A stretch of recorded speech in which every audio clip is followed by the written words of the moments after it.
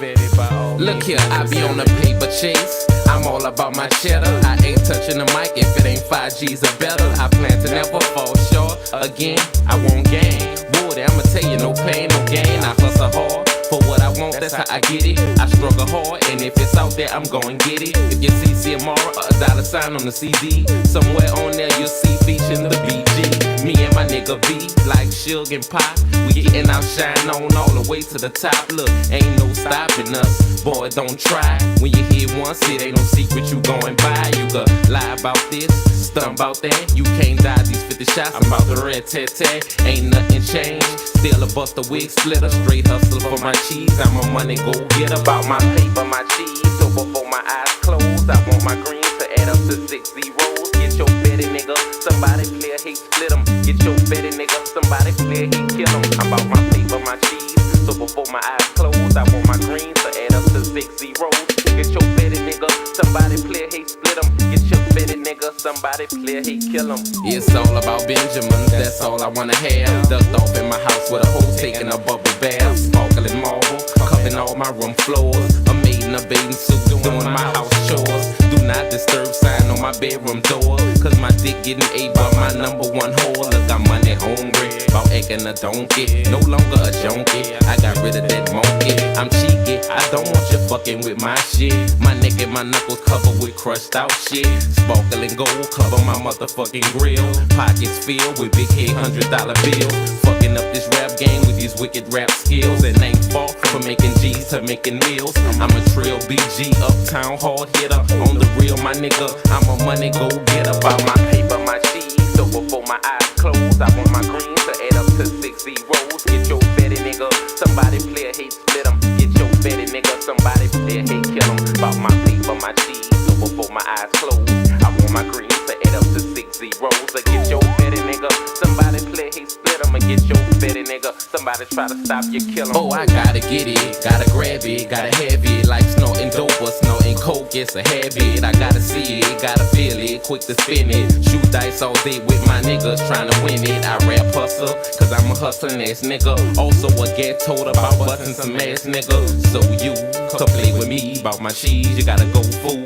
In a casket, 6 feet deep, selling tapes and CDs like selling pick 3s. Ring up a million sales, you didn't hit the lottery. I'm a Benjamin chaser, player hater eraser. Police have no case, cause I do murders without a trace. I'm almost at home, I didn't pass third base. I'm playing with 5 figures, but when I get 6, I'm straight. If I catch your bitch down bad, I'ma hit her. Paper chasing nigga, BG, a money go get about my paper, my cheese. So before my eyes close, I want my greens to add up to 6 zeros. Get your betty nigga, somebody clear, hate split 'em. Get your betty nigga, somebody try to stop you, kill 'em. I'm about my paper, my cheese. So before my eyes close, I want my greens to add up to 6 zeros. Get your betty nigga, somebody clear, hate split 'em. Get your betty nigga, somebody try to stop you, kill 'em. I'm about my betty nigga, I'm about my betty, by all means necessary. I'm about my betty nigga, I'm about my betty, by all means necessary. All about the Benjamin, it's all about the green, the motherfucking loot. BG, I get mine on, I get my grind on, I get my shine on, you get yourn on. I'm trying to get mine, you trying to get yourn. I'm stacking mine, you stacking yourn.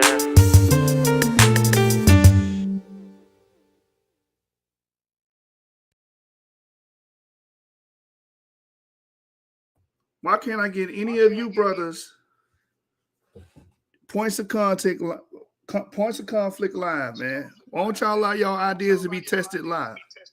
Answer me that, brother. Well, you should. You already know.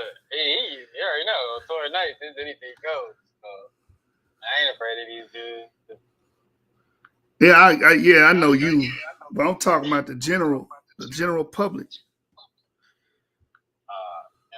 Some of these dudes ain't warriors. Yeah, you got to mute the YouTube out. I got an echo. Hey, man, welcome everybody. Welcome. We are live on YouTube as well. So this episode will be recorded. We're here to discuss today white Jews and black Jews being related. We were going to have a debate tonight, but the brother I was supposed to debate claimed that he forgot we were going to debate tonight. So that's being pushed back a week. According to him, he needs a week. That topic is, are all African Americans Jews? I was arguing the negative. I don't believe all African Americans are Jews. And I have a methodology that can prove that. So me and that brother, the brother name is Akmalak. He says he needs a week, so we're going to reschedule, and I will debate that brother when the time comes. I have my presentation ready. What's going on, Yeats? Yitzhak left. Anyway. Yeah, he may have dropped out, but everybody that's here, ping your friends, ping your followers, ping as many people as you can. We're trying to get this room pretty nice and big. I pinged everybody back. Hold up. YouTube, it's Akmalak, bro. Akmalak, yeah. He said when we was on live, he was like, "I beat your ass on this topic." Woo, I'm sorry. So yeah, we're gonna do it Tuesday. I said, "What's a good time for you?" He was like, "What's a good time for you?" So we met down the middle and said 6. You know, he on the West Coast, I'm in the South right now. So that's 6 o'clock for me and 4 o'clock for him, and we agreed to it and everything. You know what I'm saying? And then we finally got in touch with him today. He said, "Oh, I forgot. I need a week." I'm like, yeah, because they took a debate. They took a debate with us last night, Sister Naphtali's channel, and then they came over to Torah Nights, and I don't know how long they was up, but they was arguing about did God. Did y'all lose him or? I think he cut out. Okay. Yeah. No, I said you should, but he had jumped in our debate when we was debating on Naphtali's channel, and yeah, I don't know how late they stayed up, because we was arguing about did God make Adam animal skin clothes. Look, man. Look, first of all, they ain't got nothing to do with me. But hold on, they ain't got nothing to do with me.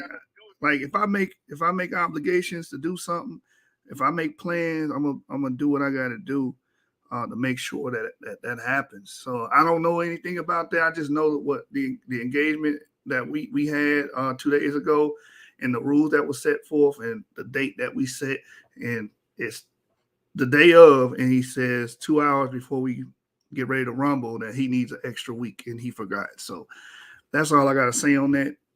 It is what it is. Hopefully in a week we can see what's cracking and we can get that debate out the way. If he's going to forget in one day, he's going to forget in a week. Yeah, Akmalak, stop jumping in other people's fights. You feel me? Like, you be forgetting your obligations and stuff, man. You trying to take too much on your plate, bro. Yeah, man. So anyway, man, we're here to discuss white Jews, black Jews being related. It's a hot topic. It's something that needs to be touched upon because especially with the news that we just received recently about the Jews, the Sephardic courts actually accepting Igbos as official Jews. That's huge, because the reason why it is huge, because you know how you have DNA companies, DNA test companies, that when you take your DNA comes back and they'll say Ethiopian Jewish, right? Or some of them will say Mizrahi Jewish, Ashkenazi Jewish. This could maybe lead to a point where you take your DNA test and it'll say Igbo Jewish. You never know how far this could go. So I think it's a great achievement. And we're seeing Sephardic Jews opening up to the idea that Igbos are legitimate Jews. So I think it's a great achievement. And I think it needs to be glorified and honored and talked about. And it brings us to this topic here, black and white Jews being related. And I know a lot of people that have the color and racial ideology don't understand that and can't wrap their head around it. But we're here for y'all. We're here to teach. We're here to share information. And we're here to hear those that oppose as well. We want to hear the opposition. We want to hear what your arguments against it is as well. So, Avery, you want to add to that before we get started? Yeah, so just, ping everybody in that y'all know, your followers, your friends, whoever, so this room can grow. And again, the topic is white Jews and Black Hebrews are related. Prove me wrong. Prove us I got wrong. a question. And we're going to just ping some of the people in the audience in. I see you down there, Abu. Come on up, bro. It's all good here. It's all good here. But yeah, so I think we're about to start soon. Have you has the music played and everything? And Yeah, we live. We're live. all right. So you can ping that article if you want. Like, we can change the link and put that Ebo article if we're going to start with that. Or was that all you was going to say about the Ebo? Yeah, we're going to touch on the article, but I also want to touch on, so my brother Yisak is here, I want to touch on EM 123 and how EM 123 is a Jewish marker, a known Jewish marker. It's connected to the Natufians, and it's a part of the first free slave population in the Americas. I'm going to say that again. A known Jewish marker is a part of the first free slave population in America. That population is in Palenque in Central America, in the first recorded free slave population that we know to date. And within that date, they did the genetic matrix, they did the DNA of the individuals that were a part of that and the descendants that were part of that, and they did find EM 123 there. So I want to discuss that as well within that population. As far as pinging that article, give me a minute because I don't really know how to do that yet. Avery. Just send me the link. Just text me the link privately, and then I'll put it up there. Okay. Yisak had a question too. So Yisak, if you had a question, the floor is yours. Yeah, and so you just said white and black Jews. What about high yellow bone brown Jews like me? Yeah, well, it fits everything in between, from white to black. So that's pretty much everything in between. Yeah, brother. So we use white in a general sense, black in a general sense. Right. Yeah, Jack. You know you the color of fried chicken. You know you one of us. I'm playing. Intermediate shade, boxwoods. Hey, real quick, Yeshua, if you get a date for next week, I can definitely moderate that one. Yeah, I'm gonna correlate with him and see what day is good for. Hopefully, it's a weekend or something. You know what I'm saying? Maybe we can do it on the weekend and get that thing cracking, man, and get it back on the schedule. So I'll reach out to him again and see what he says. I think you need to get people's sample groups so we have this debate. You know what I'm saying? Make it like a mandatory, like, you know what I'm saying, like buy in right quick. Man, I can't be the man and stuff like that because it's so hard to get brothers in the ring. And then you start telling them, hey, man, you need to go get a DNA test first. I really won't get any debate. So it's like... Hey, Yashu, I watched your video. You critiquing Ron Dalton's Negroes. His book. Oh, bro. That's something you talk about the aliens. Yeah. Hey, your commentary is flawless, bro. That was like the funniest video. That guy's a scammer. Hey, man, I just read the book, read the information, and share my thoughts and opinions, and I just disagree with his methodology. I disagree with his scholarship. Hopefully he comes to this room because we're going to be discussing that white Jews are actually legitimate Jews. And I know a lot of people, a lot of BHIs disagree with that, but it's the DNA evidence is there. The historiography is there. The anthropological evidence is there. Archaeology is there. We always mention these historians like Josephus. Does not Josephus say that there was a branch of Jews that migrated to Europe? Are we just going to forget about that? Did not Paul spend his time in Asia Minor?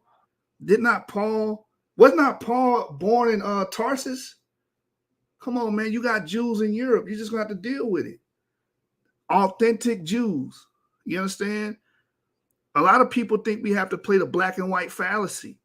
You understand? The false dichotomy that, some black Jews are Jews, so therefore white Jews are automatically fake. That's false. That's a lie.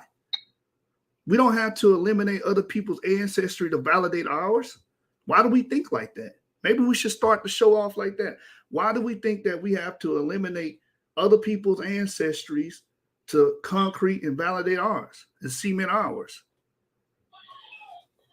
Does anybody want to touch on that? Yeah, I guess we can get started. So the topic, and anybody can disagree. Just give me your information on why. the room topic is white Jews and black Hebrews are related. Prove us wrong. So if anybody wants to start, flash your mic. Don't just start talking, please. Flash your mic so we can create a queue. All right. I see that the person with Hebrew letters flashed his mic. Shalom. I was just gonna ask if you brothers can open up the room so I can ping people. Wait, I thought the room is open. Hold on. Is not the room open? Yeah, the room should be open because I see a lot of people just jumping on. Oh, Shlomo, you need to hit the two arrows that's circling each other, and then in there you'll see the option to ping to the room. It's no longer on the bottom right hand side of the screen next to the microphone. See, Akmalak, Yeah, they did change it up. Shalom. Hey, Akmalak. I have a question. Hold on real quick, sister. Hold on. Akmalak's watching on YouTube right now, and he's saying white Jews don't line up with the scripture. So Akmalak, join the Clubhouse room. Look up the Hebrew of Israel on Clubhouse and join the Clubhouse room. And another thing is, why couldn't we debate if you're on YouTube going back and forth with me right now? That's all I wanted to say. Go ahead, sister. Go ahead and pose your question. Well, it was actually just to address your statement. You said that why do we have to eliminate the European Jews to prove that we're the Jews?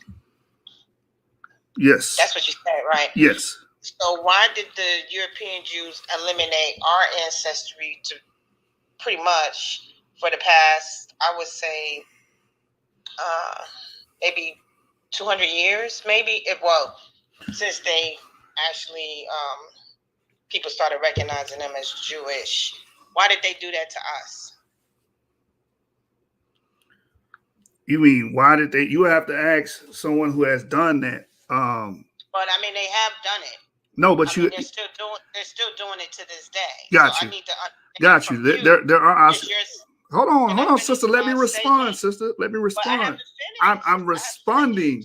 I'm responding. But I haven't finished. Sister, I'm trying to respond to you to what you just said. Can I respond? And then you can say what you got to say.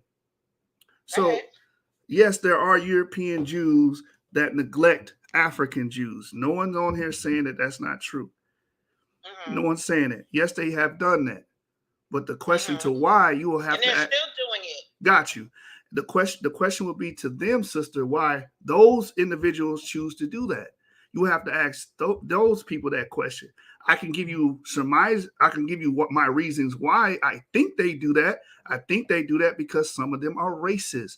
They look at their skin color and judge you based off that and say there's no way Jews can be black. There's no way African Americans could be Jews because they're black. They're slaves. They're sons of Ham. They're pre-Adamites. They have no soul. A lot of racist and evil teaching has been permeated and diffused by these people. So I understand that, but the question would have to be towards some of those people to get a more direct answer to see what they're saying. But you posed the question as if I'm a Hebrew and you're a Hebrew. You posed the question as if we're out there pretty much propagating that there are no European Jews. That's the question that's the statement that he said.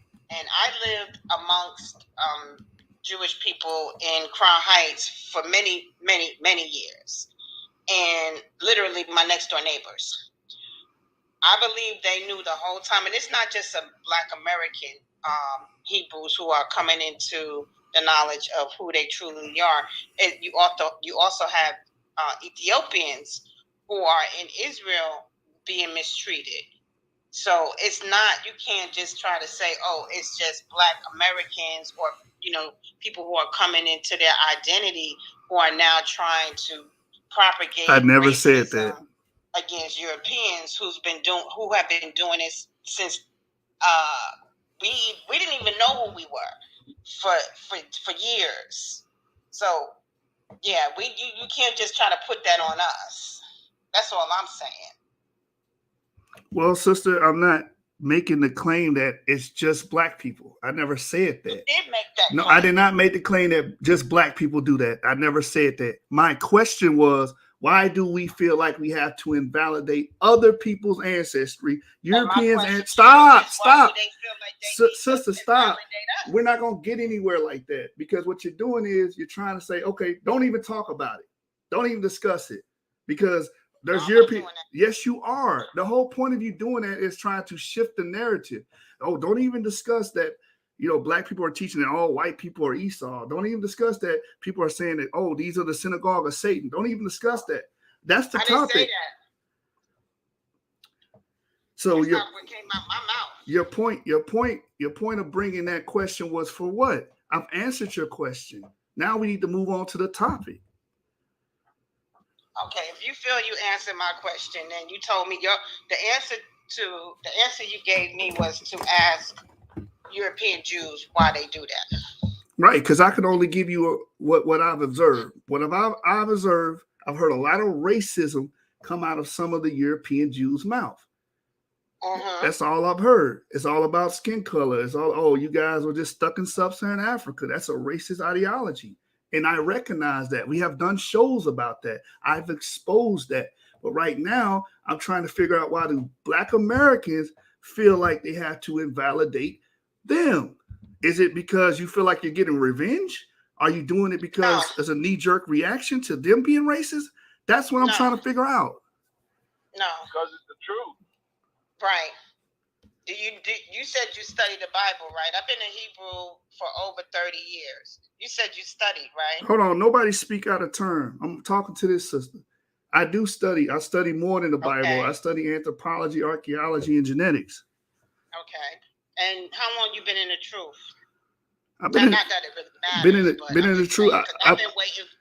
I've been 10, 11 years, somewhere around there.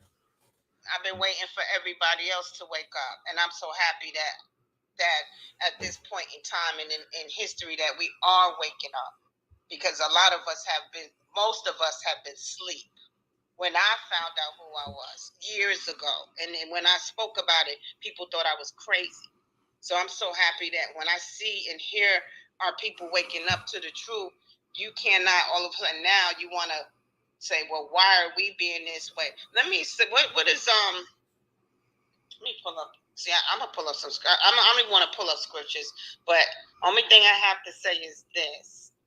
You cannot come against people who have been sleeping, lost, don't know their identity since we've been here, and now all of a sudden we waking up. And a lot of people have anger and animosity, and you can't be upset at how people behave. But also, you said you study archaeology and facts, right?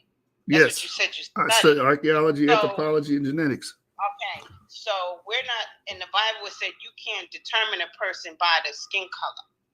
It goes by the genealogy of the father. Agreed. So I don't know what Hebrews you do. Esau is the European. I mean, I've been watching movies. They tell on themselves. Literally, they will tell you who they are. But I'm just saying this. Don't come at our people, because now we find out who we are. And it's a lot of anger. It's a lot of hurt that's in our people. And I don't know why you don't know that. Well, you're assuming that. But anyway, the purpose of this group. I'm not assuming anything. Sister, the purpose of this group is to show that white Jews and black Hebrews are related. You see it in the title. That's the purpose. I just want to know, to open up the room and get the conversation started, why does some of us feel like we have to invalidate people that may not look like us, that may have a European background, may have a North African, East African, Yemenite background? Question to some of these people that's in this room that are Europeans. Pose that question to them. No, you can't tell me who to pose to. You don't control anything over here, sister. We haven't practiced. No, sister, no. You're not going to tell me what I can and cannot do. Well, I said what I said. Yeah, you said what you said, and now you're going to have to be now you're going to the audience. We're not doing that, man. We made this room. You don't like this room, the door's there. If you want to have a discussion, you can have a discussion. That's it. What's the question? Do not allow her back up here. What's the question? All right, so the room topic is, I guess I'll reset since we do have a lot of people. So the room topic is white Jews and black Hebrews Jews are related. Prove me wrong. Hey, shalom, azama, YASHAR-YA'OH. Okay, in which sense are you saying that we are related? I am saying that we are related from a genetic perspective. From a genetic perspective, black Hebrews and white Jews are related genetically. Okay, How can you prove that? Hey, right, one so- mic. Hey, hold on. We're not gonna tolerate more than one person speaking. The person that should be speaking is Jeffrey. No one else. Oh, it's Jeffrey speaking. Is it Jeffrey? Who? No. It was me, azama. Oh, excuse me, Azma. Jeffrey, can you please mute your mic, brother?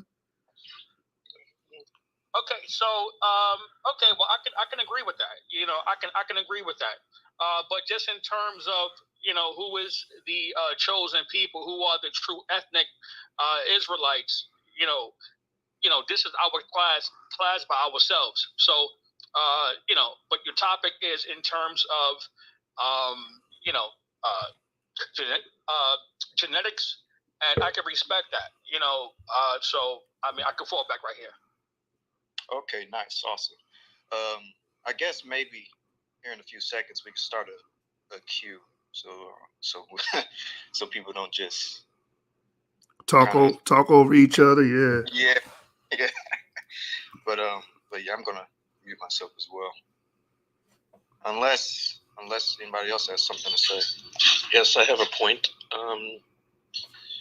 Genetic research, the Cohename gene, which is passed from father to son, has been detected from Ethiopia, hence Operation Moses, which brought the Jews out of Egypt to Israel. That gene has been detected in black Jewish people all the way down to Burundi in the southeast coast of Africa. And the only way you get it is by passing it from father to son. And it is pretty much a very strong, very valid marker, if you will, of the Cohename branch, the three branch, the Cohenemes, the Levites, and the Israelites of the Jewish people. Yeah, agreed. You do find basically that's a haplogroup. There's a J Coheneme and there's an E Coheneme. But either way, you can use haplogroups to show. That's just one bit of genetic evidence to show relations between different peoples who may, phenotypically look different, but have the same. Malak, if I let you on here, we're gonna debate what we were gonna debate. The Cohen model. That's actually a good example because, as you said, you can have white-looking Jews, Middle Eastern-looking Jews, and African-looking Jews sharing the same paternal father through a haplogroup. So yeah, that's a good example, Jeffrey. I mean, it works in Morocco too. My wife is Moroccan. Her father would pass for a light-skinned African person any day of the week, but he's Jewish. He is what he is. He's proud of who he is. He's been in Morocco for 1,500 years. And he has a Cohename gene, or had the Cohename gene before he died. I passed it along to my brother-in-law. So as the tribes got dispersed, all those genes got dispersed, and they all didn't go to Europe. Some went to Yemen, some went to the Arabian Peninsula. Mecca and Medina was filled with Jews by the time Muhammad came. Some went down to the east coast of Africa, so it's easy to trace. It's not it shouldn't be a knockdown, drawn out argument. And I think the best testament to it was the amount of effort that Israel put into Operation Moses. If anyone isn't familiar with that, I can give you the 30-second rundown of Operation Moses. Yeah, go ahead. Yeah. Operation Moses there was a large group, Same thing happened in India, but I'll talk about Operation Moses. Sorry, I'm losing my voice. Operation Moses was to remove the black Jews from Ethiopia. They had all of the same practices. They believed, they davened or they prayed the same way European Jews did. They were being oppressed by the government. One scholar believes that in a certain temple in Ethiopia, the Ark of the Covenant was held. Never quite found, but that was a nice little tidbit. But I can't remember when it was. It was like 1989 or 91. They flew all of the Jews from Ethiopia to Israel. And if you go to Israel now, you will see many African American Israelis, and they're beautiful. They have such light skin, and they've been intermarrying with Ashkenazi Jews, and I would want to believe that there's no racism in Israel. It's a lot better than it is here, but that was the Operation Moses was the whole movement of literally plane after plane after plane, cargo planes. It was a military exercise to bring those people out of an oppressive environment where they were being killed because they were Jewish people to the state of Israel. Very successful. Right. They actually made a movie not so long ago about the Operation Moses. The actor that played Captain America in Marvel was one of the main leads. I forgot the name of the movie. I'll probably mention it here in a second. But at the top, there's a link talking about the Igbo Jews, and I'm going to let one of the mods explain the article because I haven't fully finished reading it. But I'll let you, Shub, explain this very interesting article that recently came out, I believe, in 2022, dealing with the Igbo Jews. I'll let you take on that. Any of y'all can click the link as well to read along with him and check out the article. It's really interesting information that came out. Right. So just recently, I think January, let me see what the date is on this, that a Jewish rabbinical court ruled that Igbos were actual Israelites, legitimate Israelites. And this is very huge because it shows that there is a paradigm shift. There are groups that are accepting. There have always been groups that are accepting, but now they're trying to legitimize it, right? Of course, for years you had Kalanu that would go to several groups that were claiming Jewish heritage, Jewish ancestry, or whatnot. But now we have this Jewish rabbinical court ruling in the favor of the Igbos being Israelites, and I think it's very monumental. And I think everyone that is interested in this topic or claiming this ancestry should take a look into this court case and really to start to take the Igbo Israelites seriously. Because actually here, when you read here, it says on the 4th day of January 2022, the Jewish rabbinate of the Obadiah Alliance ruled that the Igbos of Nigeria are descendants of ancient Israelites. That's what all the hoopla is about. And like I said, I think this is making amazing inroads and touching on the topic of DNA and genetics. A lot of people will be misconstrued about EM2 or E1B1A or the DNA of Nigerians and of Yoruba. But there is a lot of genetic evidence that they themselves have Levantine-like, Bronze Age Levantine-like ancestry as well, with E1B1A filtered through the Bantu agricultural expansion. We can get into those science papers as well. We can talk about the expansions and how all of this culminates together. Does anybody want to give any commentary towards that? Only to the extent that there's a third group called the B'nai Israel who live in India, made their way to India, have the same customs and practices, have the same chromosomes in their DNA for Kohanim, Israelite, and Yisrael. So it's more than just what you described. It's pretty much in many different parts of the world, other than what we traditionally consider Eastern Europe and the Middle East. Right. You're absolutely correct. Saint Jerome says it best in the 4th century. He talks about there were Jewish communities under the Pax Romana, stretching from India all the way to the western tip of Africa. So we acknowledge those other groups as well, and we look into those groups as well. I believe my brother Mafaya wants to speak. The floor is yours, brother. Come.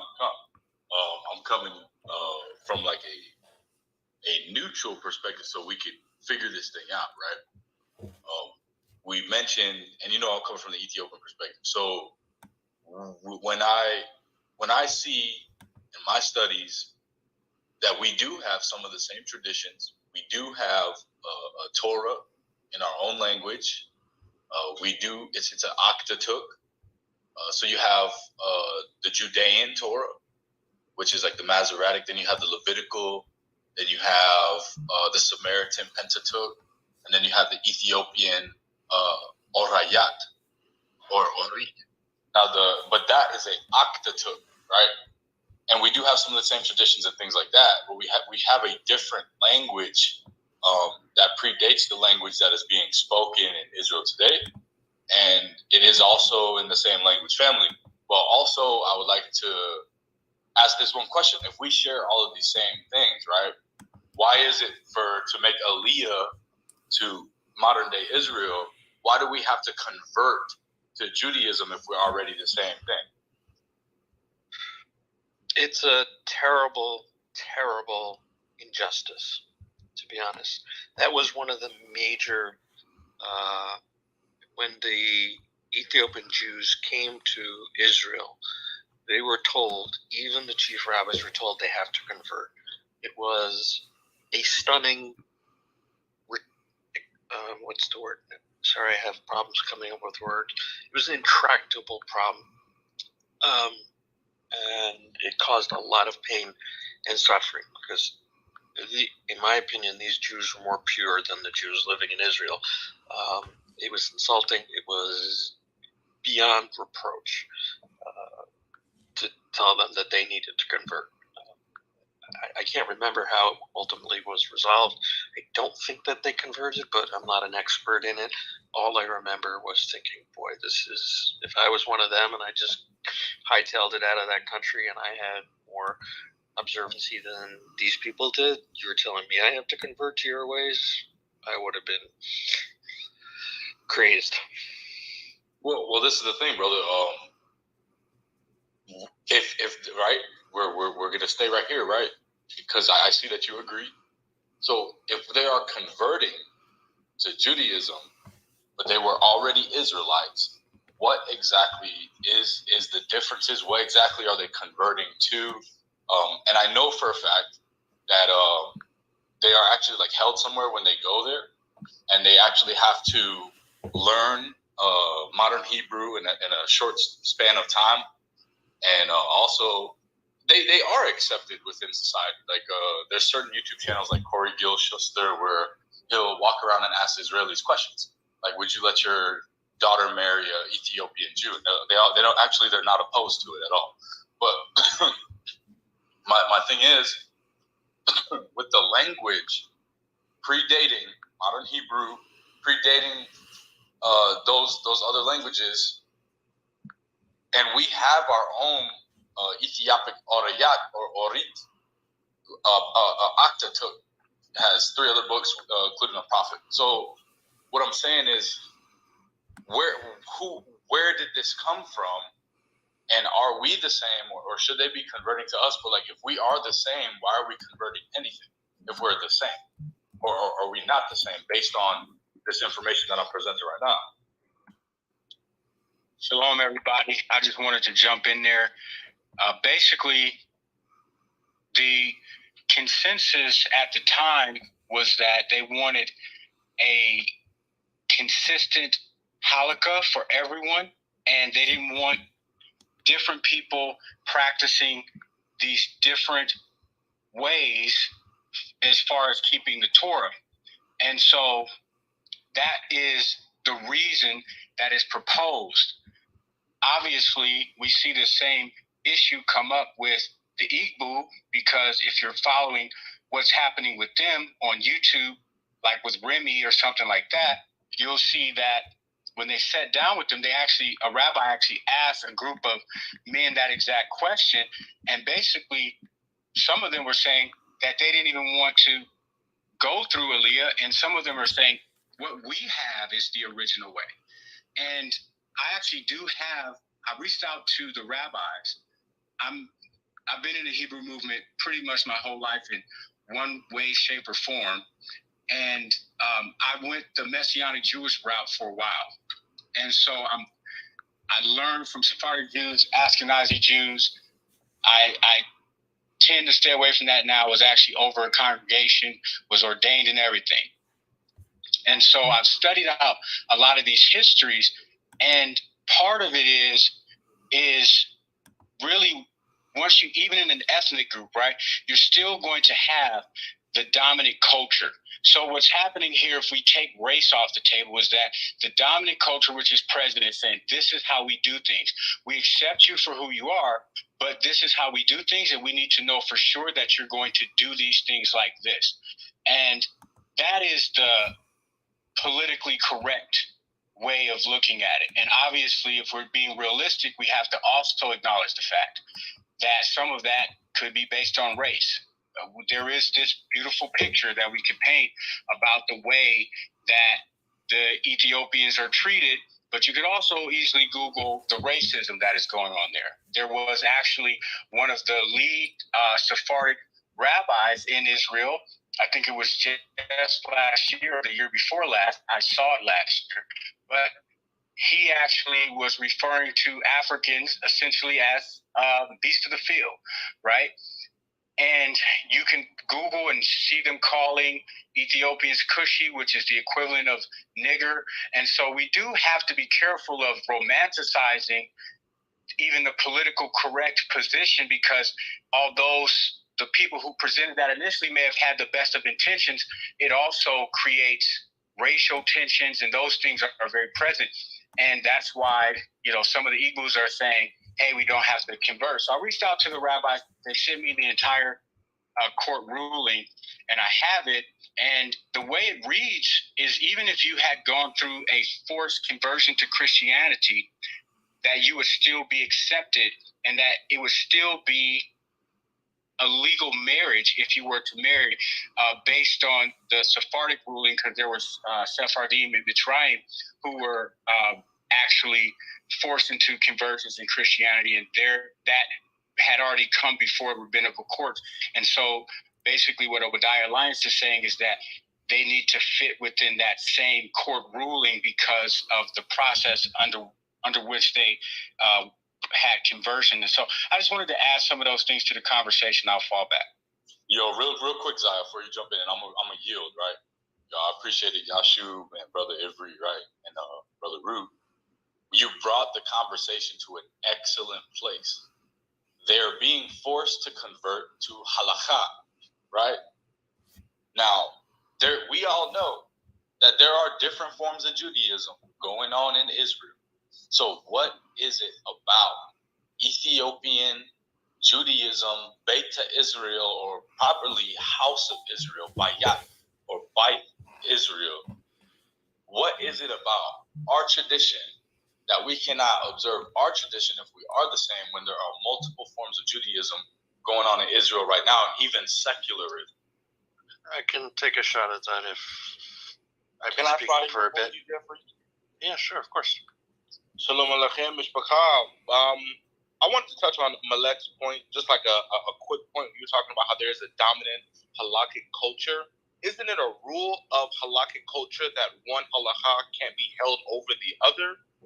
Because that's how our rabbis teach where I congregate at. So it doesn't really make sense that they would be able to enforce their halakha onto the nation. And Mafayah just stated that there's so many different forms of Judaism that they practice. You have Jewish witches, you have secular Judaism, you have conservative, you have it's like 6 different branches of Judaism that are happening in the nation. But when we come from afar, wanting to make Aliyah back to our home, to Eretz Israel, why are we forced to convert when it's written that halakha can't be enforced? One halakha can't be enforced on another person's halakha. And the interesting thing about that, it does come down to nuance. And like I was very clear, that's why I wanted to say the political correct thing first, but then I'm also being real, right? I'm going to be honest, okay? I believe that it does boil down to racism, and some of it is mincing words, right? So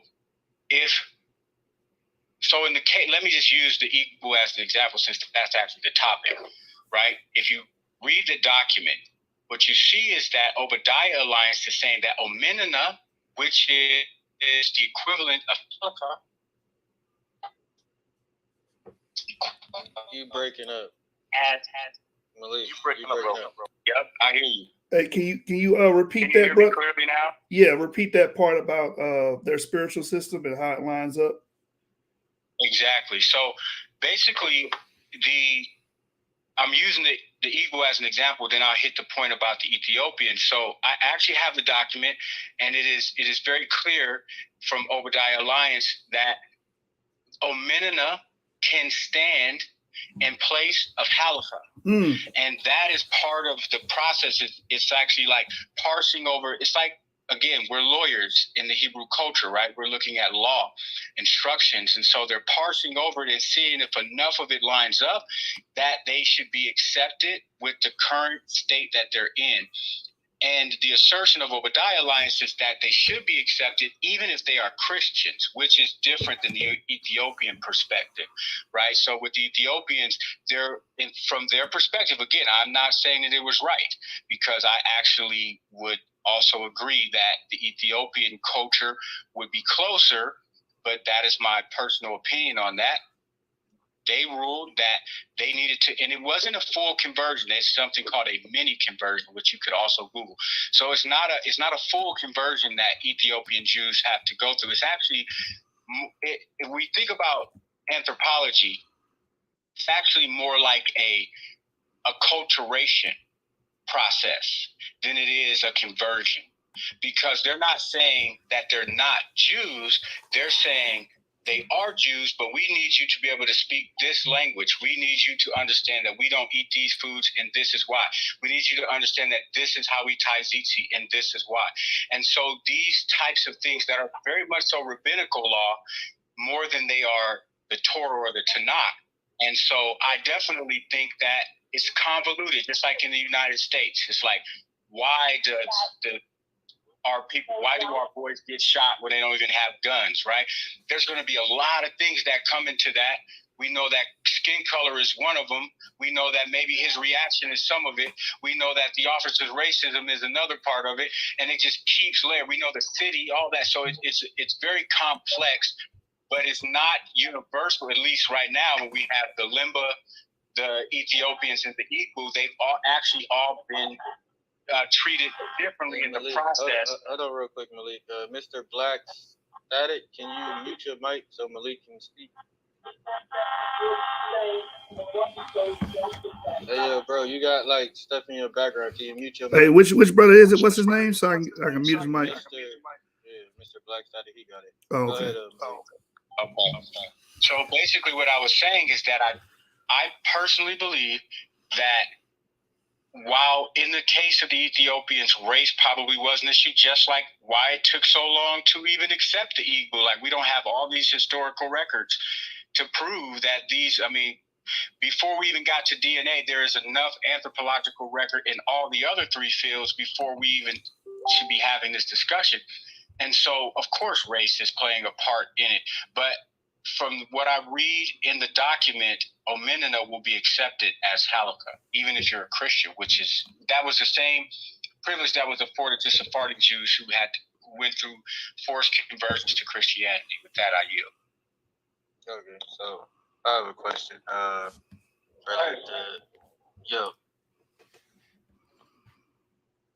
Okay, I have a question. I guess for the people who have converted or any Jewish people in the room, I have a question for y'all. So my question would be: say I do convert, am I considered an Israelite, or am I considered the seed of Abraham and I am practicing through the faith of Abraham, and I am not considered a bloodline Israelite. I can answer real quick. Now, I through my studies, I've noticed and I've observed. Have you converted? I asked the question. I can answer that question. But have you converted? I don't need to convert to anything. I'm Ethiopian. Well, he asked someone who has converted. That's why I was going to give a clear picture. I want to bring out that when you do convert, number one, if you haven't, how can you speak on it? They change your name to Ben. One mic. Hey, hold on real quick. They don't change your name to Ben Abraham. They change your name to Ben Avram. Now, is that an Israelite surname? Answer that. Can I answer your question, Zaya? All right. Yo, in the community that I converted to, they don't look at color. That bloodline thing does not come into play. Do you know where that bloodline thing came into reality, and who propagated a bloodline Jew? Explain, please. Hitler brought up that bloodline Jew thing, that you was a Jew by blood. But in the community that I'm in, the soul is what's important. If you have a Jewish soul, it don't matter what color you are or how you look, but if you have a Jewish soul, then you are Jew. Yeah. I mean, I know not all, but this is the reason why I'm saying I know not all of the synagogues and things do that. But what I'm saying is that in some synagogues or some practicing Jews, I would not be considered a bloodline Israelite. I would be considered. I'm telling you about that bloodline where it came from. Yeah, I mean, it's not Jewish. It's not Judaism. Okay, let me rephrase it then, Joachim. So, would I be considered an Israelite or the seed of Abraham? Zai, do you keep Torah? There is no separation when you convert. Yes, Just say like you part of the tribe. I know it's different. I know it's different for you, but I've talked to some, I would say converted Israelites on this app, and they tell me that I wouldn't be considered an Israelite. I would be an Israelite through the seed of Abraham. I wouldn't be an Israelite because I'm an Israelite. Well, I think they're teaching our dogma. I got echo, man. Yeah. Hold on. Real quick. This is very simple, guys. I got love for all of y'all here. For real. I got my brother Yitzhak next to me, Zaya above me. You got Shlomo next to me. You got Ru up there. Yo, I got love for y'all. But let's look at this and let's make sense out of it, right? If I, as an Ethiopian Jew, wanted to make Aliyah to Israel, I would have to convert to Judaism. That's the fact number one. Number two, if I were to be forced to convert to being into Judaism to be a Jew, that means that I am a convert, no matter what. What does the word convert mean? It means to convert your mindset, though. I know you might be walking in the world, doing what you want to do, but once you keep Torah, that's converting. Because what does convert mean? It means to change your mindset. We get that. Yeah, Some don't have the same point of view as y'all, though. I was almost done, brothers. I was almost done. If I myself, who you go to my YouTube channel, I read the Torah in its entirety. Okay, it's on there in every parasha, daily parasha with Zaya. Okay, if I were, as an Ethiopian Jew, go to Israel to convert, and I would be forced to convert to Judaism to be a Jew, I would be a convert, not a Jew. Are we want genuine conversation, or do you want conjecture and hearsay and if statements? Bro, I think a lot of the things are. I digress, man, because y'all don't want. Because I guess you don't want you want conjecture and you want hearsay and you want statements. I'll leave it alone, bro. If I were forced to convert to Judaism, I would be a convert, not a Jew. Can you prove me wrong? What does the word convert mean? It means to change thy mindset, though. Okay, but if I'm already an Ethiopian Jew, And I'm coming, and they're allowing us to make Aliyah because we're already Jews and because we have similarities. If I'm being forced to convert to Judaism, and y'all brothers, I know y'all are intelligent, but I spent several hours studying with all of y'all. If I'm being forced to convert to Judaism, to be a Jew, when I'm an Ethiopian Jew, coming with my own Torah, Orayat, and the only reason they're allowing me to do this is because they believe that we are the same. Why do I have to be a convert, but not just observe my Jewry? Man, to be honest, my opinion is I believe that they want one system, which I believe is strongly dominated by the Ashkenazis, and they want you to fall under that system. That's from my understanding, looking from the outside, looking in. They're the dominant culture over there. So they lay the law down. They make the laws over there. They determine what and who and what. So that's it on that. That's why they operate in that manner. We can say it's racism. I think there is a racist element in it. I think it is. I think they look at, for instance, the whole Ethiopian thing. Like you said, some of them still have to convert if they want to make Aliyah. But then again, I'm of the mindset of why do we even have to make Aliyah? Maybe we can talk about that. Why isn't finding out the history behind it and your ancestry good enough for you? Why do you have to make Aliyah? That's the next talking point. Does anybody want to talk on that? Why does anybody feel like they have to make Aliyah and then submit themselves under someone else's standards that they don't agree with? Does anybody in the room want to talk about that? I would love to. Give me 1 second, brother. Okay. Anybody else? I think for me personally, it's because I do believe in the land of Israel, and I do believe in the prophecies, and that we are supposed to return home. That land was given to our ancestors. One of the ways that I look at the text in general is it's a real estate contract, and it was given to my father, and it belongs to me. And I want to go there and rebuild, and I believe that in that rebuilding, it will usher in the return of Mashiach. And I think there are other prophecies that ultimately are going to force us to begin to make Aliyah, because if we believe the prophecies, we know that the entire world will come against Israel. I don't believe everybody will hold that position. Even the Igbo, some of them, Limba, they were pretty adamant that they were not interested because they've been saying forever that they were Jews. And once they confirmed it, many of the elders said they didn't want to return. And so my slogan is, be Israel where you are. I'm in the United States. I'm Israel wherever I am. But I do believe the day comes that to be Israel will be just like it was for Ashkenazi Jews during the Holocaust and for our ancestors during slavery.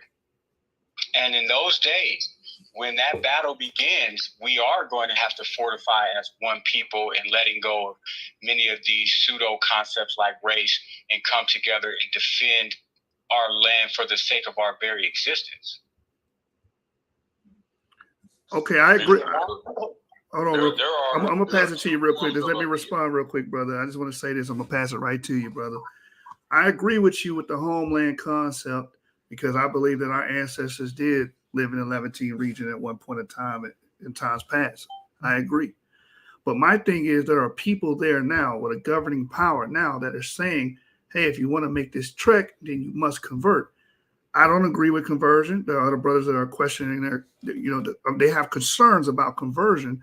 So my thing is just like the Igbos and the Limba, like they said, hey, we've been practicing, we've been keeping our culture fine. We're here. We're in Sub-Saharan Africa. We're in Nigeria. We're fine where we are. Just send some support of funds to help build our synagogues and schools and stuff of that nature. But we cool on going back to Israel because of that. They don't want to deal with those pressures. You understand? So I think it's humane I don't want to go through something that may be too strenuous on me and my people as far as moving to an area that you might have to deal with racism. You might have to deal with converting and you already have your set of practices and rules, as you mentioned earlier, why divert from that just because you want to say you're living in a land? I think you're just putting yourself through unnecessary constraints. You got it, brother. I just wanted to say that.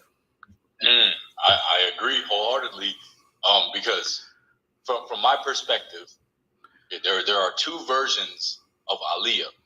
You have the Beta Israel that were forced. They actually did not have anywhere to go due to the circumstances that was happening, and it actually happened in Operation Moses and Operation Solomon. So it's happened multiple times, right?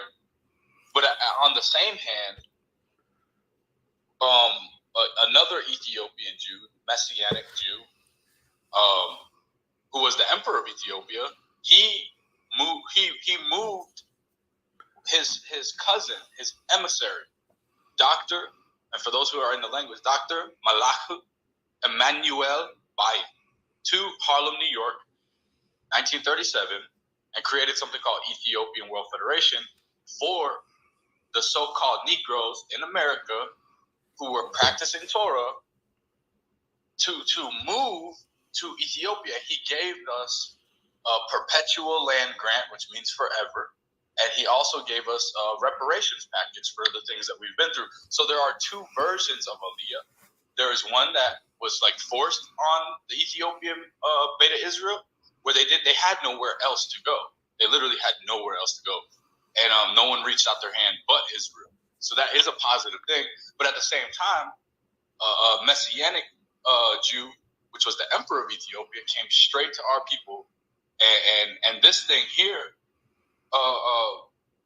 he created an opportunity to create branches of the Ethiopian World Federation, which Rabbi Josiah Ford was one of the spearheads to inspire this movement. He became known as the Ethiopian mystic Abdullah, and then Rabbi Wentworth Arthur Matthew. His branch of it was the Commandment Keepers, and then you have other people like Leonard Howell. Then you have Marcus Garvey, who gathered 1 million men based on this movement, and they were making Aliyah to Ethiopia, which is my perspective. That's like my movement. So that's like my main concern, and it solidifies me in that, because I don't have to be anything other than myself and observe Torah to do that. But in the other hand, if I didn't have that opportunity, I would want to go to Israel, and I would be forced to convert, even though I already observed Torah. And you will have to serve in the military, or your sons, or whatever. I know the Mona was going through that politically, so there's a lot of things to put on. It's like your brother said, if I'm going to move to a group, I'm going to move to a group where I'm comfortable. It doesn't seem like I'm being forced to do anything because I make the claim that I'm an Israelite or a Jew. Right, and we have to be honest when we have this conversation, right? We have different viewpoints. Like, we have to understand that when we look at prophecy, the Israelites returning back to Israel, there are so many Israelites around the world. Can we all fit in Israel? You know what I'm saying? So it makes sense that prophecy may not necessarily translate into what we think it's saying. So we have to have we can't be dogmatic. We have to have an open mind. It makes sense that it's going to be different towns or different parts of Africa where they're going to have established Israelite communities. But what I have a problem with is when one sect of Hebrew Israelites, in this case the Ashkenazi, that have the large, the power, the military force, whatever, to force other Hebrews to say, hey, this is what you must do to be considered a Jew. This is the same issue that Jesus was having with the Pharisees and the Sadducees. All these sects pulling people different directions. And he's like, listen, not about your belief, my belief, it's about Torah. And it's about the Most High. So even as you have people that want to convert natural Gentiles that want to become part of Torah, it's like, why are you putting these heavy burdens? Because he understood that even back then there were groups that had an ideology as to this is how you properly follow Torah. But now we know in our current times that everybody has their own understanding how to follow Torah. So it's not even about the Most High anymore for a lot of people. It's about, well, you got to do it my way. You got to do it this way. And to me, it's like we are so advanced. I still don't understand why they can't let that go. If you choose to go to Israel, you don't have to convert. You can still do what you want to do within yourself. If it means not becoming a citizen, that's not making an Israelite. And you can still do what you want to do, because there's no way that the Spirit's going to allow you to convert to a system that you don't believe in, that you don't agree on when it comes to what you read in the Bible. Con, another interesting point, real quick, right? Real quick. Hit something real quick after it's just like half a sentence. During this movement, when it was started, for our people to repatriate back to Ethiopia as Ethiopian Jews claimed by the emperor, this occurred in 1937. This was before the revival movement of modern day Israel, 1948. It was before that. But another interesting fact to know is that emperor actually worked with leaders in the Jewish revival movement of Israel, such as Rabbi Lubavitch. And this is a very not commonly known fact. But they were actually working together to just bring as many Jews as they could out of the land of oppression. So at what point the disconnect happened where they'd have to convert to other things, I don't know. But maybe we could get that back, and maybe then, that moment, then, the title of the room, we could see each other as something related on a spiritual level, because according to Torah, making aliyah to Israel is not just a physical thing.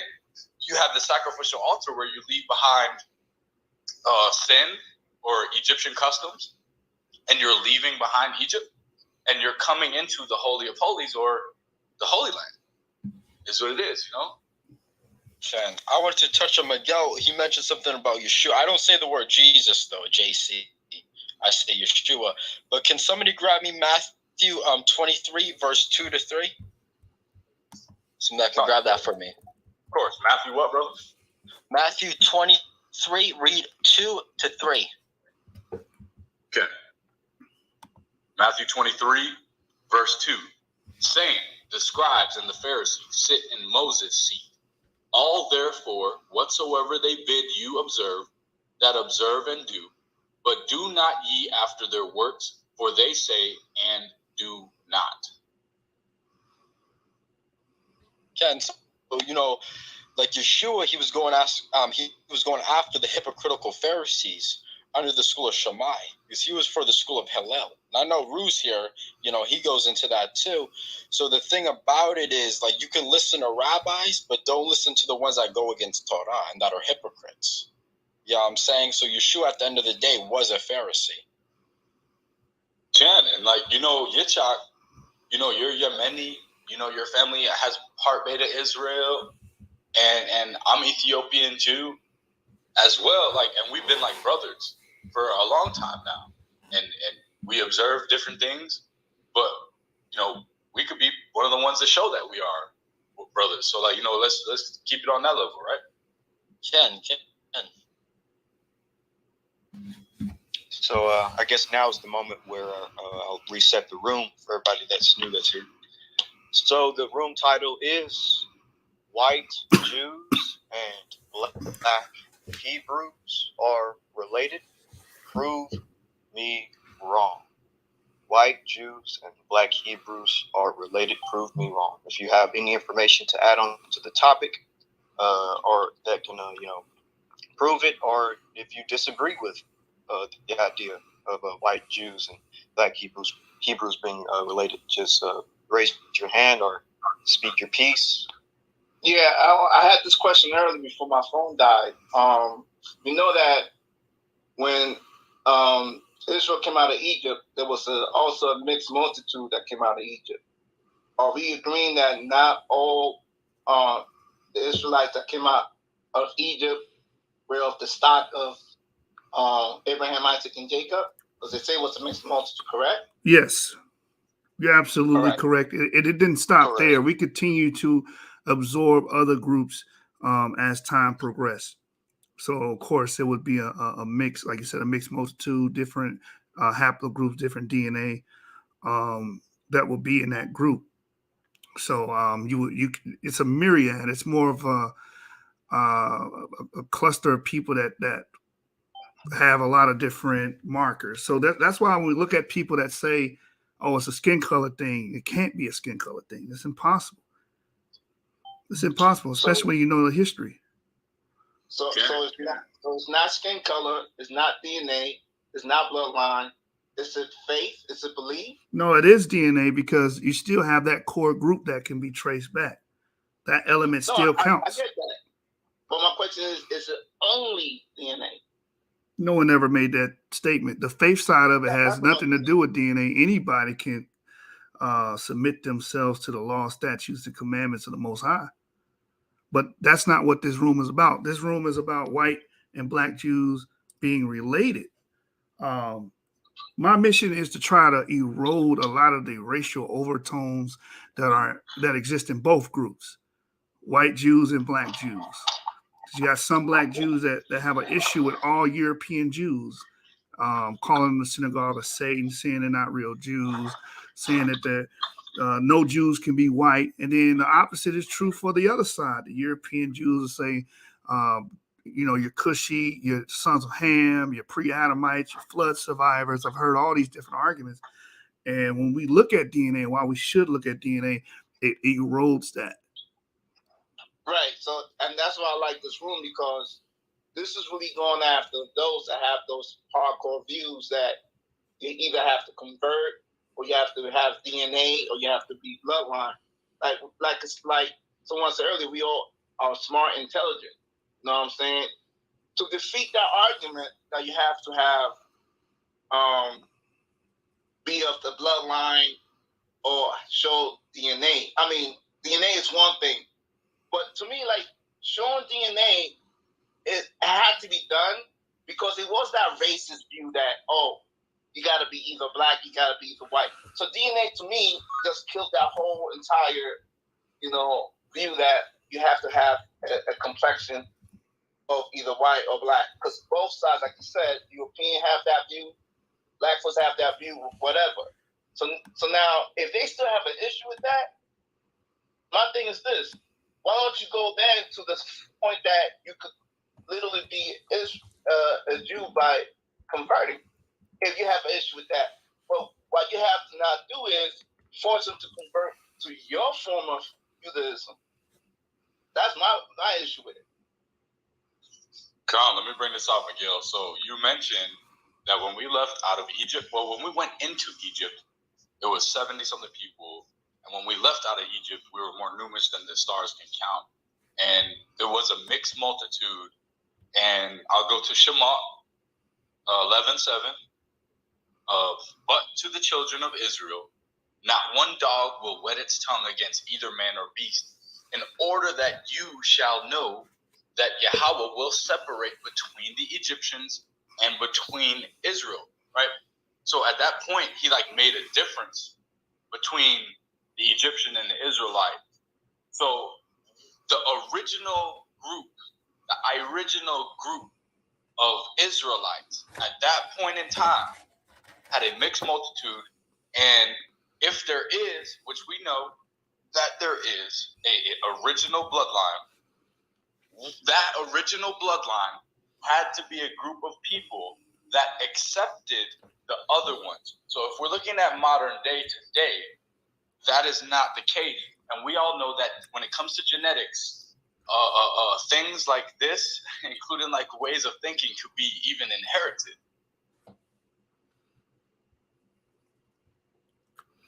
Yeah, so somebody else had a question. I guess they didn't bring it to the panel, but they put it in the group. I'm new to this, y'all. I didn't even know that we had a group chat in here. But the brother said, how can, let me see if I can pull it up. I believe he said, how can they be related if they don't have the same DNA or something to that effect? I can pull up that question. Yeah, I'm looking for it right now. We asked him to come on the stage and pose this question. You got it? All the way at the beginning. Yeah, so I think the question is, let me go all the way to the top. So the question this person posed is, how can they be related but have different DNA? How can they be related but have different DNA? That's the question. Right. So my question would be to that brother, has he even studied the Jewish DNA? You can go to jewishdna.net right now and look up DNA. African Americans, a lot of you guys that are claiming to be Jews, a lot of you guys are probably E1B1A, or you have an E marker. On the jewishdna.net, they have E1B1A listed there as Jewish DNA. That's registered there. So you do have people that walk the earth that may not look like you, that may look European morphology, that have a European morphology, saying, light skin, blue eyes, the whole nine, right? But they do have E1B1A. There's actually a brother on Clubhouse. His name is Steve. He's from Lithuania. He's a Lithuanian Jew, and he is actually E1B1A. If you go to Family Tree DNA, go to the Jewish E Project, you can see that there is a Lithuanian E1B1A marker there. There's an EU174 Jewish marker there. So there are people with E1B1A. Our brother branch is E1B1B. There are tons of Jews with E1B1B. There's tons of Jews with EM35. There's Jews with EM123. We have a brother here, Yitzhak. He has EM123. That is our brother branch. So we are directly related to Jews genetically. And Yitzhak is a Yemenite Jew. I want to point that out as well. Right. And even in like I was bringing up earlier, the first free slave community, the free slave community in Americas, in Central America, Palenque, has EM123 amongst them, which is a known Jewish marker as well. Actually, it says here, this haplogroup is absent in sub-Saharan Africa and frequent in Arabian populations from Northeast Africa and the Middle East. This haplogroup also spread in Europe, although at low frequencies in Iberia. It has been associated with Middle Eastern, North African, and Jewish ancestry. Right? So, and this article is called Searching for the Roots of the First Free African American Community. That is a component of the first free African American community, a Jewish line, a genetic line that lines up with the Yemenite Jews and many of the early Jews. It also goes back to the Natufians, and we know the Natufians are the earliest peoples that we discover, right, in the Levant region. So this history has to be brought out. This is why genetics has to be brought out, because again, it destroys the racial theory, the idea of a separation. There's a barrier between white and black people. No, white and black people share the same common paternal and maternal ancestors, and we can prove that genetically. So, can you post a link to that article? Yeah, can you let me send it to my brother. He's gonna pin it. Yeah, I'll pin it up there. And I also see another interesting comment in the comment section. I guess I'll agree. Before you move on, let me just say something to that point. Yeah. We know that E1B1A and E1B1B is connected through EP2. In our model, we have Abraham carrying EP2, which means his descendants can produce E1B1A or E1B1B. So that's how they can be related to each other, but still come from a common ancestor. Big facts. Right. And I'm gonna change the link at the top so y'all can click the article that Yeshub just read, the scientific paper, should I say, that Yeshub just quoted. And so I'm gonna read another comment that I noticed in the comment section. And if y'all wanna, if some of y'all are afraid to speak or whatever, you can post your comments, I suppose, in the chat, and we'll address them. I'm about to address one right now. This comment says, let me scroll up. He says, Black Hebrews should stop claiming they're related to Jews because genetically y'all have nothing in common. Black Hebrews should stop claiming they're related to Jews because genetically y'all have nothing in common. It's a very interesting statement. Okay, if I may, real quick. Wait, who said that? I didn't. There's a lot of people. Sound like James was trying to talk. Okay. No, let the other brother go ahead and speak. I'll speak after him. Okay, 10 seconds, brother. Thank you. This is what I was going to say. I love the idea behind this room, but the issue I think that we're going to run into, and I'm going to stick around, maybe I'll eat my words. I think the issue we're all going to run into is that we're not going to actually have the bill that this room is entitled for, if I'm making sense. Because I'm looking through the panel and it's very one-sided right now. So it would behoove us if we could maybe ping some European brothers and sisters in here and we could actually have a discussion. Because I noticed we seem to want to talk about this, and for the most part, I'm not gonna paint it with a broad brush, but for the most part, our other brothers don't seem to want to do it. Well, we actually just had a brother in here. I think he left. Jeffrey, yeah, I heard him. I did hear him. Yeah, and we got another brother that I see in the audience. I've had a full-fledged conversation with him about this. But hey, it is what it is. Whoever wants to come, you know what I'm saying? We're not fascists. We're not trying to force people, but if you're willing to come and have the conversation, we're here. Yeah, actually, y'all should ping people. Ping your followers, ping your friends so that this room can grow and maybe a few other, ethnicities, ethnic groups can, join in. But yeah, start pinging people that's in your friends list. But did you want to address that comment or let somebody speak? What'd you say, Sean? Can you hear me? Oh yeah, I can hear you. Shalom, everybody. This is Sean, Sayah Harris. So look, we need to really appeal to our own people at first concerning this topic, because we still have, as a community, we still have a problem accepting that there are Jews who we would look at as being European phenotypically, and we still seem to have a problem trying to connect that this is about genetics, the E-marker, and who has it. So yeah, we can invite so-called European Jews to come into the room, but we have to first get it across to ourselves that we can't be racist in the cultural scheme of things and how we look at things today. We can't be racist. We have to break this wall down. So talking to our own is probably the best thing that we could do at this moment. Because we all know so-called European Jews or phenotypically looking European Jews that have E-markers. So I just wanted to put that across. I want the family to understand that we have to get this thinking out of our own head. So we're going to work on us first, and then we can start inviting people, because we don't want to invite people and then they get here and then, certain brothers and sisters, become disrespectful because they don't understand the dynamics of genetics.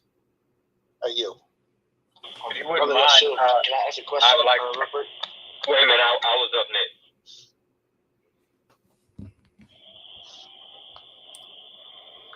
Okay, well, I guess everybody's quiet.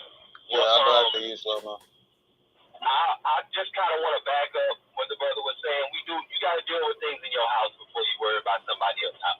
That's just the way it is.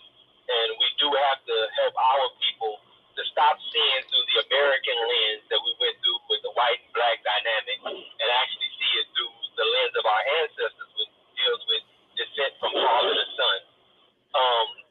On the other point, to the actual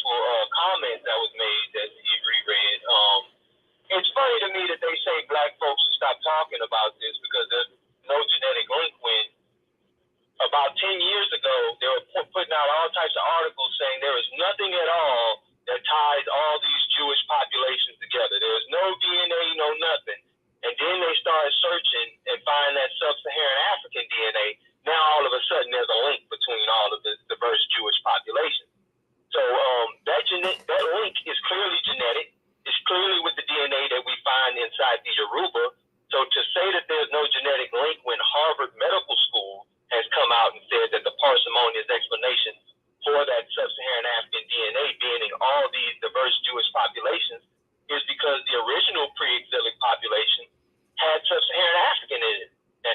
And that's just common sense. If you look at the article, look at all the studies, look at the analysis of the DNA, the graphs they put out, it's very, very clear that the sub-Saharan African ancestry is the link that connects all these Jewish populations when, again, 10 years ago, they were saying there was nothing that connected them, and it was just fabrication.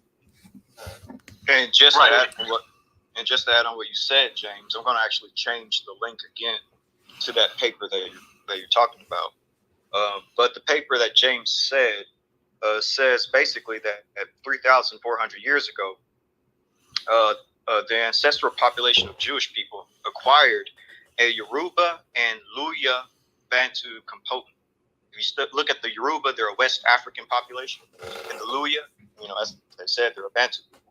And all Jews, whether they're Ashkenazi, Sephardi, Mizrahi, they all have a small component of sub-Saharan African DNA going back 3,400 years ago.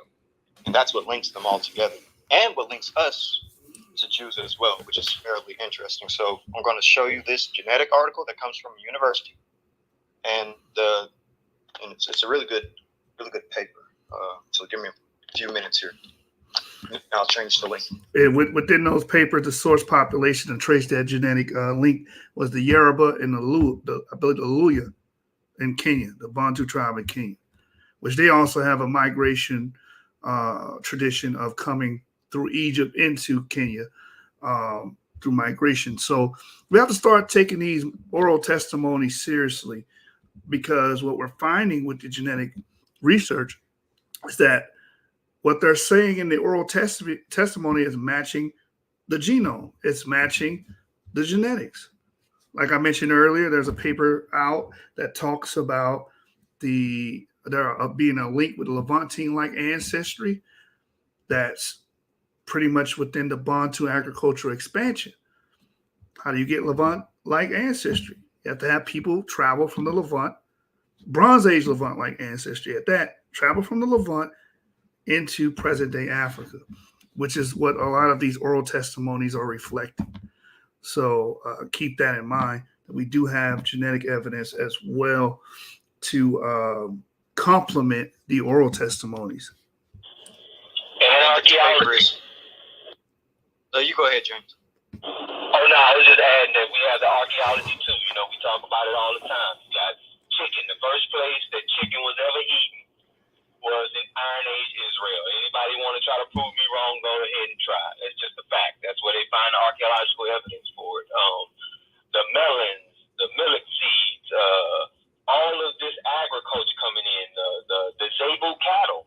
The Zebu cattle follow the whole migration pattern that's laid out for Abraham, from coming from Sumer into the Levant, down in Egypt, back into Levant, and then you find it in the interiors of Africa, right along with these Bantu people as the most dominant breed that's there as a male breed. So I mean, we can talk about like you brought up the oral traditions. I don't mean to cut you off, James. I'm gonna make this really quick, and then I'm about to head out of the room. But the link is up there. The paper is called "The History of African Gene Flow into Southern Europeans, Levantines, and Jews." And again, the link is at the top. The paper is called "The History of African Gene Flow to Southern Europeans, Levantines, and Jews." And I'll let you continue, James. I'm about to head out. Okay, I'm just going to close it off with this comment right here. Again, a lot of what we're doing is we're concentrating on our own people, because we got to remove, again, that veil of the American perspective that's been given to us, because they want you to look at oral traditions as pure myth, like there's no truth to it at all. But what oral traditions we're finding to indigenous cultures is they have actual historical events in their history, and they immortalize them through song, through dance, through cultural events, right? And they pass it down generation after generation. And we have to understand that's how many of our oral traditions come about. These are real events that took place dealing with real people, but they encapsulate them in a cultural narrative in to give the people a moral understanding and teaching from it. If you don't mind, excuse me 1 second, Shlomo.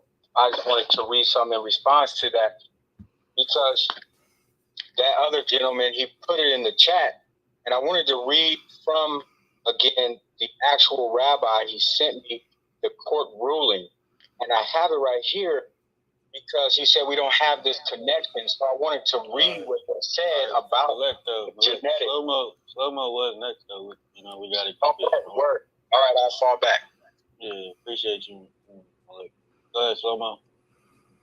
Yeah, I was just gonna ask, Ivry, Yashua, and any other brothers that delve into the genetics, where do Native Americans and Hispanics fit in the picture? off topic, but short answer. Short answer. Hold on, let me do this. I got it. Short answer. Yes, short answer. Majority of Native American patrilines, meaning the paternal lineage, has nothing to do with African Americans. Majority. If they truly are Native Americans, meaning they're pre-colonial, they're C or Q. The ones that have something to do with us are haplogroup E, but that's a small percentage. So hopefully that answers your question. You do have D in South America amongst the indigenous, but it was a later carryover. I think they're saying it's like 600 BCE or something like that. They're saying they believe that it got there. That's the only thing that may have anything to do with YAP, but again, that has nothing to do with African Americans. We have a common ancestor that goes back thousands and thousands of years. Yeah, so did that answer your question, brother Shlomo? Yeah, that did. All right, so brother Malek? Appreciate it. So I wanted to bring it from here because I feel like a lot of those people come with that perspective that we're not connected because they're looking for the validation from the Ashkenazi Sephardim. And so I wanted to read directly from this and kind of qualify that with the importance of what this means. This is a Beit Din, which is the religious court. And the brother brought out earlier that when one religious court makes a ruling, no other religious court, it has the same credibility as if the chief rabbi in Israel made a declaration. And I wanted to read, because he said we were not connected, so I want to read what they said about genetics. He says, due to the transgression of our ancestors, our nation was divided into two kingdoms before the destruction of the first temple in Jerusalem.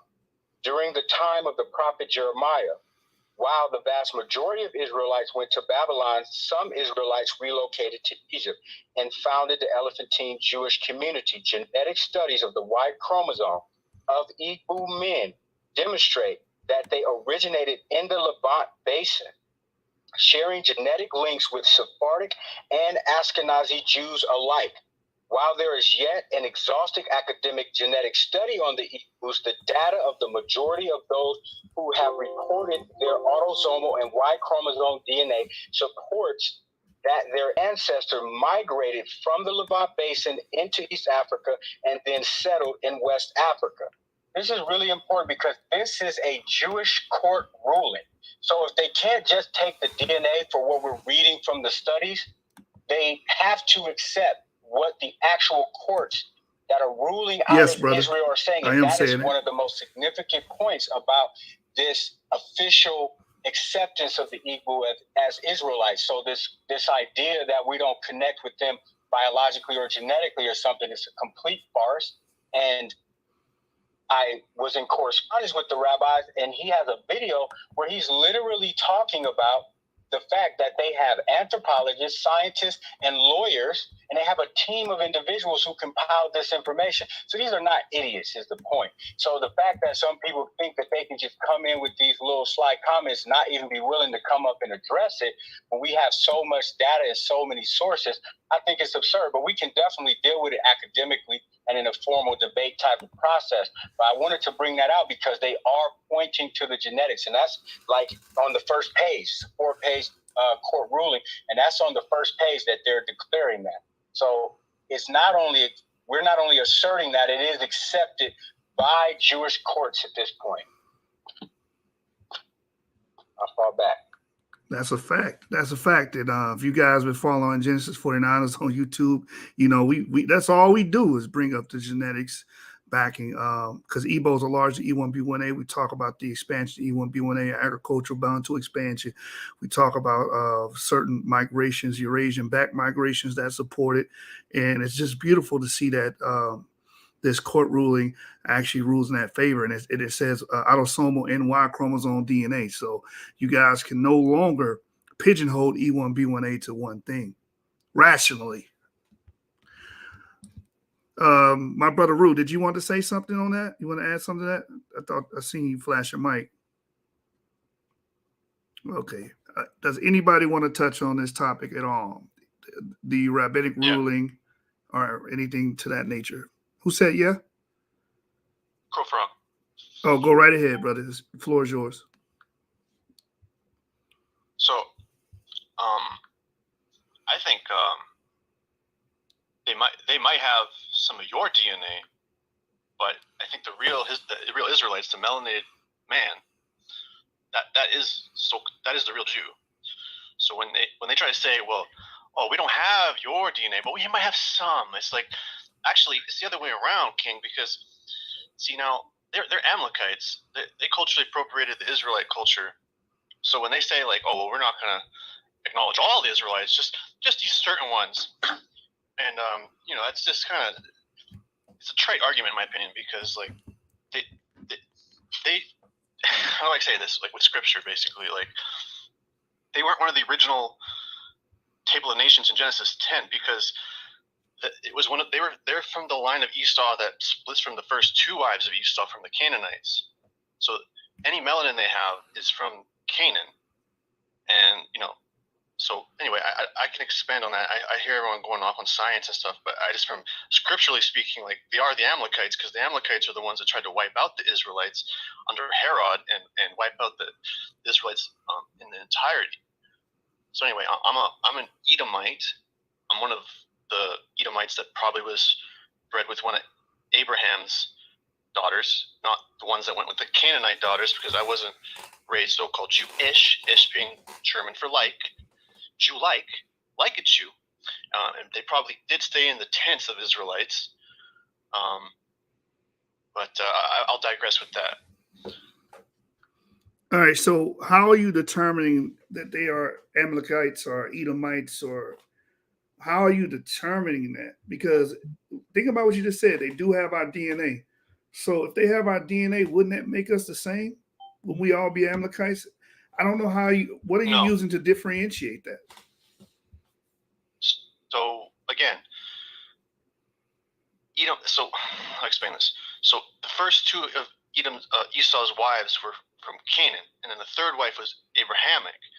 So that means only 1/3 of Esau, or like Edomites around the world, are what we'd call like European Gentiles. Now, the Amalekites, and that's one line, but they do make up a proportion of so-called white people. And you know, there's a difference between Hasidic Jews and Jews that we see like that just put on a suit and tie and kind of just fit in, so to speak. Like, you know, you wouldn't be like, if you're Israelite, you wouldn't be an Amalekite, because an Amalekite is literally the son of Teman or Temanite. So, you know, it's like the grandson of Esau. Like it's, so, you know, you can tell from the description of Table of Nations that Esau was red and rubby, hairy, and didn't have melanin. And he, you know, when he walked into the sun, he went red. So, you know, that's where I get that from. So, that makes any that clear anything. So all white people are Edomites? Is that what you're telling me? Because I'm trying to walk through this logic with you and try to figure out, how are you saying that they are Edomites, and just, you know, giving them that lineage. What's the thought process behind that? Like Revelations 3 and 9. You know, they have a certain, like, so-called, like, you know, I guess the Hindus would call it karma, but like, you know, the thought process is that, like, under Babylon, they also like repossessed the language because they put the dots on it and they couldn't even pronounce the words. And you'll notice if you have a son or daughter who is an Israelite, they instantly speak the Paleo Hebrew, like ha, ba, ta, za. So it's like that language wasn't able to be spoken by Amalekites because they weren't the chosen people. So, technically Amalekites are Edomites, but not all Edomites are Amalekites, and definitely not all Israelites are Amalekites. The distinction is that they only tried to, because if you read the story of Herod and the Amalekites, they tried to wipe out Israel. And so we know that we're still dealing with that today. I know and your question is very broad, and it's like, I hear what you're saying. You're speaking to someone who hasn't heard of this before, and so I thank you for your question. All right. So what if Ashkenazi Jew got on here and said the same thing about you? Well, you guys are the Edomites. That's why we share DNA. Yeah, we share common ancestry and whatnot, but you're an Edomite. But he's also Edomite, so I would agree with him that we're both Edomites. It was him talking to me. What if he says African Americans are Edomites? He'd be nonsense. This doesn't make any sense. How? Listen, brother. He can use the same parameters you use. Oh, well, the scripture says here they mix with Canaanites, and we know Canaanites are black. Hold on. So that's how they got their black color. They traveled to Africa and dwelt there, and then the Edomites, eventually went to slavery. They can make that same argument esoterically because we're not using anything else but our interpolation at that point. What about the scripture that says he had skin colored like burnt brass? So how could a so-called Jew? Yeah, Hamashiach Yahweh Yeshua, who the world ignorantly calls Jesus. Yes. Everybody doesn't hear that. I couldn't hear that. One West. I'm saying everybody. I'm not from One West. That's what I was saying. I live in Canada. I'm not from One West. But what you're saying is something that's very well known in the One West circles. That's like verbatim. What you're saying is like verbatim what they typically say in the One West sector. I mean, you might not be affiliated with any particular organization in One West, but you definitely have their talking points. He definitely is a student of their school of thought because like you said, his talking points are literally one and the same as theirs. Like word for word too. So all he has to say at this point is he believes Black, Hispanics, and Native Americans are Israelites, and then we got him to a charge. No. So I'll answer that. So Native Americans are Russian and Chinese Manchurians. They cross around the Bering Strait. As far as Hispanics, they are Edomites generally, except for some that are Israelites that are, you can see by their copper-colored skin. There are some still in Mexico to this day, melanated man that is still there, just not completely wiped out. So are you qualifying Edomite by your European-ness? Is that what you're qualifying like Edom as? Because you keep mentioning melanated, so I'm assuming you're making a phenotypical somewhere in there. I'm not making an argument because that's to enter in polemics. I'm not a debtor. So I'll listen to anything that's credible, just as long as it's not just to argue. Let me ask you a question, brother. Have you done a DNA test yourself? No, I don't trust those companies at all, man. No, king. No. All right. So when we look at the white population, white European population, they're not all the same, right? Paternally. There's correct. No. There's Aeropid. There's a bunch of them. I've actually seen it the other day. I looked at all the list of them. There's many kinds. Right. Not just Khazarians and. So they all can't be. Can I take this one, you shoot? Hold on. I'm gonna give it to you here in a minute. You can't classify all white people as Esau, Edom, if they have different paternal lineages. Some of them are R1b. Some of them have haplogroup I. Some of them are haplogroup G. Some of them are E, like us. So they're not all the same. So you can't categorize them all as, descending from a man named Esau. They got different Y chromosomes. That's why it's important that everyone starts studying genetics and getting a basic rudimentary understanding of it. Because I'm telling you, it's going to cut and destroy a lot of these racist notions that we have about each other. Go ahead, Zaya.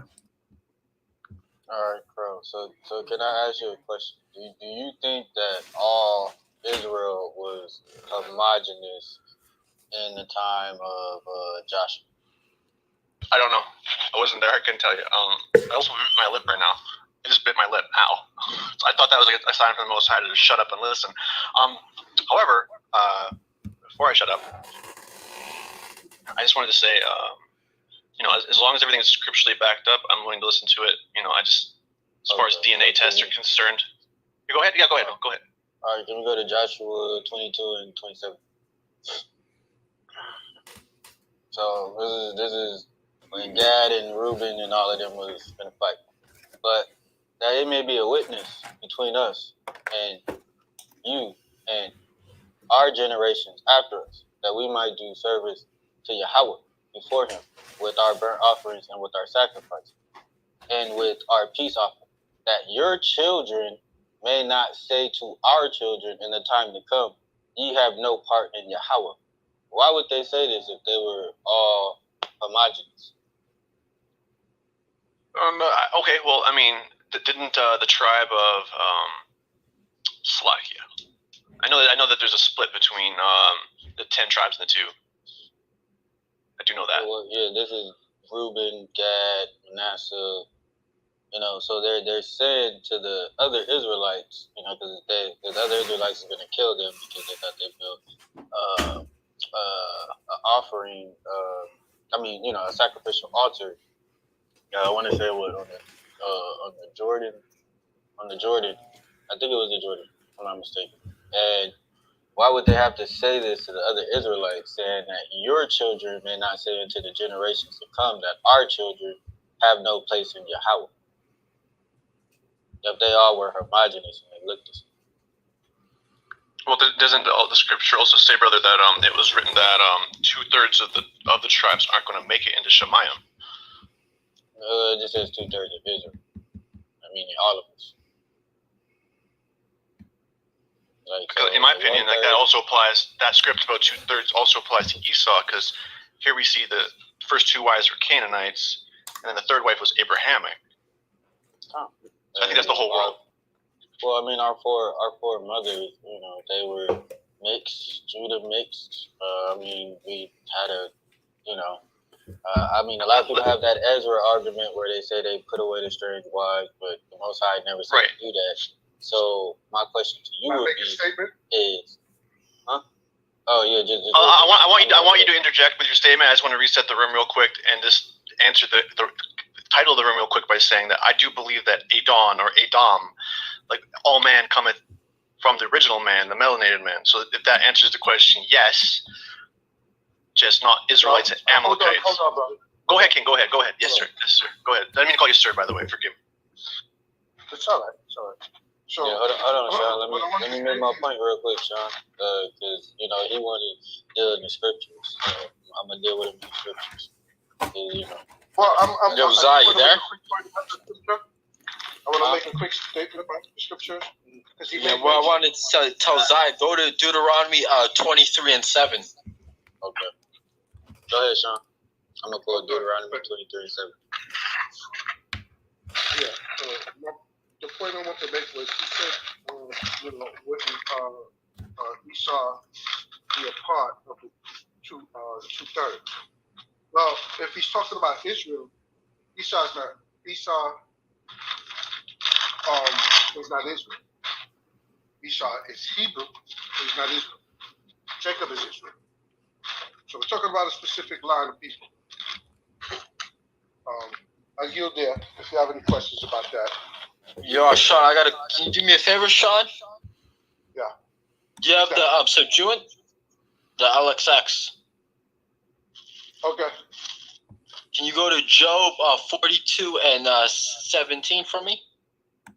Yeah, I got that when you're ready. Yeah, I'm ready. And I want Sean to go to the LXX, the Septuagint. Job 42 and 17. Hold up. I got to grab my Septuagint.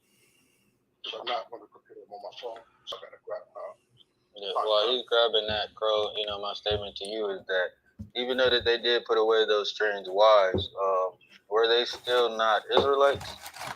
Because the Most High never said to do that in Him. What nation were those wives, by the way? I'm pretty sure that they were the the nations that he told us not to. So. Which were those? I think they were hold on. Philistines. They were Philistine. Okay, I don't know, because I know that, like, for example, I know that Lot was Asiatic, for example, but I don't know about Philistines. I have to look into that. I have to do some more research. Go ahead, King. Please read the scripture. I'm trying to find it. You said Job? Yeah, Job 17. I mean, Job 42 and 17. Okay, hold on. I'm just trying to get you there. 42 and 17. And you got that scripture, right, Zaya? Yeah, I got it. All right, read that one real quick, and then I want Sean to read his. All right, this is Deuteronomy 23 and 7.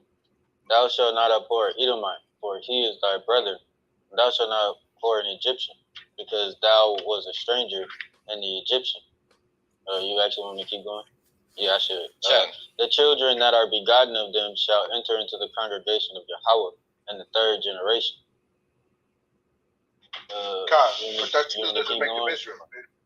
He's just adding them. Go ahead. Sean, you got that precept, though, that I told you to get, right? Yeah, Job. I'm in Job. You said Job what? 42 and 17. It's going to show his genealogy. Because Job was an Edomite. Wow, I'm anonymous.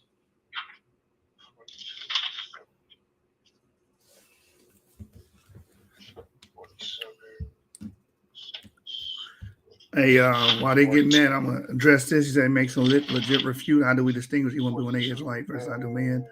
That's what actually I said. You know, how are you just making this claim? Like, what is your reasoning about it? Do you have any history, anthropological research, archaeological research, or are you just making a claim? 9 times out of 10, people will make race-based claims. All right. So if someone's white or black, they'll say stuff like that. Because as far as 12. I got Job 42. It goes as far as 12. I agree with you, brother. I appreciate the ruling, but in my opinion, it was a fact without I have the 17 proof. You're absolutely right. Yeah, but sometimes you need a political pull. LXX. You need that political LXX, pull. I got it right now. In the Septuagint. Go ahead. Chan. Okay, and Job died, an old man and full of days, and it is written that he will rise again with those whom the Elohim raises up. This man is described in the Syriac book, living in the land of Aussies, on the borders of Idumea and Arabia. And his name before was Joab. And before taking an Abrahaman wife, he begot a son whose name was Anon. And he himself was the son of his father Zer, one of the sons of Esau, and of his mother Basora, and that he was the fifth from Abraham.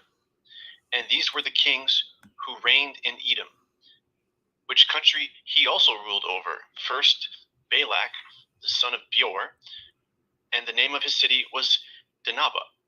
But after Balak, Jobab, who is called Job, and after him Asam, who was governor out of the country of Theman, and after him Adad, and the son of Barad, and destroyed Mediam in the plain of Moab. And the name of his city was Gethiam. And the friends who came with him were Eliphaz, the children of Esau, king of the Theamites, Baldad, sovereign of the Sachians, and Sophar, king of the Minians. Ken, so, Job was an Edomite, and there's a whole book of Job in the Mikra. Even in the oral tradition, Obadiah was an Edomite, and he had prophecies against Edom. So at the same time, that's why brothers got to stop banging on Edom. There's righteous Edomites. I agree. But my point is that the brother said that 2/3 of Israel. So 2/3 of Israel is 2/3 of Israel. All right. Esau was the name Israel. His brother was named Israel. But that doesn't mean the Most High doesn't have an elect from Esau, just like we just read from the scriptures. He doesn't have an elect from Esau that he's going to make sure and take care of in the end times. I agree. No, I accept what you said, absolutely. What I meant is that Rebecca and Isaac did not approve of the first two wives. That's how I mean that in a sense does in a sense, refer to. I mean that in a, what's the word for that? It's like in a poetic sense, I guess. Yeah, I mean, I get what you're saying, but Yahweh's will is Yahweh's will. Whether we agree with it, disagree with it, man devises his own thoughts, but Yahweh is the one who guides his ways. Whether it be, something that we think that is good for us in our own life may not be what Yahweh has intended for us. So, like I said, the point of what we were bringing out to you, brother, is that, regardless of how we feel about it, Israel was not homogenous. And we can't make it that way because it's just not that way. So I guess we're back to the question of. So I guess we're back to the question of Israel and Edom both being haplogroup E. So we can't start picking people out because of the shade of their skin and saying that they're Edom, they're this, they're that, because like you said, we don't know the will of the Most High is the will of the Most High. Who he decides to save, or who he decides to deal with from different nations is who he decides to deal with. So it's not up to us to start poking fingers or pointing and saying, well, he's an Amalekite, he's European looking, he's this, he's that, because we don't know who he's going to deal with. You don't know who's an Amalekite today. You don't. You can't point them out to me. By that logic, Moab and Ammon would have haplogroup E as well, because that was Abraham's nephew. Exactly. That's why I was asking him, how does he differentiate that? Like, what is his? It seems like you're just using skin color. Right. And then on top of that, don't forget all the sons of Keturah and all the sons of Ishmael. Mm-hmm. All of them would have had haplogroup E as well. Mm-hmm. Right. And I was about to say, they're haplogroup E as well. So we could be. They're Hebrews. They're not Israel. Right. They're Hebrews. Unless you go by Rondon, because haplogroup J is actually Ishmael. Oh my God. Yeah, Rondon something else, ain't he? Don't forget, aliens also came down, and that's why those people in China had that Somebody's story that been became serious. They became the Ching Chong Wan. You mean the Ching Chong Wan? Hey, somebody's been paying attention to us because somebody says what we always say. To go with what Zaya said about Israel not being homogenous, Hosea 5:7 says they have dealt treacherously against the Lord, for they have begotten strange children. So, and if you read verse 5, you know who this is talking about. It says, therefore shall Israel and Ephraim fall in their iniquity. Judah also shall fall with them. So, Hosea prophet to Ephraim or the northern kingdom, right? And verse 7 says, again, they have dealt treacherously against the Lord, for they have begotten strange children. So these children would have not been homogenous with the rest of the population, because why? A lot of these brothers were taking strange or foreign wives, meaning they would not all look the same because they're sharing autosomes, they're sharing different phenotypes. So your children are not going to look like that. So if any of you brothers go to Japan and marry an East Asian woman, your children are not going to look like your ancestors. And if your children marry East Asian women, your grandchildren are not going to look like your ancestors, they'll look like you. That's what happens when you intermix and admix. That's why it's another reason you just can't judge people off how they look. Absolutely. Also, and that's one of the more interesting things about haplogroup E, especially E1B1A, because you have you have loads of subclades in E1B1B, but even E1B1A, it's not as widely explored as E1B1B, probably because of some of the stigma, or let's say basically just racism, basically because of who's associated with. But you have E1B1, you have E1B1A, E1B1B. It was a joke, and brother. E1B1C, which is now classified it was a joke as E1B1A2. based off of Rondon. Which is, I find it to be an interesting clade. Some people have identified that as being Esau because it's quite isolated. You only find it in a very specific group of people, and it's a brother clade to E1B1A1, which is what most West Africans have, and African Americans, etc. I don't know if you guys have heard of that and you want to discuss it, because I've started my research on it, but I can't find too much on the E1B1A2. Which the clade that's little information on that, but the clade I attribute to Esau based off of geographical location and history and the time of expansion, I think it's V13. And I'm not all V13 clays, but some of the V13 clays that were involved with the Greece and Roman expansion. Nothing's definitive, but my research has pointed me towards maybe though that clade has something to do with Esau. Dano, you gotta tell Dano he's the Asaph. Tell him he's going into slavery. I would never tell anybody they're going into slavery, but I mean, from my research, it matches up there. But again, that's just a theory. That doesn't mean it's 100% surefire, definitive, right? Yeah, exactly. Because you see the thing is with these clades is that you see them in different populations, obviously at different concentrations. But the fact that you see them in different populations, it just means certain doctrines that are taught by, it doesn't have to be camps, it can be anyone, it can be like other communities of Jewish faith or Hebrews who teach that a certain haplogroup is not a good one, or a certain phenotype isn't a good one. It just tells you the limitation of it, because again, you have this widespread, and to be honest, a lot of people walking around not knowing what they are. Isn't it like 30% or something of African American males are non-E or something? So it's like there's a bunch of guys in camps who are basically saying, "Oh, yeah, banging on Esau," and it's like you're not, because you're probably the same clade as the person that you're telling to kiss your shoe. Well, so far, they're saying that 60% of African Americans share the same E haplogroup. That's because they haven't sequenced all of us. There's a lot of people who hasn't taken their DNA, but those who have, out of 100% of the African Americans who have taken their DNA or had their DNA sequence, 60% of them are coming up E1B1A. Yeah, and it's what you'd expect. Yeah. Also, I want to apologize because when I was looking through my interlinear Septuagint, I said that I misspoke.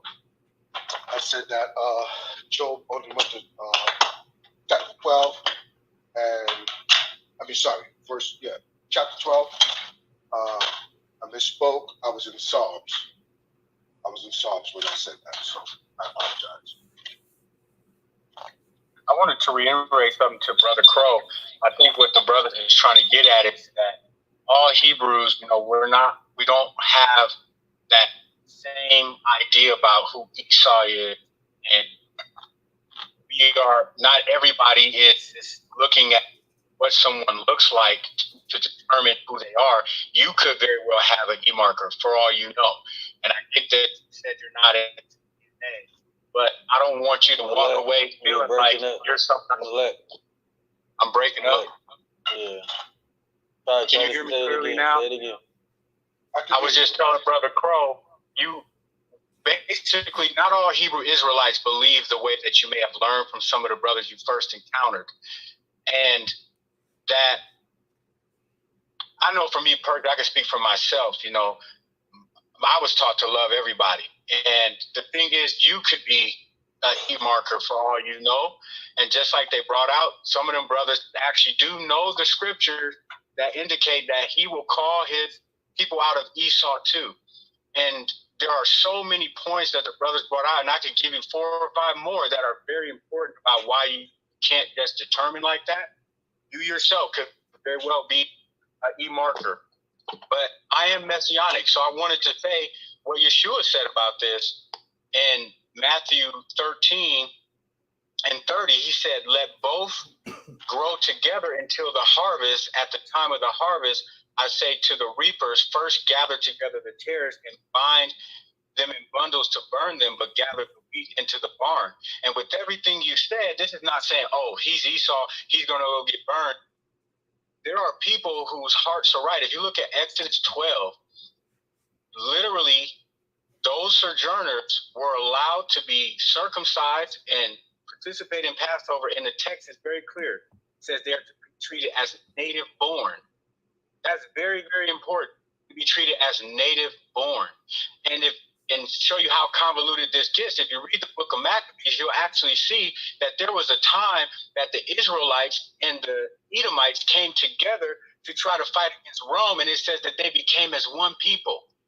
By the time you get to King Herod, you have an Edomite ruling over the Israelites.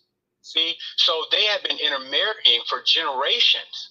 And so to try to separate this, even with genetics, it cleared up a lot of things. But I don't think it's as simple as separating Esau out, because there was so much inbreeding for so long. And ultimately, go in love, man. You're not condemned because of what you were born into, just like I'm not blessed because I was born into. And so we all have to keep the commandments and do right by the Most High. And with that, shalom. Hallelujah. Yeah, and I'll just add this real quick. Us black folk, Crow, if you don't know, we have a saying, all skin folk ain't kinfolk. You got black Edomites, just like how you have white Israelites. It's the only way we're gonna know is by the Spirit. I'm not a JC follower at all, but that ain't the topic right now. But I'm a Torah, so what the Torah says, I'm a follow. And at the end of the day, bro, you being here amongst us kind of tells us that you might be our people. We never know. Zaya, that was you just speaking? That was you, right? Because I'm not looking at my phone. Okay. Sean. Because, just to the point what you were saying, all skin folk are not kinfolk. Does anybody else besides the people on the panel know Marcus Garvey's You breaking up, Sean. Say it again. Does anybody in the room know what Marcus Garvey's haplogroup is? Nah, go ahead. Tell us. Is he G? It's according to what you just... No, it's R, right? Yeah, it's R, yeah. It's R, yeah. Right. So all skin folk isn't kinfolk is a real attribute. It's a real saying. Martin Luther King. Anybody know what Martin Luther King? I think it was A or B. No, same thing. Same thing. Yeah, Martin Luther King was, I think, the same thing. And that's an excellent point you brought out, because look at Marcus Garvey's skin tone, right? And then look at someone like Malcolm X's skin tone. Malcolm X was actually haplogroup E. Marcus Garvey was haplogroup R. So, all this stuff. Was it E1B1B or E1B1A? As far as I can't discern that much, but I know he was haplogroup E. Yeah. E1B1B. E. Yeah, my research, E1B1B. Ah, okay. Which one, Marcus Garvey or Malcolm X? Interesting point on all of that, right? So Marcus Garvey was R, right? And he was also a major part of gathering our people to bring them back to Ethiopia, right? He was working for the UNIA, was a branch of Ethiopian World Federation underneath Emperor Haile Selassie, who was haplogroup, what was it? T. And he was a T, but he specifically went to our people, the so-called Negroes in America and in the Caribbean, and gave us a perpetual land grant to return back to our land and restore our captivities. And I just want to read this real quick, and then I'll yield. This is Zechariah 12, starting at 7. Yahweh also shall save the tents of Judah first. Okay, so Yahweh's going to save the tents of Judah first, that the glory of the house of David and the glory of the inhabitants of Jerusalem do not magnify themselves against Judah. In that day shall Yahweh defend the inhabitants of Jerusalem, and he that is feeble among them at that day shall be as David, and the house of David shall be as God, as the angel of Yahweh before them. And so there's like a oneness, there's like a unity thing going on right here, right? And it shall come to pass in that day that I shall seek to destroy all the goyim that come against Jerusalem. And I will pour upon the house of David and upon the inhabitants of Jerusalem the spirit of grace and supplications. And they shall look upon me, whom they have pierced. And they shall mourn for him as one mourneth for his only son, and shall be in bitterness for him as one that is in bitterness for his firstborn. And then right here, it goes right here. It talks about the tribes being broken apart, for them not understanding this oneness and this unity, right? And the land shall mourn, every family apart, the family of the house of David apart, and their wives apart, the family of the house of Nathan apart, and their wives apart, the family of the house of Levi apart, and their wives apart, all the families that remain, every family apart, and their wives apart. Not a part, like part of something, but apart, like broken apart. And it's because they did not understand Zechariah 12:8, when it's the unity thing there. So once again, in conclusion, it's deeper than like physical, right? We all brought that out. It's deeper than like what we could see with our eyes. So there's brothers that get into genetics, and then there's brothers that get into the spiritual side, who can see what I just brought out. So the ones that are not really with that, they're obviously not going to be there, you know? Yo, you should. We got a question. Is Esau E1B1A? I don't know. Can't answer that question. Maybe he is, maybe he isn't. Like I said, I think EV13 will be a good candidate, but that's E1B1B. But it's open. So just have to do research in it. It's kind of hard to make all these connections. I just focus on the Israelite connection based on oral testimony, historiography, anthropology, and that's mainly the core of our focus, and just on Shem in general, who would be the Shemites, who have the best claim towards Shemites. And we created a model, DE being Shem, CF being Japhet, and AB being Ham. So if you're a descendant of DE, from our research, that would be the Shemitic line. Yo, yes, could I ask you a question? Yes. Okay. So, are you a Hebrew Israelite? Yes, I claim Israelite lineage. Okay, so do you consider yourself cousins with the Arabs? Because aren't Jews and Arabs cousins, or no? Yes, they are, but you have to differentiate between what Arabs you're talking about. If you're talking about Marsh Arabs, with the Peninsular Arabs, the ones in Arabia.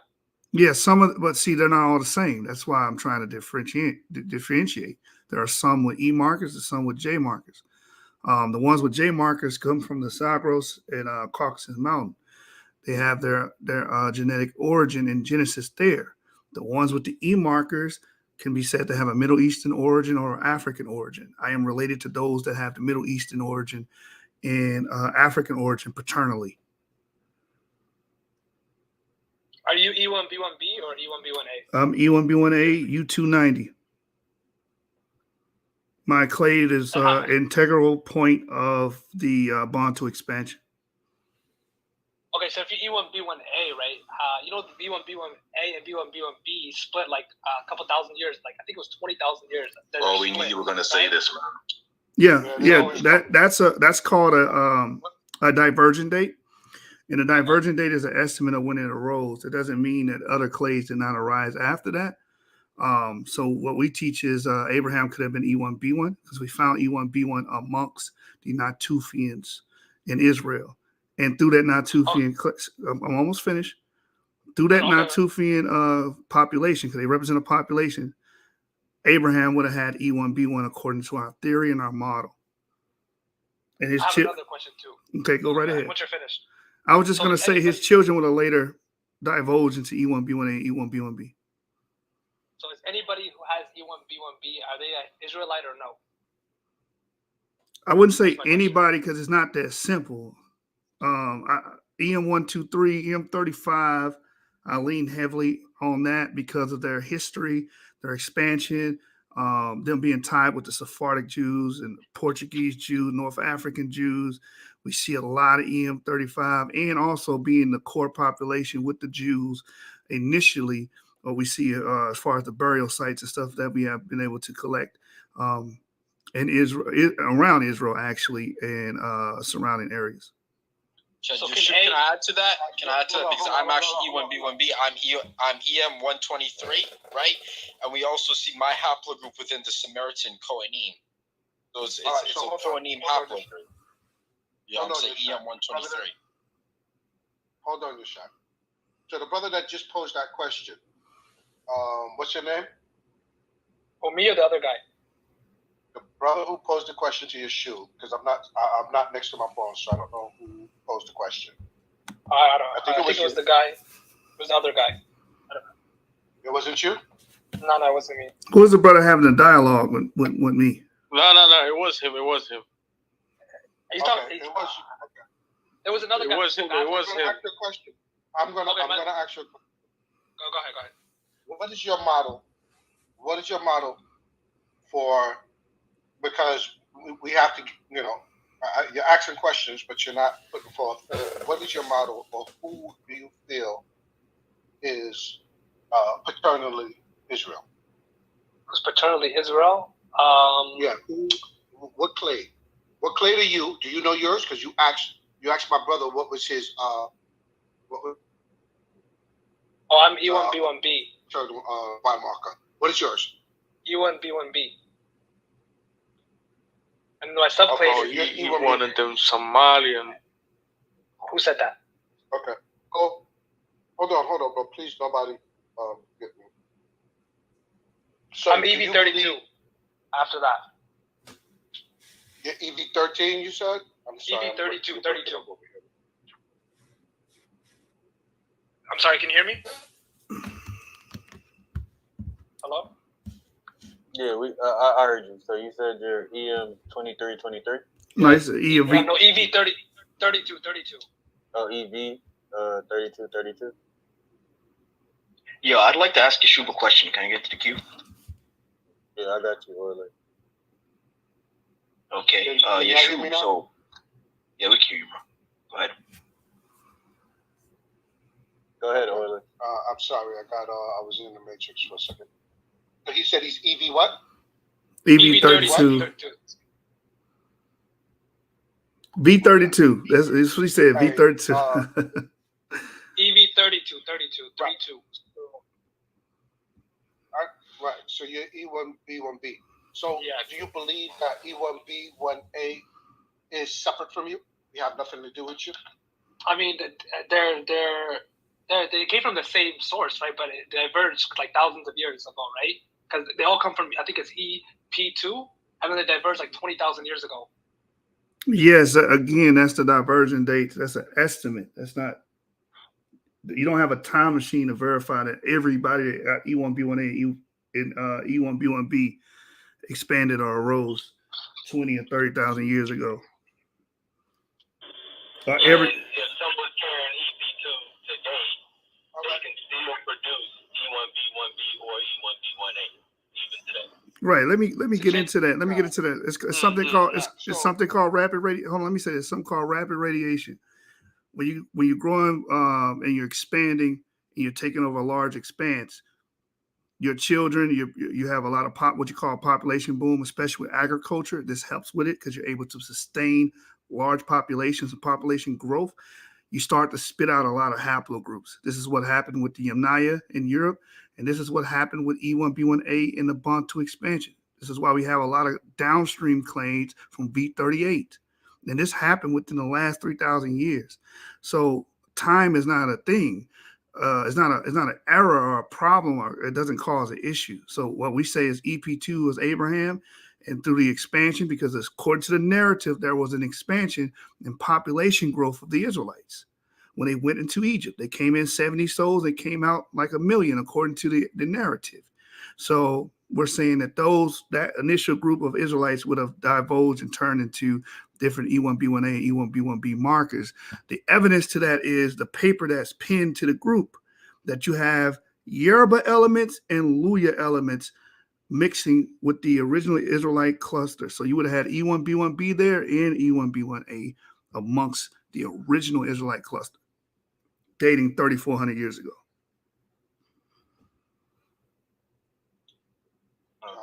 Yeshua, you got a question? Real quick, bro. I think it was Oilers. Yeah, Yeshua, just so we don't get lost, y'all, just hold on to your question real quick, Oilers. Yeshua, you got a question in the chat. Who are the white Jews you are referring to? I am a Jew who genetically traced my ancestors to Mesopotamia before Abraham realized that there is only one God. Okay, so I don't know how to answer that last part, but the Jews I'm referring to are European Jews in general. That could be Mizrahi, it could be Ashkenazi, it could be Sephardi. In general, it's just pointing out to those Jews in general. A considerable amount of these brothers and sisters do share DNA with what you would call African Americans. And I would also add that EP2 is also one of those ancestral clades that go back to Sumer that existed before Abraham even came to his realization about one God. Also, he also would be one of the haplogroups that was there before he came to that realization. So, I mean, I don't even really get the second part of that question. I invited him up to speak if you wanted to come up. Yeah, I'm lost on that second part. Okay, Oilers, you had a question? Yeah, I had a question for you, Shuv. Okay, so my question is that and just be patient with me. I don't really understand genetics that well, to be honest with you. But so there is a split between E1B1A and E1B1B. But is that original clade that they both come from, that original group? Is that an Israelite lineage, or is just one of them like an Israelite kind of group there? Because you said like some E1B1Bs can be, and I don't really understand that. Can you clarify that for me, please? Got you. So with genetics, when you deal with genetic marker, you're dealing with a population. It's called a haplogroup. This is more than one individual. So EP2, there's a group of EP2s, a group of individuals that have this DNA. We're saying that one of those EP2s brought forth Abraham. And Abraham had children. And eventually he would have, he had his children with Keturah as well. He also had his children, his grandsons would be Jacob, right? In the 12 tribes. And through those tribes have an EP2 as well. As they grew, as they become greater and expanded, they begin to mutate and become E1B1A and E1B1B. Okay, but then doesn't that mean that both lineages are just Israelite? Like they both come from the same source. Right? Remember what I just said, a population of EP2. So another EP2 could have had a different lineage and went off and made E1B1B. This is what I believe the Ibero-Marusians are. They're Shemites, but they're older Shemites. They have nothing to do with Abraham. Maybe this is how we should kind of put it. Our basic model is that E is Shemitic or, Semitic, Afro-Asiatic. That's the way we put it. Oh, okay, so the whole E clade is Semitic, just by lineage. It's a Semitic lineage. The D and E, the YAP marker, that's correct, yeah. Okay, yeah, that was my question. Okay, thank you very much. Appreciate it. Yeah, hopefully it wasn't too convoluted, but when you're looking at haplogroups, you're looking at a population of haplogroups or peoples. Haplogroups is peoples that share a common male ancestor. And those haplogroups can mutate and create what we call downstream mutations. But just downstream just means the child or the progeny. Upstream means the ancestor. So EP2 is the upstream ancestor to E1B1A and E1B1B. It can create either or. Let me see if I can give a quick scenario that might make sense. It's a hypothetical, so nobody take this as gospel truth, all right? But just imagine like you had the Northern Kingdom, say they both was carrying EP2. You had the Northern Kingdom that goes up to Syria, get dispersed all around the Balkans, different areas like that, right? They could possibly have a mutation, and they would likely mutate to E1B1B, just because that's what we see often in that region with descendants of EP2. But then you have the Southern Kingdom that went down into like Egypt, different places like that, around Hamites, and let's just say they mutate into E1B1A. You know what I'm saying? Again, this is just a hypothetical, but this is just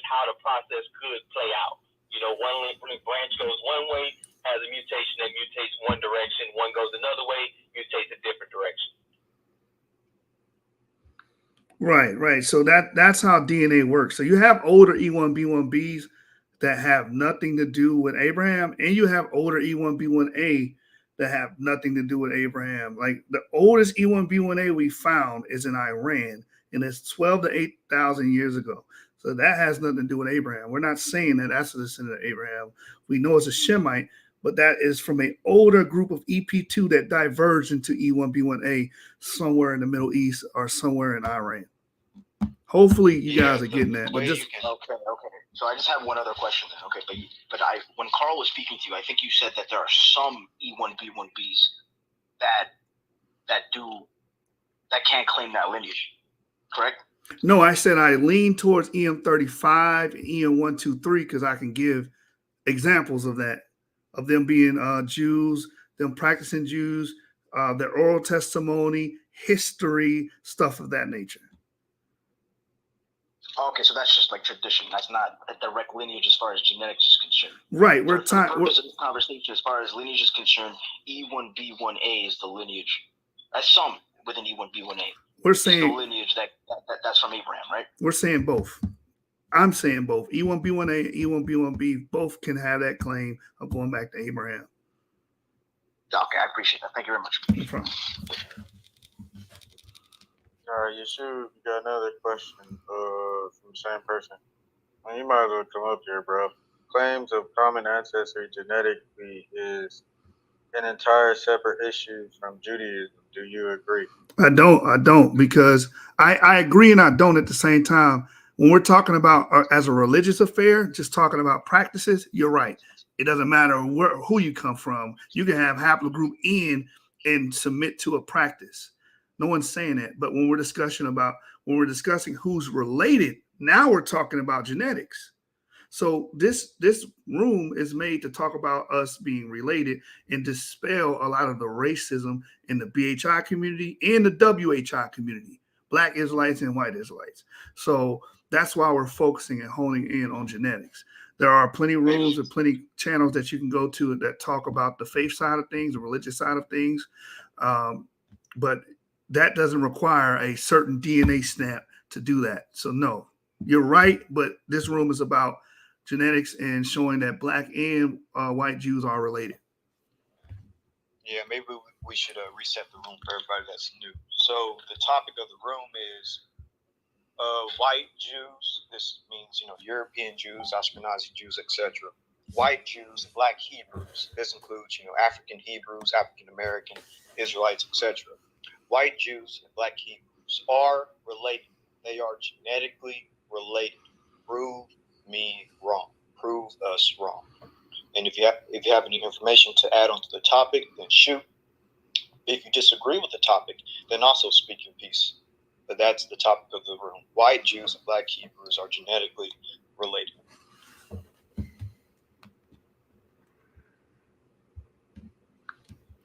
Yeah, so don't rush yourself. Not all at the same time, right? Yeah. But just to, I can monologue here. Just to bring up why we made this room is because again, there's a lot of racial tension with brothers on both sides. You got people that are European Jews, they have issue with African Jews. They'll say, "Oh, you're taking my culture," or "You're misappropriating Jewish culture. You need to get help," or "Something's wrong with you." And we see why you're doing that. The reason why you're doing that is because you see people with hue in their skin. You see people that have an African morphology or maybe African-like morphology. And in your mind, all of the negative stigma that comes with that comes in your mind saying, "No, they can never be Jews. And I was taught that they're Hamites." And that's the beauty of DNA, because DNA is eroding those stereotypes. It's eroding the racist overtones. It's eroding these things. And this is why we brought up the ruling of the court. And I'm going to read from this ruling right now as we got to pause from the action. Again, you can change the link if you like. I can go back to the Ebo. Yeah, from Silver News. Silver News. Right.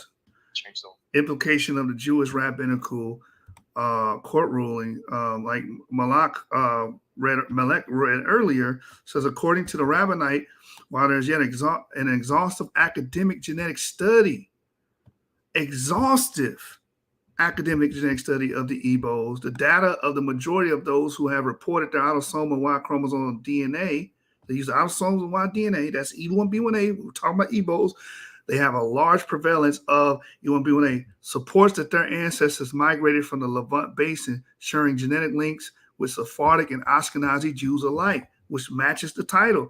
Black and white Jews are related.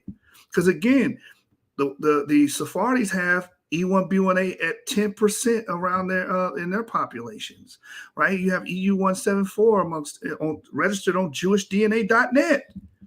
That's E1B1A. So you're seeing E1B1A, E1B1B Jews coming together, right? It says the rabbinate noted that the fact that the rabbinic authorities during the Songhai empires were aware of Israelites in Igbo lands, which lead to the logical conclusion that they treated Igbos as Israelites. And we have the historical documentation on this. So now we have historicity, we have genetics, and we have culture. So we're using all these things to culminate this identity, to trace this ancestry, to show no matter if you're black or white, we have a common ancestry, right? It says the final conclusion of the Obadiah Alliance Rabbinate was that Igbos are to be treated as Israelites in every sense of the word, and also their priestly and Levite lineages should be upheld as valid. This is huge. This is huge. And they're even respecting, like the brother brought out earlier, their system, their laws. It says, Rabbinate advised that upon the return of the Igbos to Amanana, which means what you do in the land, they should be circumcised. They haven't performed it already. Say I can't say that word, excuse me, y'all. Afterward, and partake in the kola nut ceremony with their brethren, as is customary among Igbos. Now, if my brother D. Red is still on the phone, he can break down why the kola nut ceremony is important. And I know, James, you know this too. This goes back to a practice in Genesis. One of you brothers want to touch on that? If y'all available? I guess I lost my brother James. Does Rue know it? He might know about it. Yeah, James is missing. I think he fell out. Well, in the book of Genesis, it talks about greeting your brother or a visitor with I think it's almonds. I have to look it up, but it's very similar to the kola nut tradition, right? So again, like this article is a very powerful article, and when we're finished with this clubhouse, I'm actually going to read it in its entirety to my audience on YouTube. So does anybody want to touch on this topic? Black and white Jews being related, the ruling by the rabbinate court on the Igbos actually being identified as Israelites in the genetic, cultural, and historical ties that they brought up. Yeah, I got two things. If there's any European Jews in the room, European brothers who may know about the alms that Yeshua was just alluded to, please come up and explain to our guests. All right, so I just got two things quickly before. I mean, you can come up whenever you want, but my question is, well, Yeshua, I sent you a DM explaining a scenario, like a genetic scenario. I just wanted to get your opinion on it, and I sent something to you as well, Ifri. Hopefully, you can check that on this on Clubhouse. My question is about the haplogroup E1B1A and E1B1B, because Carl, he slipped out, but he brought up a good point. He probably didn't mean it in the way that most people use it, but a lot of people use the divergence that they say happened 10,000 years ago, basically as a way to drive a deeper wedge between the haplogroups, as if to make them appear as if they had separate genesis. I just wanted you to touch on that a bit more and kind of explain why this view that, for example, basically the view whittles down to seeing that E1B1B is something approximating to true Middle Eastern ancestry, and E1B1A is the not so cool younger brother who's African. That's basically what I gather from these Quora forums and Reddit posts. So I was wondering if you could explain that a bit. Yeah, I think the reason people say that E1B1B and E1B1A are totally different, I feel like it's because of phenotype. Most people with E1B1A, quote unquote, have an, again, quote, Negroid phenotype, whereas E1B1B people typically have a, quote, Caucasoid phenotype. And of course, haplogroups and phenotype really doesn't matter. I think all of y'all might be familiar with this recent finding, but Ramses III of the New Kingdom of ancient Egypt, he had E1B1A. And of course, when we think of this, we have to understand that this would be a family of men. So if Ramses III had E1B1A, then technically we have a group of men with E1B1A in Egypt. Ramses III's father, Seneka, I think I said his name a bit incorrectly, but you can look up Ramses III's father. His name is Setnak. And then Ramses III had, children himself. He had sons. So think when we found this E1B1A in Ramses, just think that it's really a group of men that technically would all have it as well. Anyways, if you look at the murals made of Ramses III, his phenotype isn't that of, let's say, a Nigerian. He has a typical Mediterranean, Northeast African phenotype. So when we think about ancient E1B1A, they would have phenotypically looked pretty much no different than their E1B1B brother until they went into sub-Saharan Africa and mixed with hunter-gatherer groups like Pygmies and Khoisains and etc. But going back to what you were saying, the reason people try to separate E1B1B into E1B1A is because they phenotypically look different today. Like I said, E1B1A typically looks Negroid and E1B1B typically looks Caucasoid. Even though to this day, you technically can find E1B1A people that do look a bit, again, quote unquote, Caucasoid. Like you have the Fulani with E1B1A, you have the Tutsis with E1B1A, and you even have Tuaregs and a few North African groups with E1B1A. Like in Aswan, Egypt, you actually do find a lot of E1B1A samples. And of course, Aswan is where Assassin's Creed was taking place in that video game. But anyways. Yeah, that's a really good point you brought up about Aswan and Assassin's Creed, because that was, I'm not sure if you remember when it came out, some people were saying things, they had a problem with it. Facts. I was in those YouTube comment sections. I was complaining, why did they make the Egyptians, black or dark skinned or whatever? I'm like, bro, that he was a magi. Like, come on. But anyways, that's literally how they looked.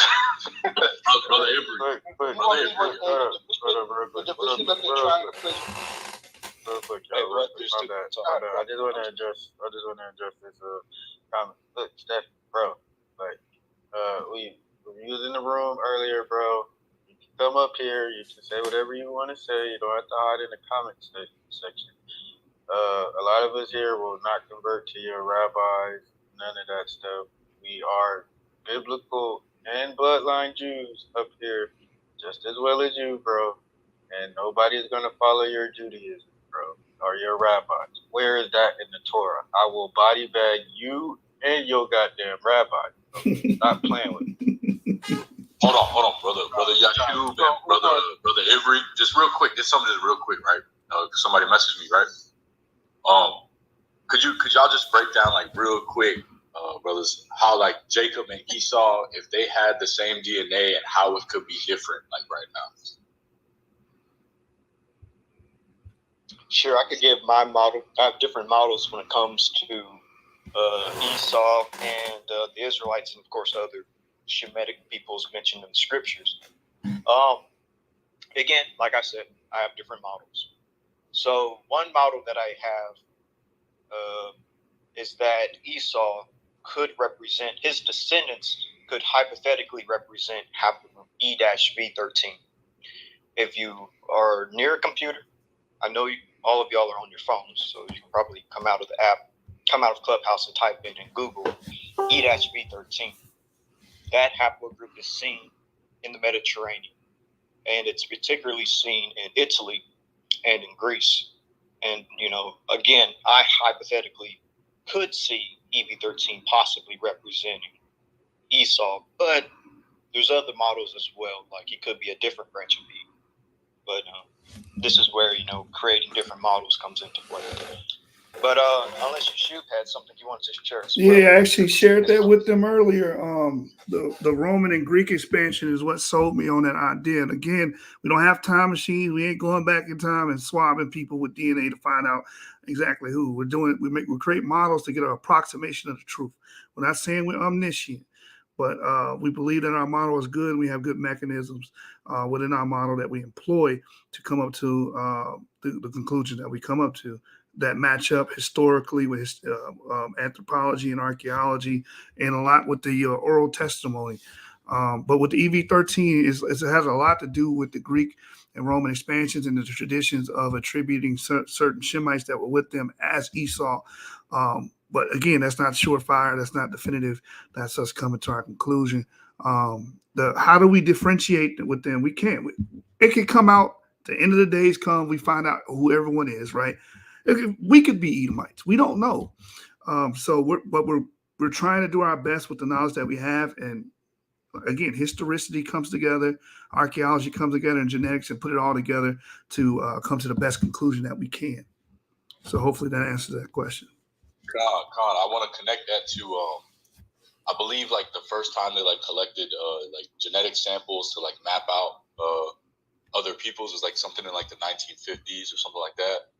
And to my knowledge, the way that they like did that was they would like go to different nations, and based upon like what the people were telling them they would like that. I'm talking about the first genetic samples that they took to map out like everyone else, right? They would just like go to like a place, right? And they would ask them like, okay, what are you? Okay, and they would write it down, and they would use it to find the other ones.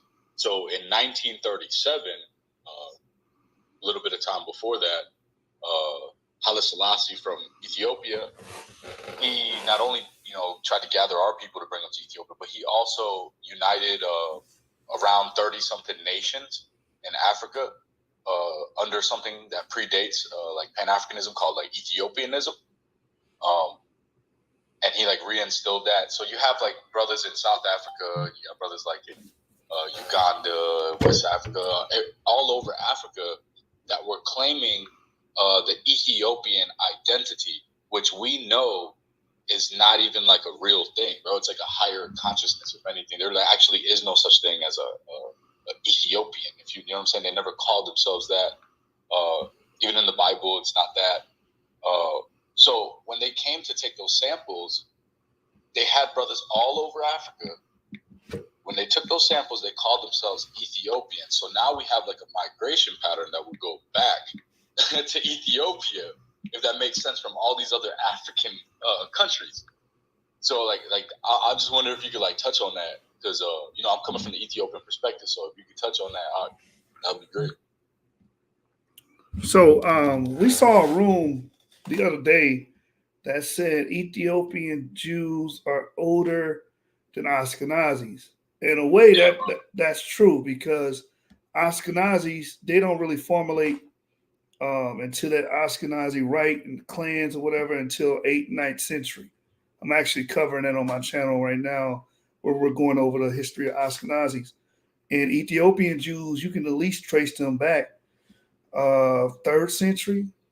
And I know you got oral testimony before, but I'm talking like hard written evidence that we knew there were like Jews in Yemen and Ethiopia during that time because of Himyar and Ivri. What's the name of that queen during that time? Or I can't think of the name of the ruler of the Horn of Ethiopia at that time.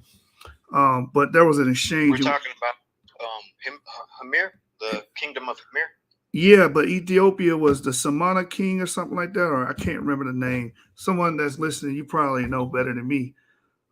So yeah, the Ethiopians were there, and we know that they shared a genetic profile that we would expect to see in Jews, and that signals ancient.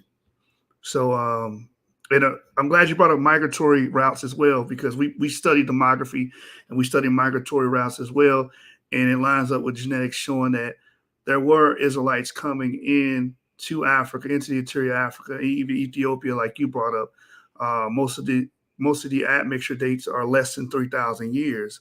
And we say, less than 3,000 years? Okay, so we can see that people penetrated the Sudan less than 3,000 years ago. Could these be the Israelites? I think so. I think they went to Ethiopia. I think they went to Chad. I think they went even farther west. And it matches up with the oral testimonies and migratory routes that you brought out. Con, I wanted to bring out another point on that, the building, right? So we know that they were never actually called Ethiopians. So who are these people, right? So if you go to hey Zaya, could you help me out with that? You here? Yeah, I'm here. Could you grab 2 Chronicles 33:14 real quick? I'm gonna bring out Genesis 2:13, just off the top, right? When he's grabbing that. And the name of the second river shall be called the Gihon. 2 Chronicles.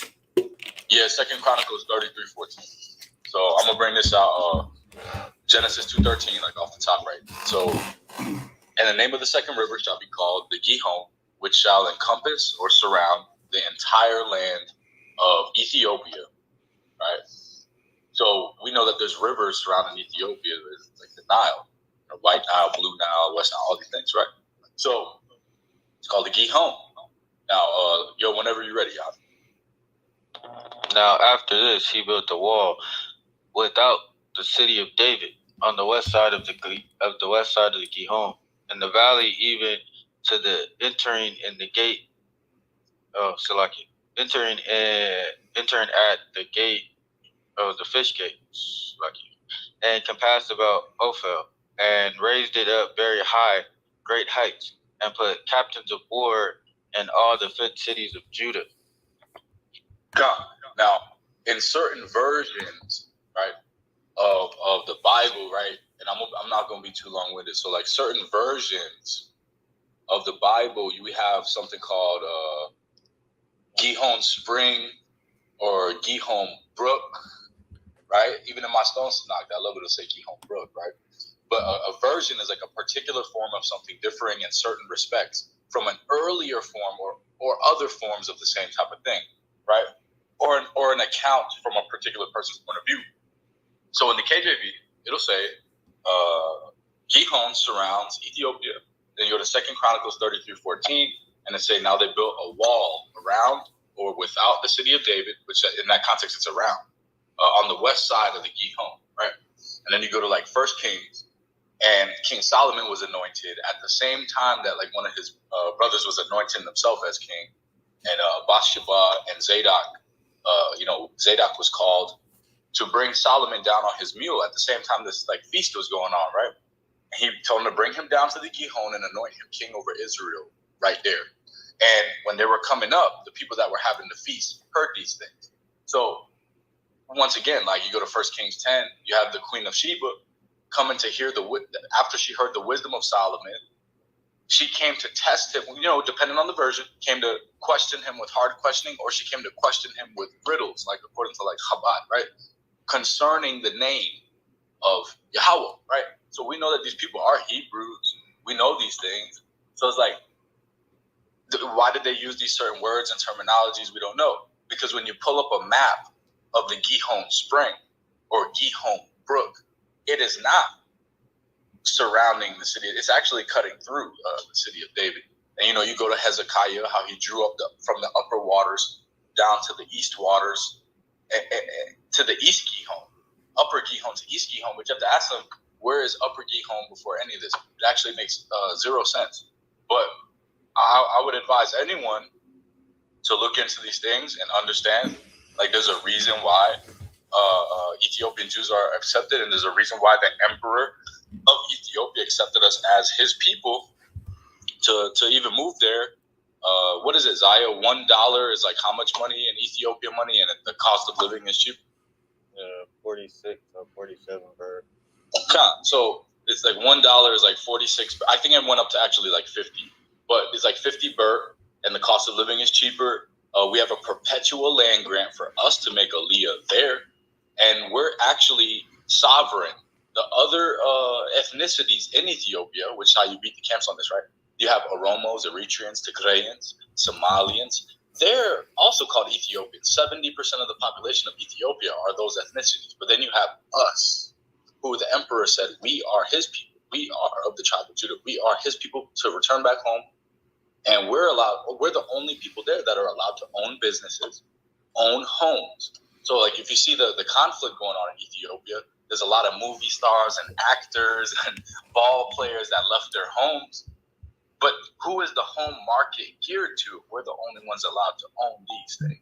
It would happen to be us. So if $1 is 50 birr in Ethiopia, but the cost of living is cheaper, I mean, you know, you go over there with your brethren and them, you put together like 200,000, you're living in like a multi-million-dollar house, and you have job placement, healthcare. Like I said, you get a perpetual land grant, which gives you 2 hectares of land.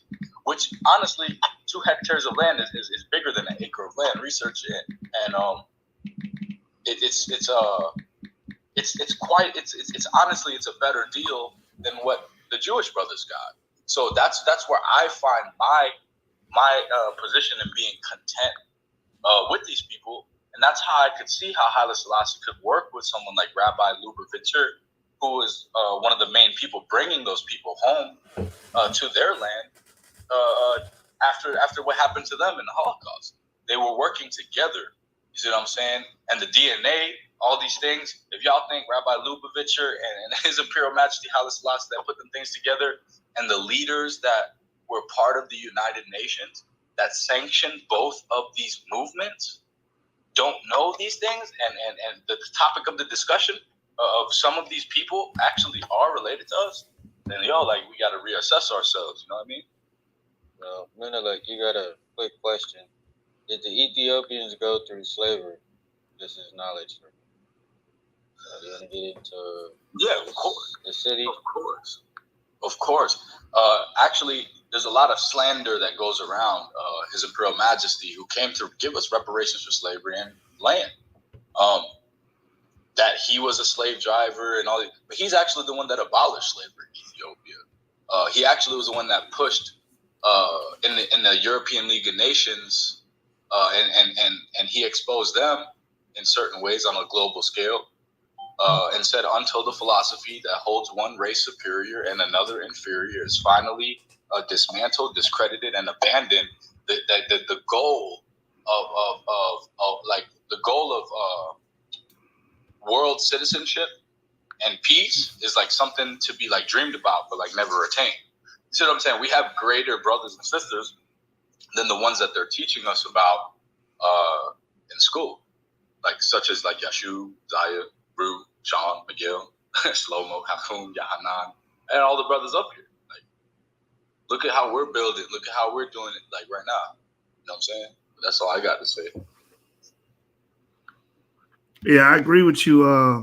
Like we said earlier, if we're going to go anywhere, go where you're welcome. So I agree with you on that, man. If you're welcome in Ethiopia, I would go there rather than having those burdens or those problems with what we were talking about earlier with the state of Israel. Was no problem with them, but it's like that is an issue that needs to be addressed. Like, do we force ourselves into conversion just to say that we're in the land, or do we go where we're comfortable at? And I advise people to go where you're comfortable at. So, but yeah, on the on the Ethiopian migratory routes, we can prove that genetically as well too. Does anybody want to add anything to the topic? White Jews and Black Hebrews are related. Prove me wrong. Do you agree, disagree, and why? Does anyone want to come to the stage and speak on the topic? Don't see anybody. Not all at once, guys. All right. Sorry. Adam, yes, I was waiting to hear from you. Go ahead, brother. Thank you. I appreciate these rooms and learn a lot. The E1B1A analysis. Has there been a lot of testing of ancient samples in the Levant? And I note that there's some skepticism about some of the Quora threads out there, specifically around some of the ancient Egyptian mummies and some of the earlier tests done from around 2012, 2013 of haplogroup testing of those samples and subsequent testing. So I was just wondering if there's been extensive work done on testing ancient Levant samples for this haplotype. Thank you. Okay, I'm going to touch on that, but someone made a comment and said, y'all crazy. Which one of you brothers said that? I wish you brothers would have the gonads to actually engage in conversation. You come on the panel to do what? Heckle? So I'm going to get rid of you, man. I know who it was. Yeah, there's actually another room that's open that's titled You Can't Prove That You're an Israelite. And I think some of the people that started that room over there was in here. So that's fine. So those people, if you want to go over there and have an echo chamber, you need to go over there. Or if you want to engage in a conversation, then you can disagree, but engage in the conversation. You know, you're a bunch of crybabies, man. I said what I said. I mean, they'll beat you up on the DNA. I know, anybody want to get into the scriptures? Can I say something here, brothers? Hold on, real quick. Let me respond to Adam, and then you. Yeah, Adam actually had a question first. I'm gonna get him. Wait.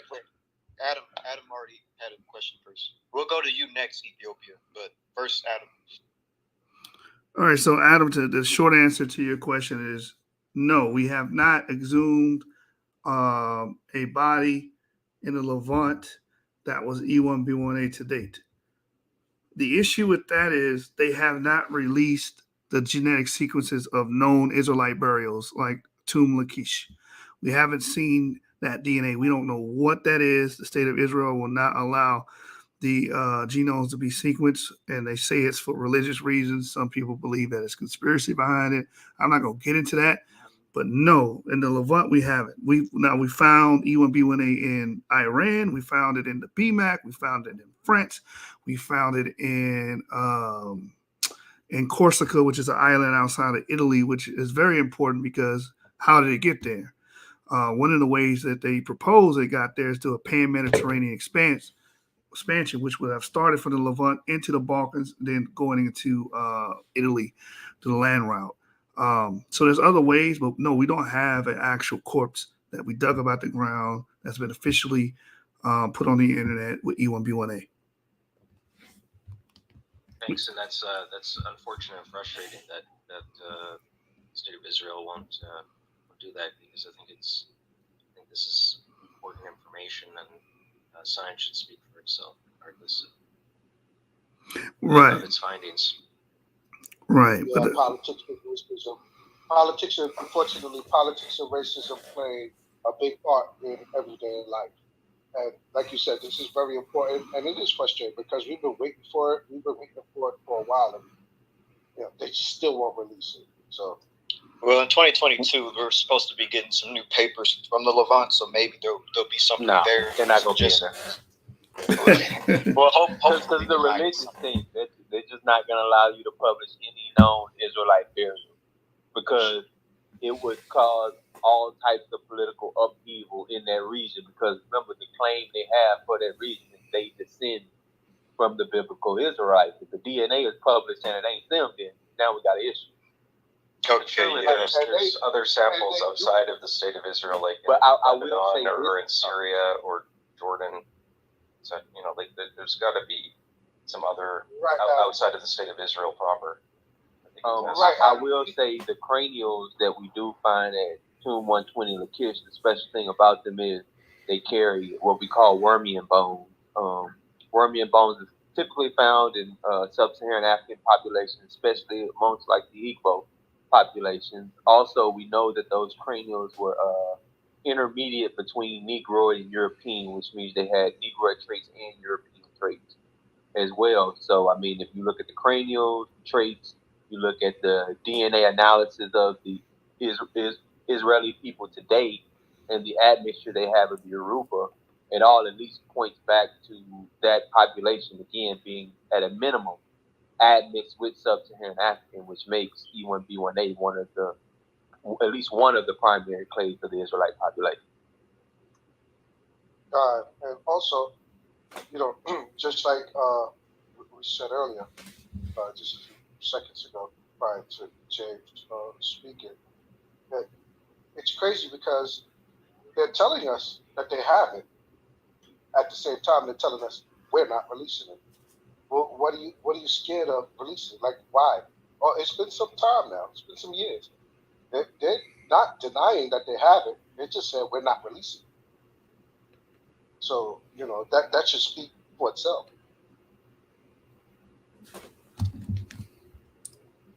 Yep, but I guess I'll reset the room since we have a few new faces. So the room title is White Jews. Basically, Jews that are light skinned, Ashkenazi Jews, European Jews, etc. White Jews and Black Hebrews, African Hebrews, dark skinned Hebrews, African American Hebrews. White Jews and Black Hebrews are genetically related. Prove us wrong. Black Jews and white Jews are genetically related. Prove us wrong. If you have any information that can add to the topic, then speak your piece. If you disagree with this statement, then speak your piece. Can I just say to that question though, it doesn't necessarily prove the statement wrong, but it sure, like, could we not say that it's inconclusive because we don't actually have the ability to do the genetic analysis of ancient samples from the Levant in the time question? Well, that would great question. That would require you to not take into account the DNA found in the people who are considered Israelis today, and I think that DNA speaks for itself, especially because it directly links them. Now, if you're trying to take that away, I would have to ask you, why would you want to take that away? Well, I would, and as was noted, I think it's even like among Sephardic Jews that you see 10% are E1B1A, and there's I think 38+% of Ashkenazi Sephardic and other Jews who are 1B1B. So I wouldn't be claiming that's not the case, but as and so there is that demonstration in the modern Jewish genetic population samples, but because the question is more regarding archaic samples, that it seems to be inconclusive, not one way or the other. Yeah, and just to add on to that, what you said, your question, what we also can't forget is this. The recent paper that came out, I guess I'll post the link. I'll post the link when I'm done explaining it. But a paper came out showing that all Jews, whether they're Ashkenazi, Sephardi, Mizrahi, Yemeni, etc., they all have a sub-Saharan African component in them, specifically a Yoruba, which is a West African group, and a Luya, which is a Bantu group, genetic component within them. And this admixture between the two groups happened 3,400 years ago. And the paper even illustrates that this admixture between Jews and sub-Saharan African group. Yep. Real quick, the chat would like for you to say Semitic and not black or white, so we do not offend anybody. Interesting. Okay. I'll make note of that. But so what we see is that there was an admixture between Jewish groups and sub-Saharan African groups 3,400 years ago, the paper literally says, prior to the Babylonian exile. And that's fascinating. So before any Jewish diaspora, they had a specific Yoruba and West African and Luya Bantu component, which in a sense would prove that our ancestors had to have been in the Levant, because how else did they get this genetic component in them? Genes don't just pop up in ethnic groups randomly. Like, I'm not going to randomly have Eskimo DNA. That the fact that these Jews, these ancient, the ancestors of the Jews, have this component in them proves that we were in the land. We just have to find the remains. But the current Jewish population, by testing their DNA, that was a very big discovery. And I will put the paper in the link so people don't think that I'm lying. The paper is called Give me a quick second here. I'm sorry. Let me pull up this paper. And I'll put the link in. Go into Google. So the paper is called The History of African Gene Flow into Southern Europeans, Levantines, and Jews. I'm going to put this link in so y'all can read the paper. This is an academic source from a university. Various scientists were a part of it. Geneticists. So, and the point of this room and the beauty of this paper is that sorry for y'all that don't like the term black and white. I'm just going to use it quick right now. The reason for this room is to point out that it's ridiculous for black Jews and white Jews to be fighting each other. Y'all have a common ancestor. Genetically, y'all are related. So instead of beefing, let's try to find a way to have shalom, to have peace. What I kind of see between the fighting between all the Jewish groups, specifically lighter-skinned Jews versus darker-skinned Jews, to me, I know everyone here might not be religious, but personally for me, I see the two sticks fighting. I see Ephraim vexing Judah and Judah vexing Ephraim. And if both light-skinned Jews and dark-skinned Jews were to unite, we would actually be like our ancient ancestors, Israel. We'll actually dominate the earth, something with ourselves, and to actually become a united kingdom like during the time of David. And that's what I want to see. I want to see the return of ancient Israel and a stronger, united people. Just one quick question on the timelines. You said 3,500 years ago. Yeah, 3,400 years ago. 400 years ago. What was the time period that, according to Torah, the Jews were enslaved in Egypt? The Exodus probably took place so depending on your timeline, of course, Joseph probably was Abraham, Isaac, and Joseph, probably in Egypt in the Middle Kingdom, which would be the Middle Bronze Age period. And then the Exodus, personally, I believe the Exodus took place in 1446 BC. So that would still be the Bronze Age. So, but 3,400 years ago, and it's a great question. I know where you lead to this question. This is great. Now, the admixture that the Jews have 3,400 years ago wouldn't actually been the time period of the Exodus. 3,400 years ago is technically in the time period of the Judges. It's around the time period of the conquest of Canaan. So it's a bit later than the Exodus. Yes, it's before the Exodus. So they got this genetic component in them before the Exodus. Right, but the Exodus was the return. So if like say the 2050 BC, Joseph was sold into slavery and brought to Egypt. Is that in line with 3,400 years? My math is way off. Yeah, your math is a little bit off. 3,400 years would be like 8th, 6th century BCE. Yeah, and Joseph is way back in the 12th dynasty of Egypt. So yes, that's like Joseph would basically be probably 4,000 years ago, because it's believed that Abraham was born in the Bronze Age. Abraham, of course, is in the Iron Age. Yeah, and he was likely in the Bronze Age. Joseph would have been Middle Bronze, 1700, 1800 BCE, somewhere around there maybe. But to add to that study also talks about the Iraqi Jews and them being expelled from Babylon. That same admixture would be in that mixture and during that historical event as well, the expulsion of Babylon. So you still see the same genetic continuity with the Yoruba component and the Luya component then. Oh, I'm glad you said that, actually. Specifically, they break down the dates of the Jewish populations that have this sub-Saharan African component in them. And what's fascinating about the paper, if you read it, I posted the link, and it's called The History of African Gene Flow into Southern Europeans, Levantines, and Jews.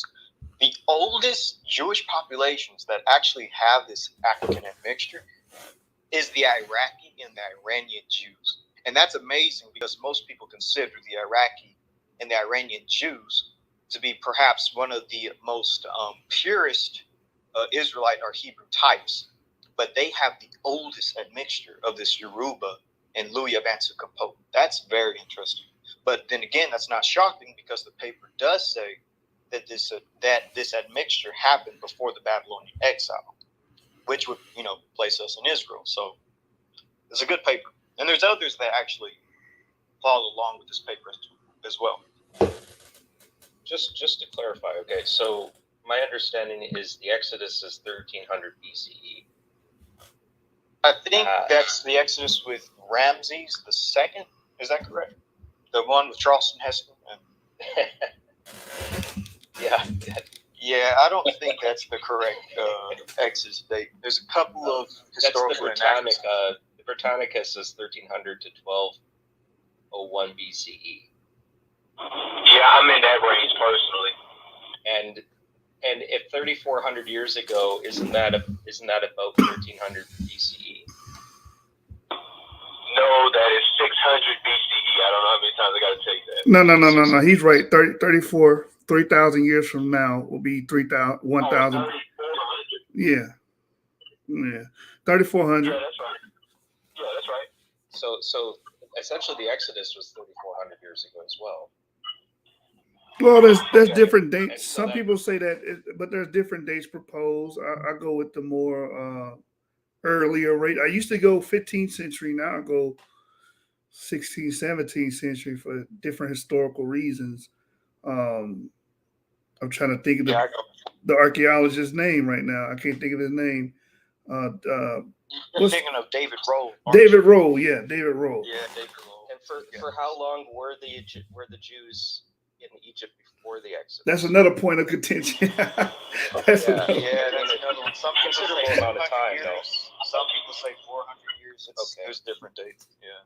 So is it plausible that some of this admixture occurred in the time of Jewish slavery in Egypt? That is plausible. Now, it actually, for me, with my date, 1446 BC, it wouldn't be plausible because my date is further back in time. But if you go with the 13th century, then it's plausible. But at the same time, we also know that with the Israelites being in Egypt, the admixture should be further back than just 3,400 years if you go with the 13th century date, because we know that Joseph got with Asenath, and Asenath was an Egyptian, and that union birthed Ephraim and Manasseh, who are technically half Egyptian, half Hebrew. So really, the admixture, if we were to go with the idea that, and I've also thought of this idea as well, what if our African component is the Egyptian component? I thought of this and I was like, all right, so if this is the case, then technically the admixture should go further back in time, because Joseph mixing with Egyptians would have been in the Bronze Age. But the Jews only have this genetic component only 3,400 years ago, which isn't in the Bronze Age period of Joseph.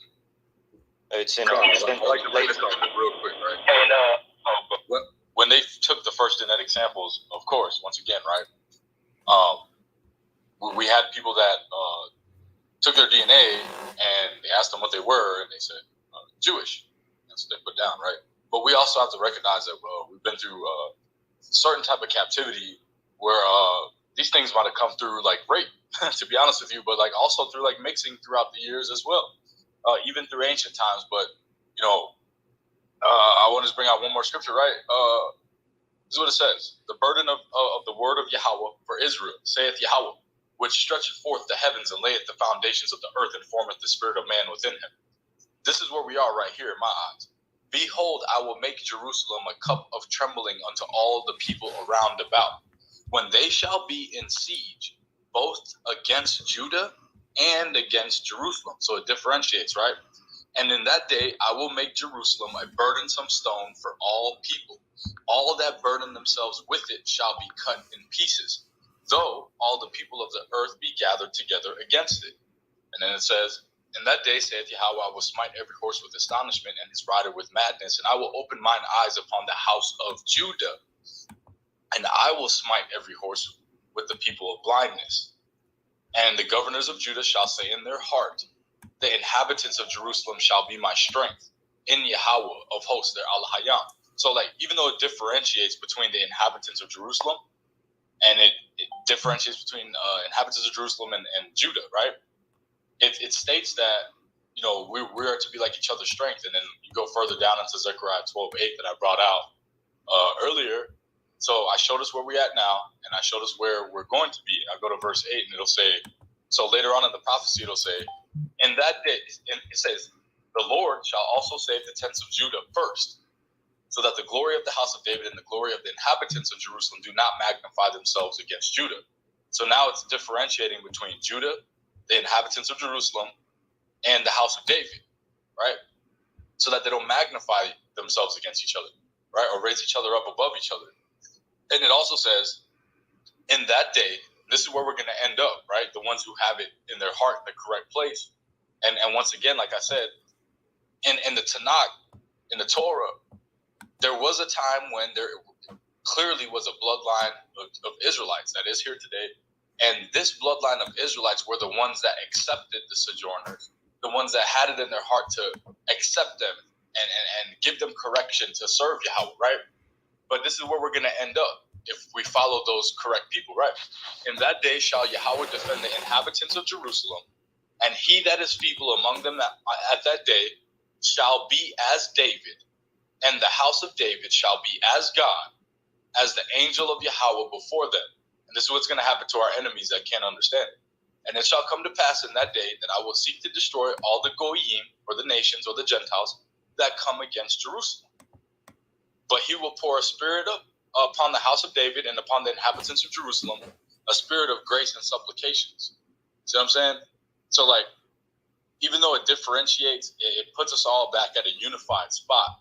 So, genetically, whoever it may be, easy way to prove who it may be is who really has it in their heart to accept those sojourners. Who? And this is a genetic. This is something that could be inherited through genetics, like behaviors and things like that as well. Like, who has it in their heart to serve Yahweh, to accept the sojourners and give them the reproof and correction for us to be in a particular spot, and who has the ability to sojourn and to submit to Yahweh for the sake of these things.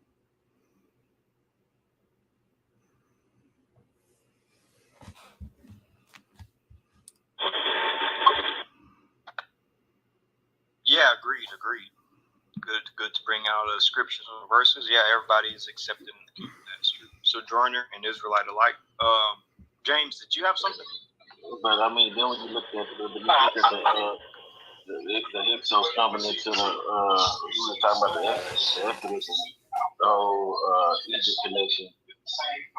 I would say that a later date, because we got the actual date when the Semitic tribes are actually coming into Egypt. When you look at the Ben Hassan mural, and then when you look at the expulsion of the Hyksos by Hatshepsut in 14, I think it was 1440s, 1450s, the final expulsion of the Hyksos, that would put you about 400 years later. So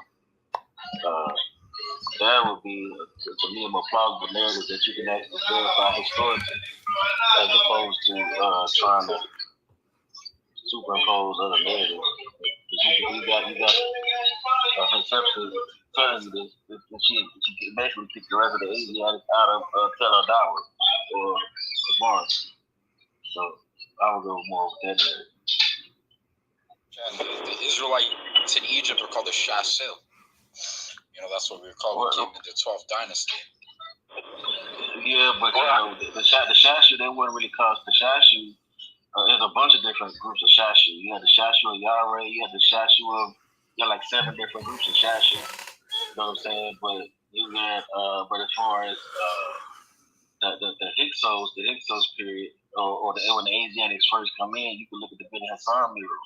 Ben Hassan mural is about 1800 BC. You know what I'm saying? And then when you get Hatshepsut's expulsion, final expulsion of the rest of the Asiatics, because you had Amos and Kamos pursue some of the rulership and kick some of the rulership out a couple hundred years later, like something like that, like 1600 BC. But then Hatshepsut comes in and kicks the rest of them out in like 1460. So. And so you agree that the Shasu and the Beni Hassan reliefs are the Israelites? But they weren't called Shashu, so that's what I'm trying to explain to you. They never called them Shashu. They just called them they called them pretty much when you read the text. They actually called them Hyksos. You know what I'm saying? Because they were foreigners. Hyksos, that was from Josephus. And where did you get that from? What did Josephus? What Manethos? That's from actually Manethos. And that was propaganda. The whole Hyksos stuff they ruled. That's propaganda because those were we were called the Shasu, and we were slaves in Egypt. That's all propaganda by Mathesos. But you do actually have slave records when you read the Brooklyn Papyrus. So you have records of Asiatic servants in Egyptian, prominent Egyptian houses. So you do have that on record. And then we have the record of them because they weren't building pyramids, but they were building mud brick houses. You find it in Luxor as well. So you got the Asiatics building mud brick storehouses, and you got the Brooklyn Papyrus with Asiatic servants. So you can't really get around it. Yeah, and I'd also say to the point where, it's pushing towards Egypt being where we mix that. The issue I have with that is we don't really see E1B1A in Egypt until the Ramesside dynasty, which is, I want to say, 12th century, 13th century. Yeah, that's right. It's the 13th century. And the Ramesside dynasty origin is in Egypt. They were actually mercenaries from Libya that ended up taking control of Egypt during the time when I guess they lost power or whatever. So, I don't even think it'd be fair to point to that being got during that time period because they weren't there during that time. We don't have any evidence of them being there during that time period.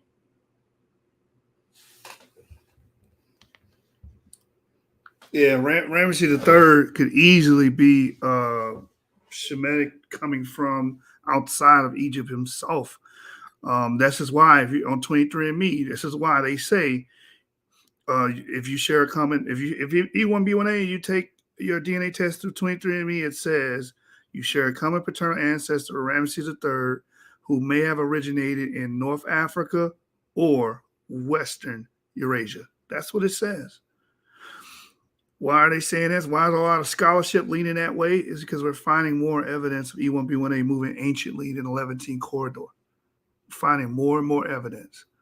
In the Near East period, because the oldest we got on record is Iran. Yeah, and the fact that he was in Aswan or Sonin, that's what the Soninke people claim they get their name from. Soninke, right? The people of Sonin. That place was a repository for Asiatics. And then you're in which one is it? Lower Egypt? I forget how they say it. Upper Egypt, Lower Egypt. It's Lower Egypt. Lower Egypt. Lower Egypt was known for having what? Asiatic introgression. So yeah, all the way. They did the farming and the cattle herd and all that type of stuff. Asiatic. Yeah, I mean, if you can look. Sorry about that, James. Go ahead. My bad. Oh no, you good. I said what I want to say. No, I was gonna say you even got that going all the way back pre-dynastic. When you look at the pottery shards, you know what I'm saying? So you can see that. And then the reason why I said the date of the Exodus, because that's when you find the palace at Tel Aviv that is famous for the 12 pillars with the 12 graves and all of that.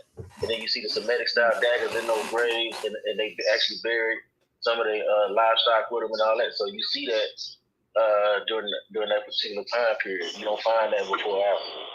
You got Zero Maroons, like the Shoop said earlier. They were all doing that. yeah, they was going up North Africa, you're right, all that, man. It was going back and forth. Facts. But hopefully that answers your question, Adam. Yeah, thanks, guys. Appreciate that.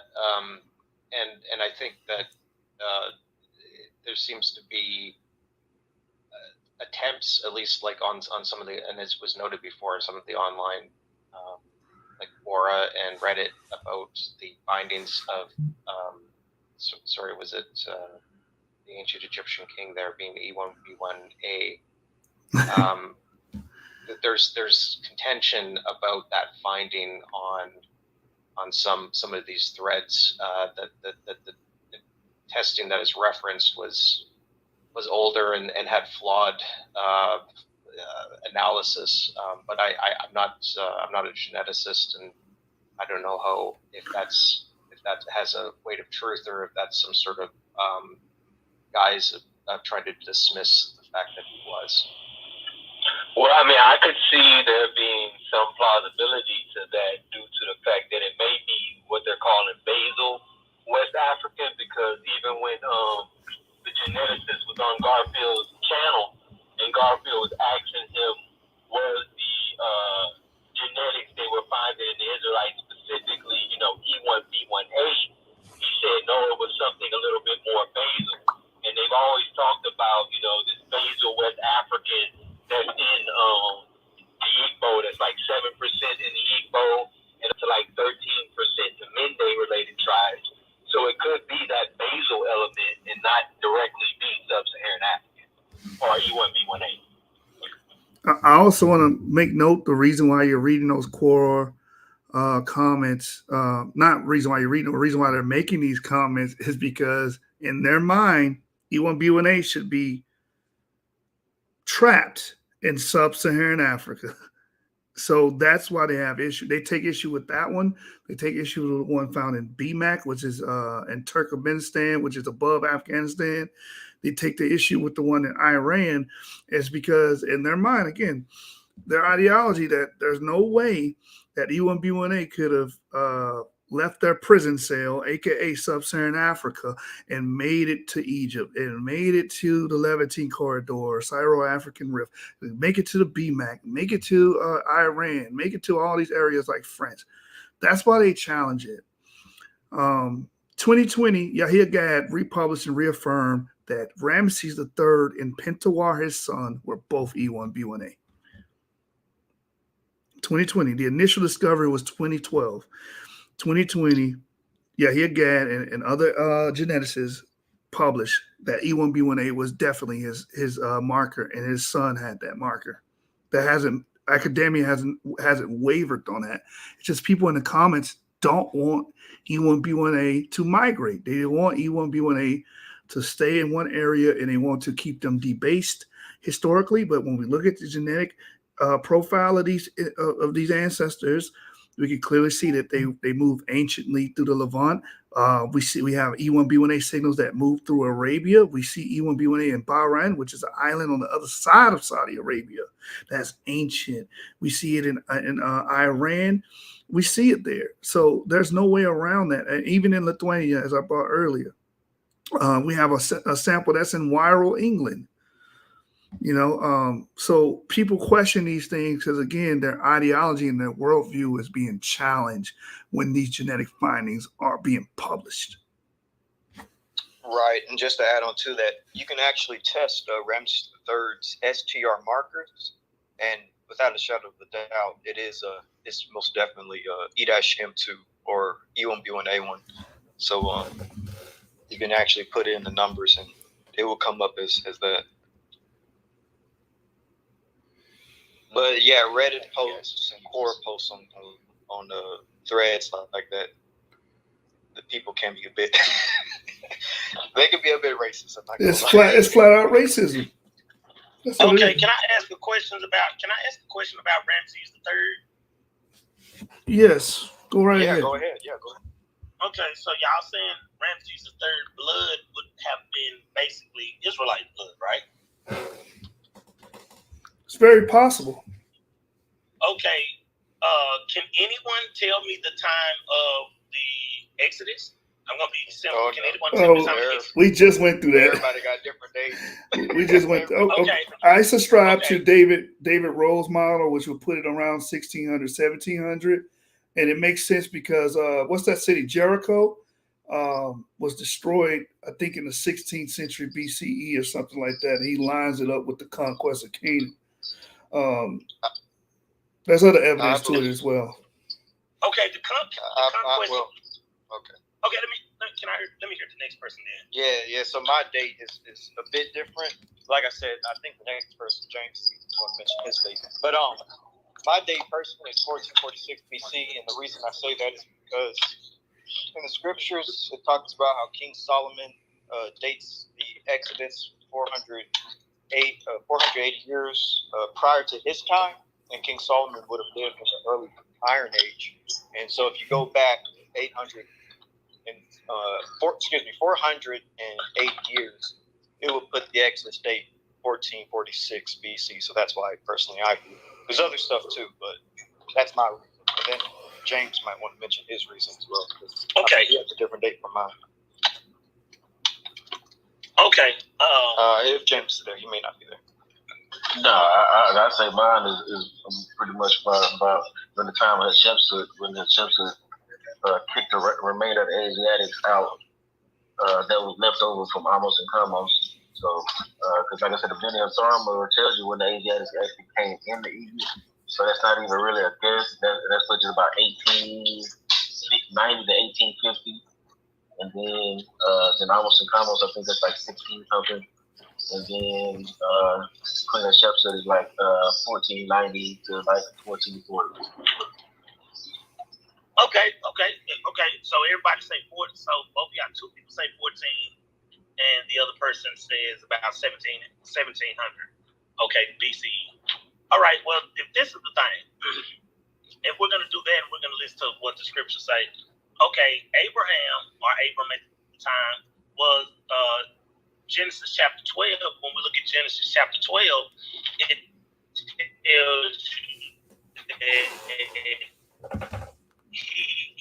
when he had got the promise, and it told him it was coming from the words of the Creator himself, and he told him they would come again in the third generation because the time of the Amorites' sin had been fulfilled.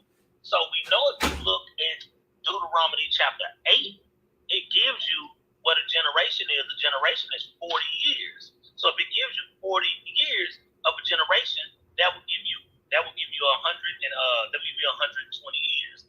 Now, to give you that 120 years, once you look at the time of when it says that the next Ramses came or the next Pharaoh came that did not know Joseph, it would give you about 1200 AD. It would give you about 1200 BCE. Sorry about that. And once it gives you 1200 BCE, because Ramses III couldn't have been born or couldn't have been an Israelite at all or had any Israelite blood, because first of all, if anybody knows Egyptian history or Mizrahi history, they never mixed with anyone that were not their own people. They only married brothers and sisters and brothers. They only married their own people, their own family. They always married in their own family. They never married anyone outside their family. That's how they kept their bloodline strong as they felt. And that's how they kept it on their throne. So if we saying 1400, because at the time of David and Solomon's kingdom, we're going to give it 1000 BCE at the time that the Psalms and Psalms and Proverbs was wrote. So if we're going to say that, you're giving it 400 years before that, because you're going on 430 years, what it says. But we're also not speaking of the 200, because it's speaking of those times wrote down. But it says 400 years in the time in the land of Egypt and Canaan together. Because remember, it speaks of the time of our fathers in Canaan theirself. So it speaks of the time of Egypt and Canaan.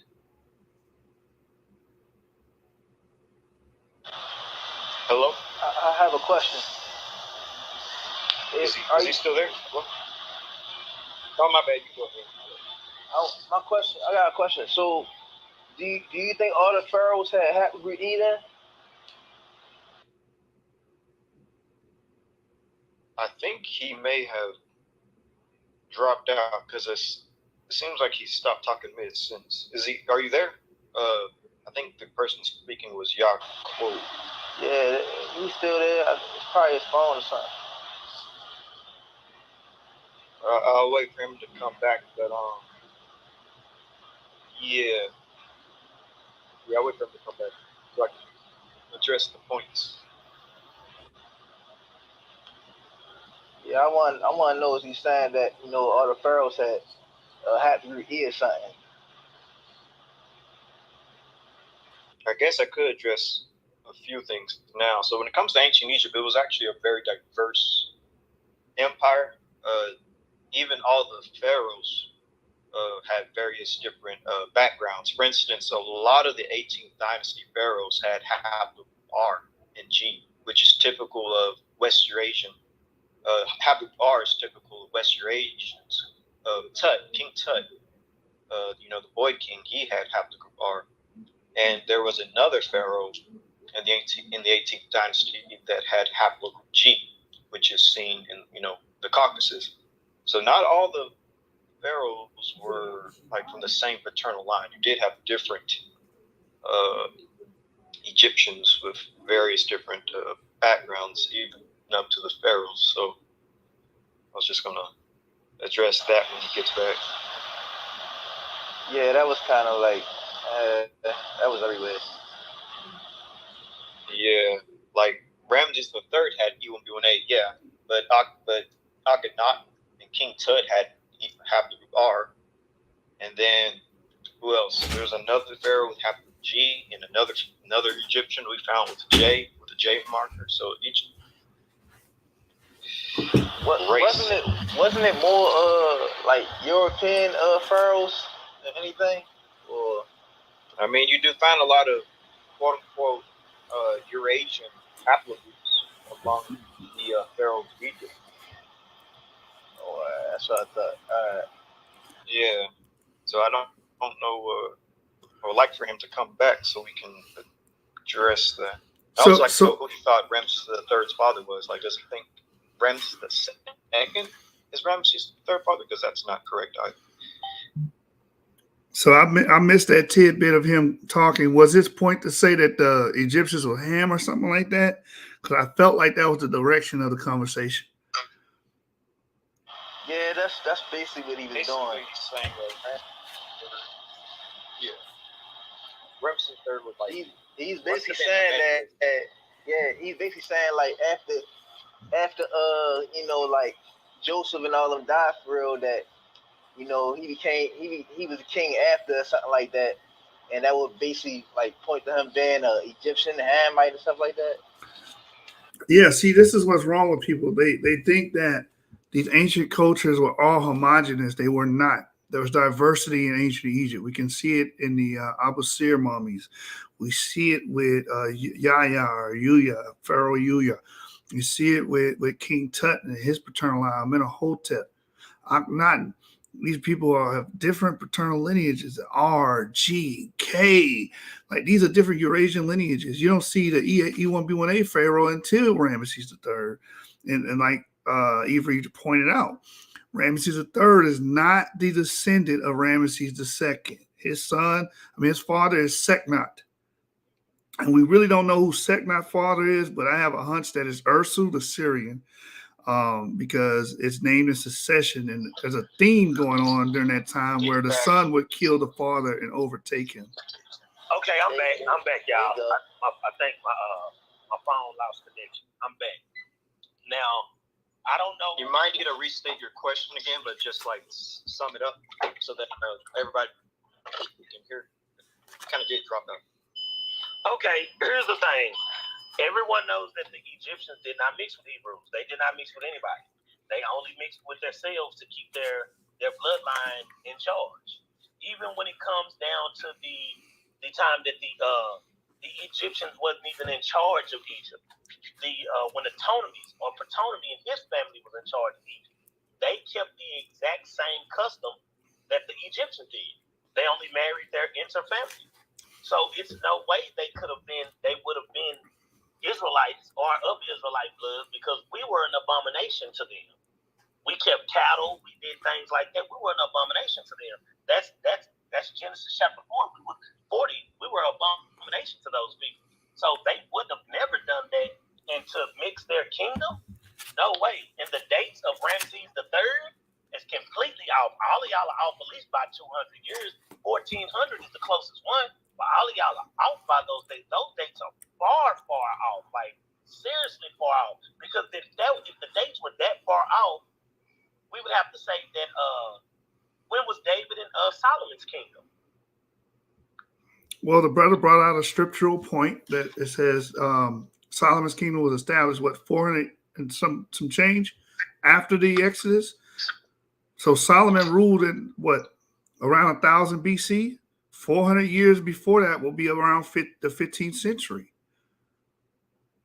So mathematically, if you go off of the scripture alone, then you would have to pretty much bow down to that point alone. But I also want to talk about, you said the Egyptians don't mix. That's not true at all. And when we're talking about lower, hold on, let me finish my statement, brother. Let me finish my statement, then I'm gonna let you get it. Upper Egypt is known for mixing with Asiatics. They're known for that.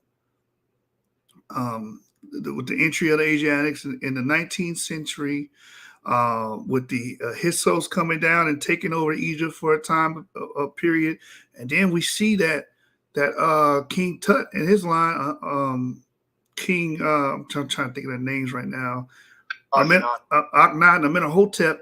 They were haplogroup R. These are Eurasians. These are people that come from outside of Africa, or their ancestors come from outside of Africa and Egypt, and they come in and they mix and they become the ruling class. So there's diversity in ancient Egypt. There was a mixture.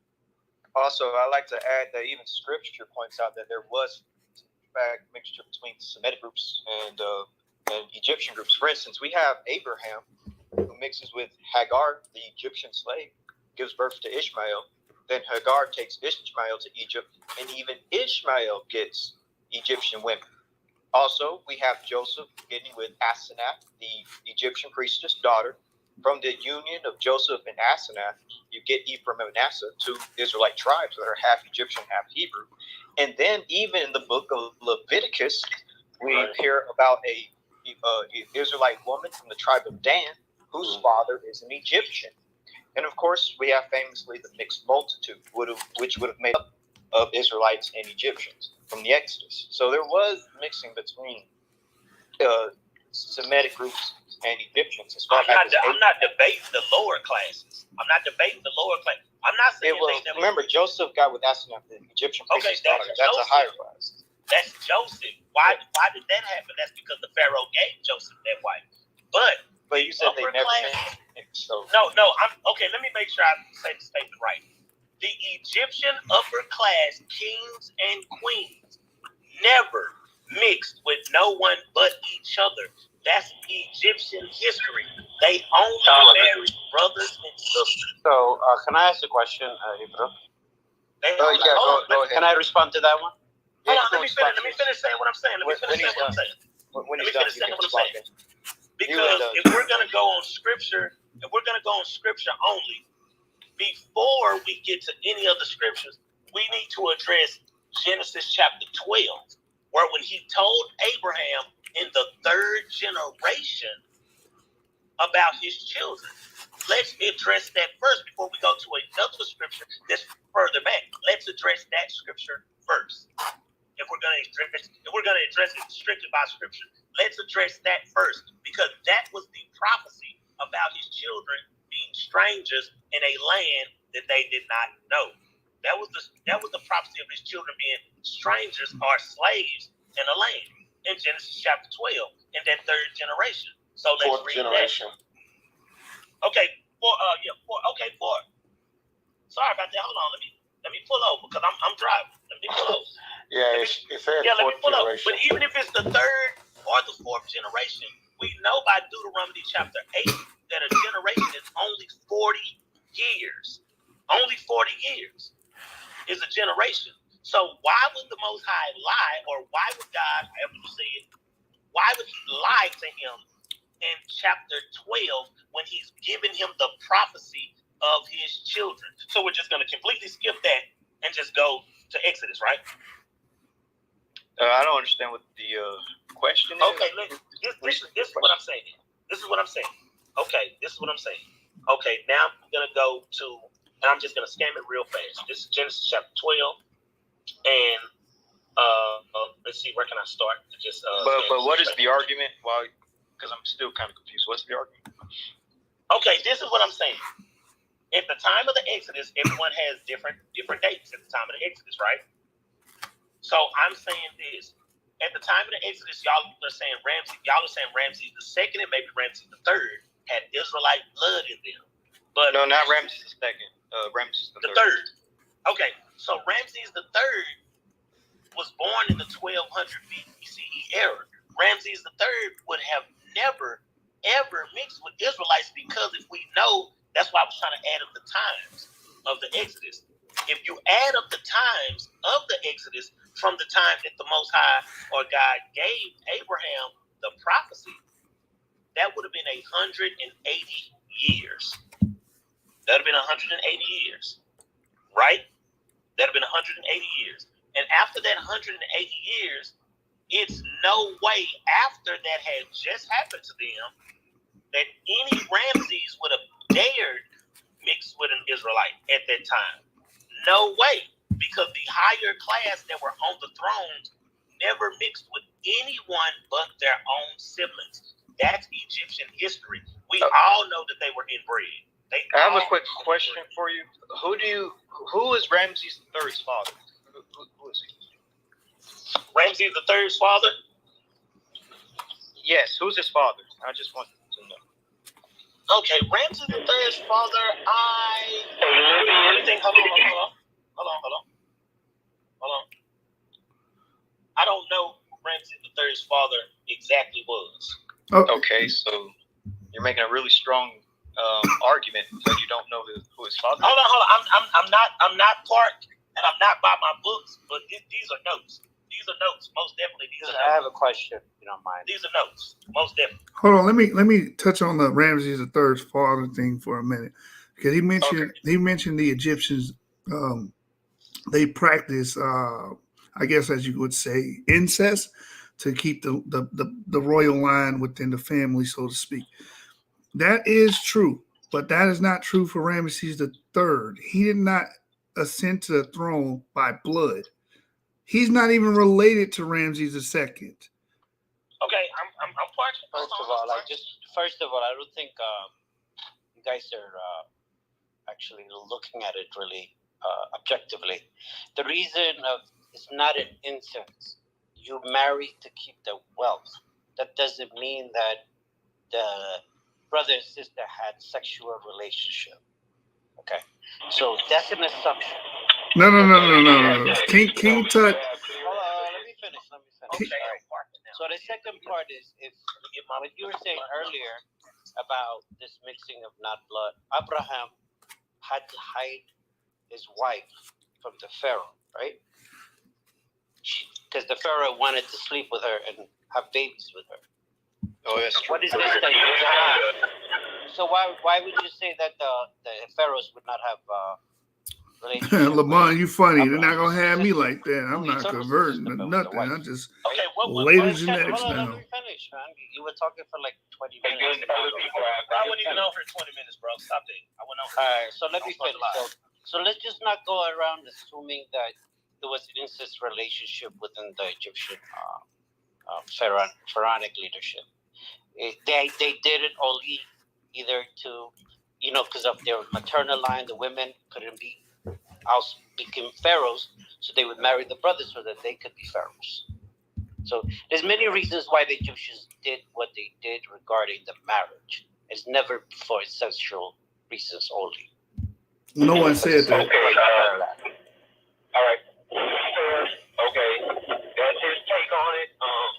Incest is incest in my book. I don't care what your reasons are for it. Because marriage is for to keep the money together, not for sex. You ask somebody to interrupt you, do the same. I would just say that that isn't purely their history. Every dynasty didn't do that. We have treaties that they were making with the Hittites, where they would marry them to the Hittites. We have the Amarna letters, where a treaty was made with Jedediah, where the daughter of the Pharaoh was married to Jedediah, and he was gifted Gath and a bunch of other lands. And if you know, Solomon's real name is Jedediah. That's his name that God gave him, was Jedediah. And you find that in the Amarna letters. So we have ample evidence that they married outside of their brothers and sisters as well. Again, that wasn't every dynasty. Thank you.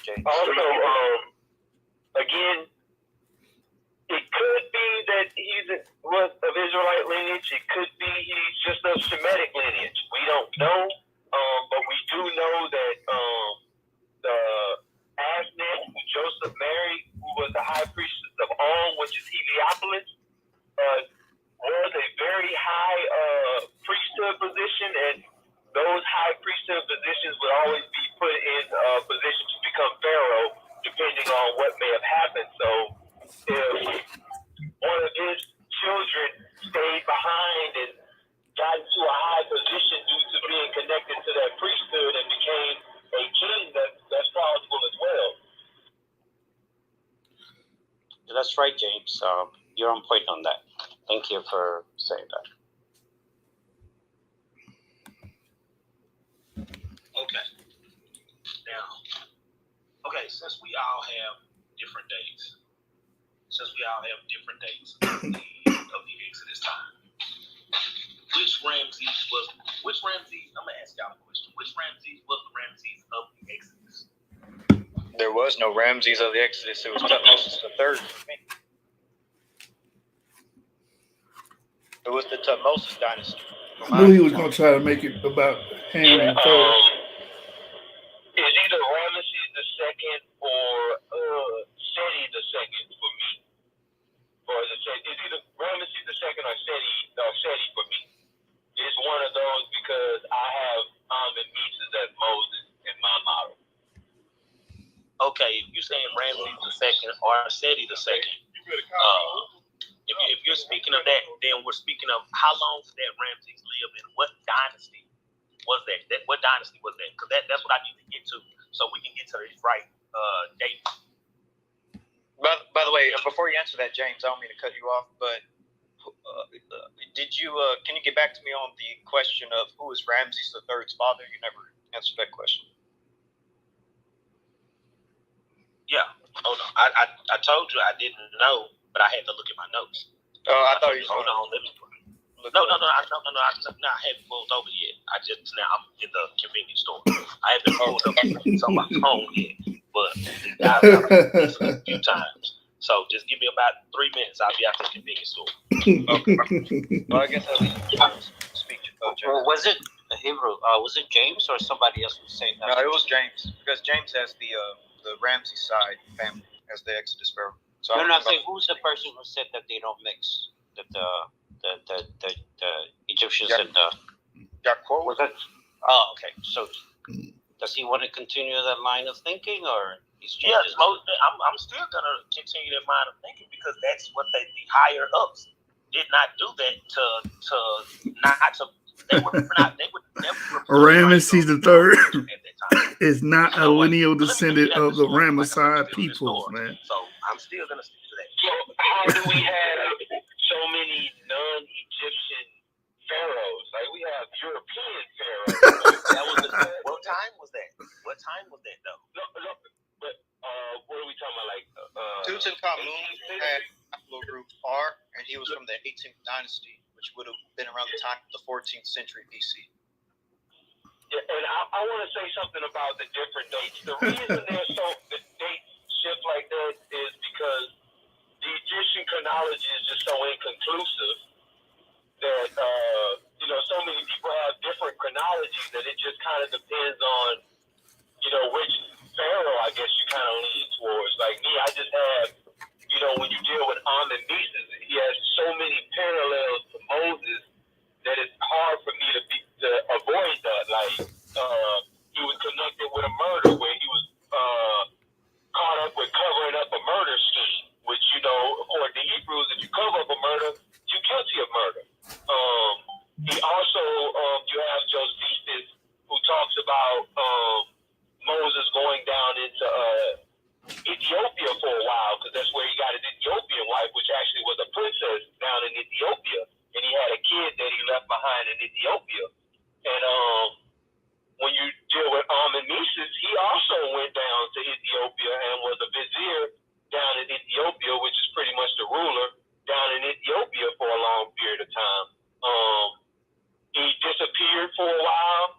He was having beef with his adoptive brother because he was adopted by an adoptive mother, and her title literally was daughter of the queen. Daughter of the king. queen, just like the Bible calls her. So I mean, it's just the parallels are just so much. I couldn't avoid that, and that's kind of what brought me there. But you know, someone else may just be looking at the timeline and where the timeline lines up for whatever chronology they're dealing with.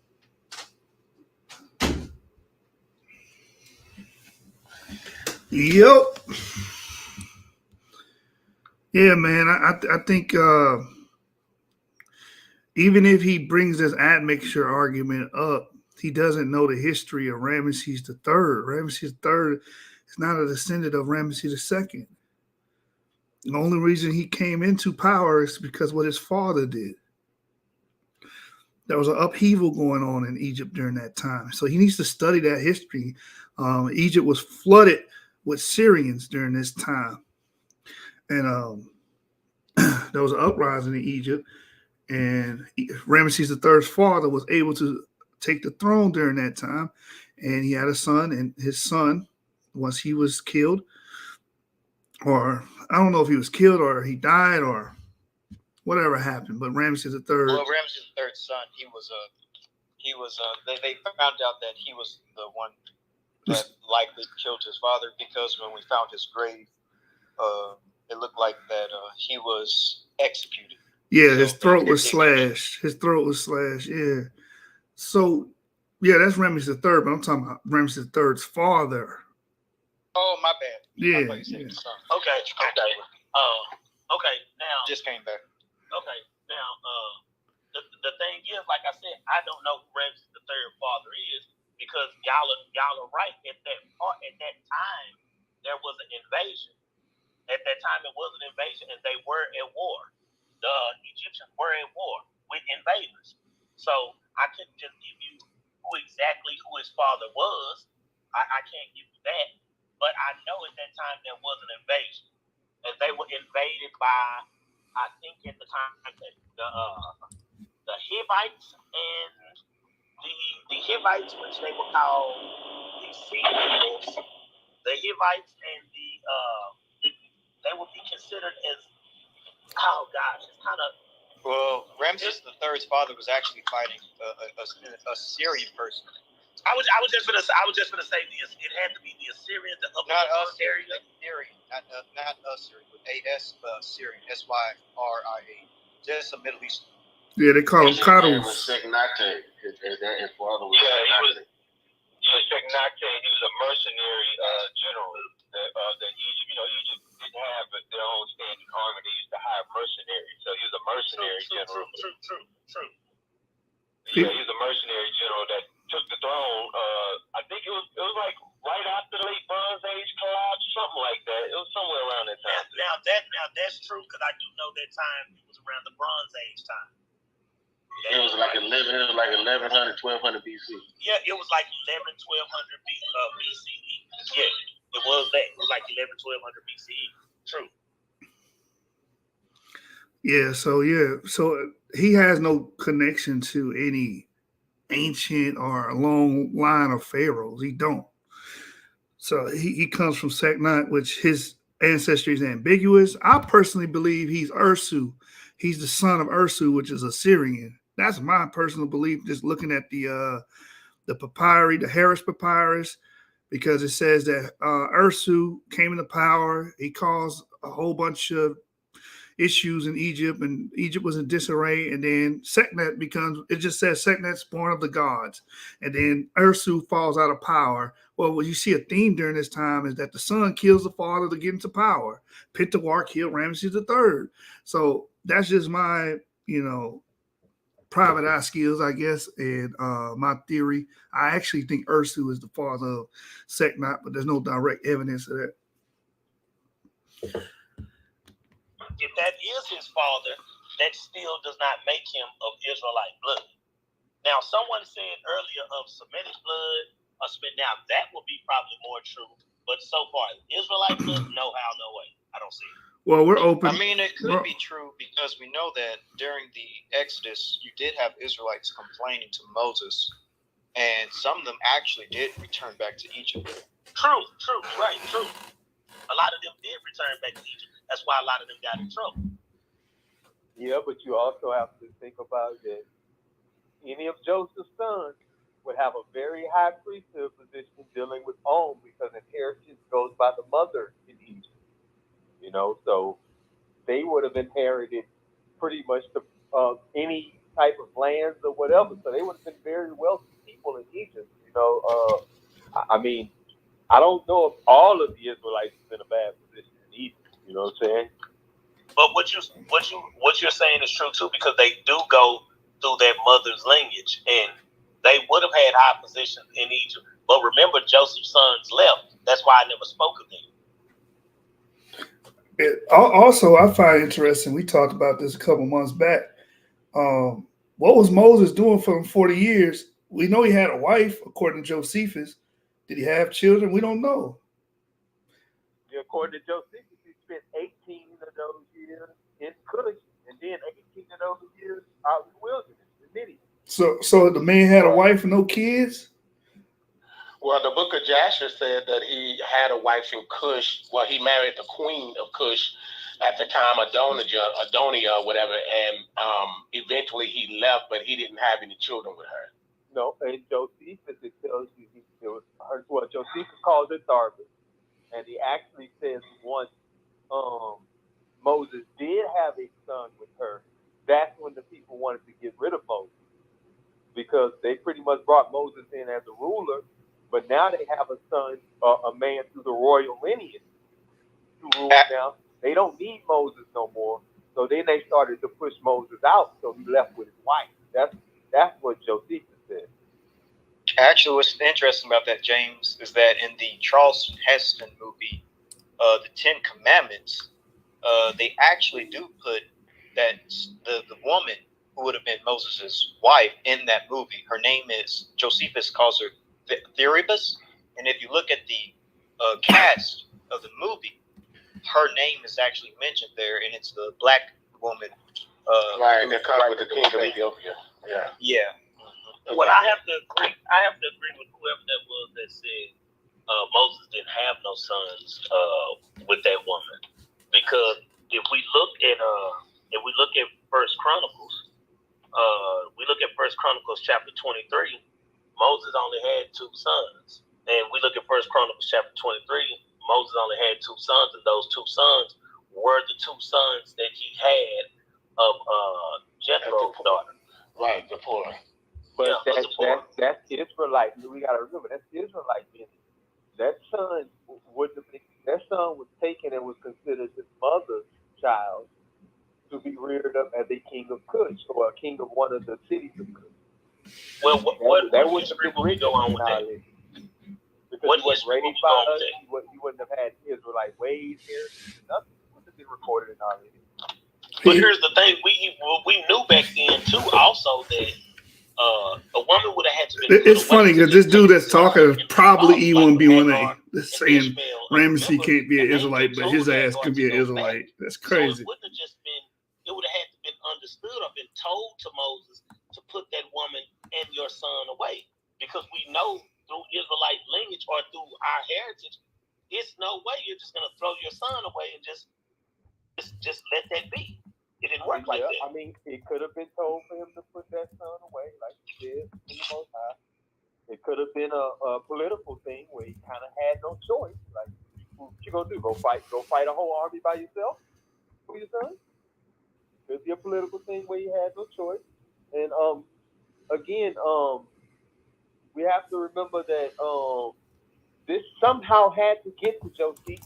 So this had to be passed down at least through the oral traditions, any written traditions that may not have been codified in what we see as the Bible today. It had to be coming from somewhere. Josephus ain't just, pull it out his rear end, this right here. And then again, like I say, when you look at Armin Meeses and his archaeological evidence, it's running with what Josephus is saying. It's running with what the Bible is saying as well. I put the link in, by the way. Her name was Theribus, the supposed wife of Moses, according to Josephus. You can click. I can agree with Josephus on some points, but I can't agree with Josephus on every point, because some of his historical dates are off on some things. So I can't agree with Josephus on everything. I rock with you on that, but when I got outside evidence that agree with him, I can't say he's a liar just because I don't agree with him on everything. I got other evidence to elaborate.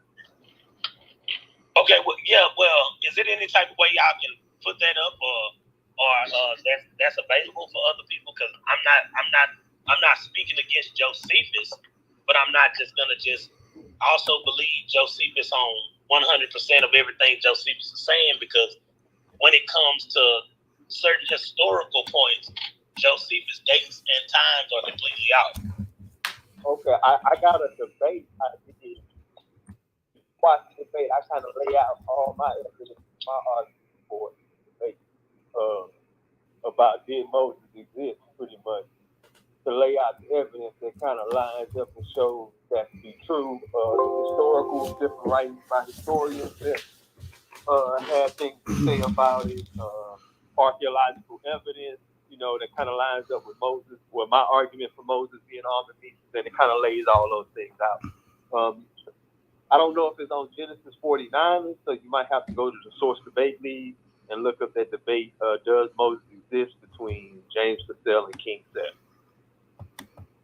Okay. Like I said, I'm still driving. Is it any type of way you could is it a link or something you can inbox that to me or something? Yeah, I'll look for it here in a second. Hold on. You can send me the link, James, and I can put it up at the top. Yeah, because I would really love to check that out, because that's pretty interesting. I never heard that part of the story, so I wouldn't say it's wrong, but I wouldn't necessarily run with it because it's not in the scriptures and it doesn't speak of Moses having children with the woman. Hey, brother Ya'Qub, are you if you don't mind me asking, are you African American? Yeah, if you would call me that, if that's what you want to say. But you know, 9 times out of 10, you probably got the same DNA as Ramesses III. Ramesses, have you taken your DNA test? Yeah, I would doubt that. Wait. You would doubt that? Majority of African Americans are E1B1A. I'm saying, no, not E1B1A. I'm saying I would doubt. So you're telling me Ramses III was E1B1A? Yes. Yeah. He was E1B. Okay, y'all. I'm gonna tell y'all something. I don't believe that at all. Period. Y'all gonna have to come with some strong evidence for me to believe that. I mean, it's not about belief. It's just pure scientific fact. Okay, so I would just read it from the. I have to see some good evidence. I got you. I'll read the scientific report right here. Put it up there, man. Link it. I'll put the link up there.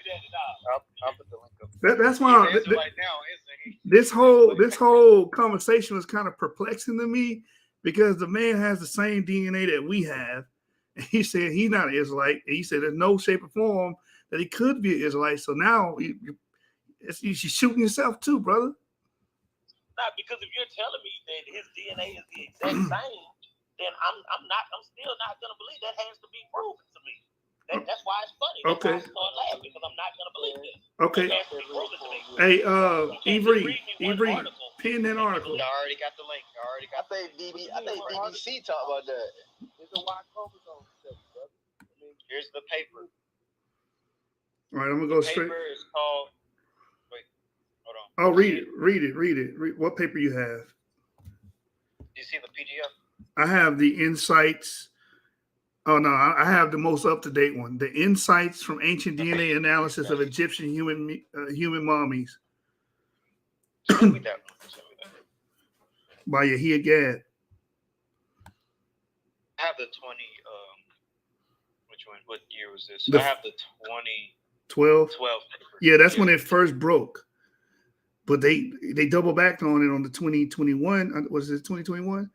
Yeah, March 2021 paper. So let me put that in the resource group so you can pin it. Hey, look at the resource group, Ivory. It's there. All right, heading over there right now. So you can pin it so everybody else can see it. Oh, that's interesting. gonna have to definitely use this. Yeah, I always use the most up-to-date paper. So when people say, "Oh, no, he wasn't D1B1A," I go straight to the up-to-date paper. You know, and I advise everybody to be the same way. But in this article, under the paleogenomic-based kinship analysis of ancient Egyptian human remains section, it says here, another genetic examination was done as part of a multidisciplinary study on the mummies of Ramesses III and the unknown man E.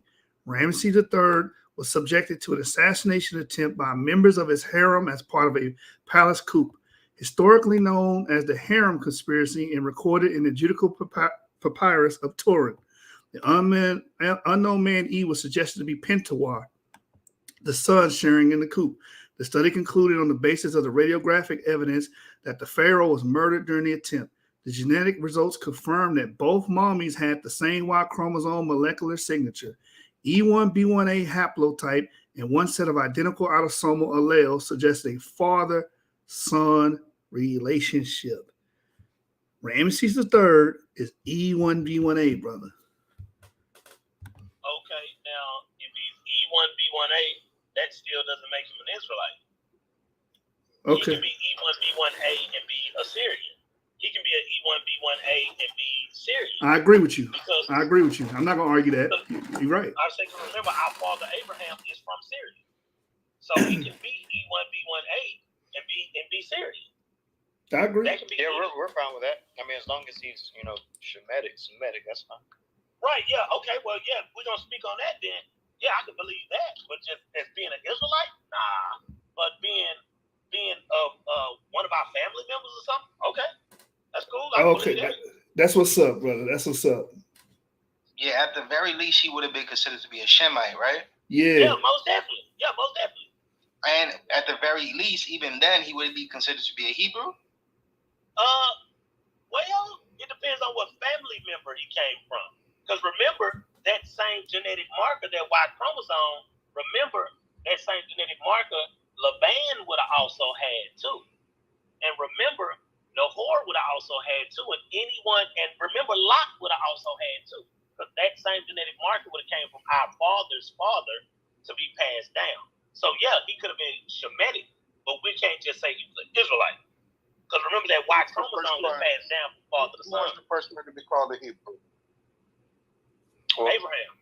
Well, technically, okay. No, it would have been Shem, wouldn't it? Oh, well, actually, it's When it's an Eber. My job is done.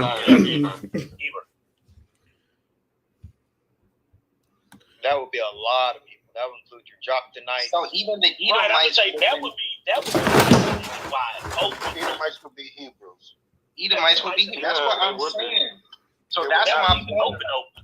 That's my point when I'm saying, like, when you find this E1B1A, Edomites were Hebrew. So does that mean that they were Israelites? Does that really mean that they were Jews? You know? How could they be Israelites and who was named Israel? They wasn't Israelites. How can they be Israelites? Even if they had E1B1B, that doesn't mean that they are Israelites, right? Yeah, Edomites aren't Israelites, but they are Hebrews. Nicole, please. Yeah. Right? When somebody with a green bean is speaking, I need y'all to just at least yield the room. Okay, go ahead. Is Esau an Israelite? No. His name isn't Israel. His brother name is Israel. So anybody came from his brother Jacob would be Israelite. Esau is a Hebrew. That's it. So would he have a different haplogroup than Israel? Like, He would not. No, he would not. So I'm trying to understand the E1B1B and the E1B1A. And I'm trying to understand the similarities. Are you trying to define that E1B1B would be Esau and E1B1A? No, I'm asking for understanding. Okay, so you have to be very careful, all right, because we don't know which particular mutation of haplogroup is Esau. So E1B1B would be considered to be Israelites?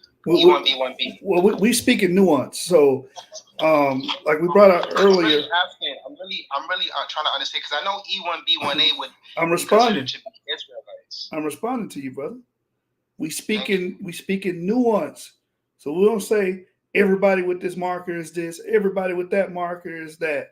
We speak in nuance. My evidence, the studies that I've had, histography, genetics, EM35, EM123, they have a strong claim to it, man. You gonna automatically say they're Edomites? Can you break those two down to me? Okay, EM123 and EM35 have a ancient presence in the Levant, and they tie back to the Natufians. And what would you put those under, like biblically? I would say they're Israelites. I would say they're Jews. They can't not Israelites. They too far back in time. They're all of your Sephardic, Mizrahi, all your modern Jews have E3B, EM35, Yemenite Jews, M123. And we brought out earlier in the beginning of the show that in the first free African-American population in the Americas, period, you have EM123, which is known to be a Jewish lineage. Like my thing is like who decides what's a Jewish lineage or not? Like, because they're using this Jewish lineage genetically wise to say that J is the Semitic line, and they saying specifically about the Kohen. They have that specifics, and I'm like, if they got Levi, where's Judah? You know what's going on? A geneticist came live on Garfield Channel, one of our haters, who championed that J marker, tried to throw it in our face, and told him that J marker is invasive, which means it's not Shemitic at all. It's invasive. It go back to Caucasian hunters and gatherers up in Georgia, Russia. All right, they got nothing to do with Shemites. They Japhite. True. Now that's true. Because I have to speak on that because they cannot have the same genetics. Jacob's children does not have the same genetics. Shem's children. Exactly. That's why I'm trying to figure this out. I want to know how can we say that white Jews and black Israelites are genetically related? I knew it was going to that. I knew it was going there. I know. It's so simple. We can't say that. Stop. Hold on, please. Somebody with a green bean. Let me address this because I'm glad he said that because white Jews and black Hebrews are related. Prove me wrong. That's the title. You're E1, brother. Let me ask you first. Are you African American? I don't want to assume. I would say yes. Anybody? I'm Trinidadian. I'm African American. Okay. I'm E1B1A. Yes. You're E1B1A. Are you aware that there are white Jews with E1B1A? Are you aware of that? I'm not aware. I'm here to learn. Okay, so about 9% of Sephardic Jews are E1B1A. You have Lithuanian Jews that are E1B1A. You have even some of the Ashkenazi Jews that are E1B1A. So you can't just count people out just because they have white skin. No, brother. Can I say this? I don't think that's what people are saying because anybody that says that would have to be crazy because we all know that the people mix. We all know that the people mix, but we cannot say that 100% of all Sephardic Jews, 100% of Ashkenazi Jews are Israelites. Now, if you say 9%, I can believe that. No, I'm not saying, brother. I never made the statement that I don't think all African Americans are Israelites. We don't have the same genetic profile. So I'm not saying all. It's a general statement. Those that share our genetics are the same. So to go deeper into this, brother, please enlighten me. All right, so the Sephardic Jews, as far as I know, the real Sephardic Jews, and please bear with me with this because I'm still learning, but I do love this history. So I studied the Sephardic Jews in Spain and Portugal. I know them to be, I know there's different colors of Jews, but I know that most of the Sephardic Jews are known to be dark skinned. The ones that got shipped off into slavery, Spain and Portugal, the Inquisition and that and whatnot, Granada, Spain, Yaya Negro. I'm trying to understand how these, if I can say it like this, and please, don't be offended when I say this, because I don't mean no harm, but how do these white Sephardic Jews that, even though they're from Spain, they might even have some admixtures in between, I'm pretty sure people were, the white Spaniards and the Hebrew, the Moors, the black Spaniards, they were mixing, So I want to understand where are do you know what admixture is, brother? Please enlighten me. I'm like I when said. When you're done showing all I know. I just used that one word just to express the fact that they were, that the black Moors, the black Hebrew Moors, and the ones that were Portugal, Spain, they weren't just mixing with their own. They were mixing with the so-called whites that were out there too. So when I said admixture, I meant the intermingling between the two, or the different peoples out there. That would be called autosomal. That would be called autosomal. Yes, I guess genetically, But my thing is, I want to understand. Sorry. Let me finish my statement. So what you're talking about is autosomal. Admixture is autosomal. All right. There's something you get that autosomal is a mix of everybody in your family, different grandparents, great grandparents. That's in the middle. That's what you get. That's your admixture. Here we're talking about paternal lineage. The Bible says that paternally, the Bible says that it goes. Israel's lineage goes by the father, right? So we're talking about Y DNA. We're talking about people who have this particular marker, E haplogroup. So you're gonna have. It sounds like you listen to Benya Israel, and I really have no problem with the brother outside of how he explains genetics. You're gonna have people, like he said, it's like 20% of Ashkenaz that have E1B1A or have E markers, Sephardic 9%. You're gonna have people outside of being dark skinned with this particular haplogroup. That's in this particular haplogroup. All right. So first you have to get into your head that Israel has been mixed for a very long time. Every captivity, we come out and we're mixing it. But the Y chromosome never changes. All right? That's father to son to grandson to great grandson all the way down. Translation: skin tone don't mean shit. Basically. This is what we're trying to get people to understand when it comes to genetics. Genetics is not going to tell you necessarily that somebody with evil, but somebody could be a J marker and be dark as hell.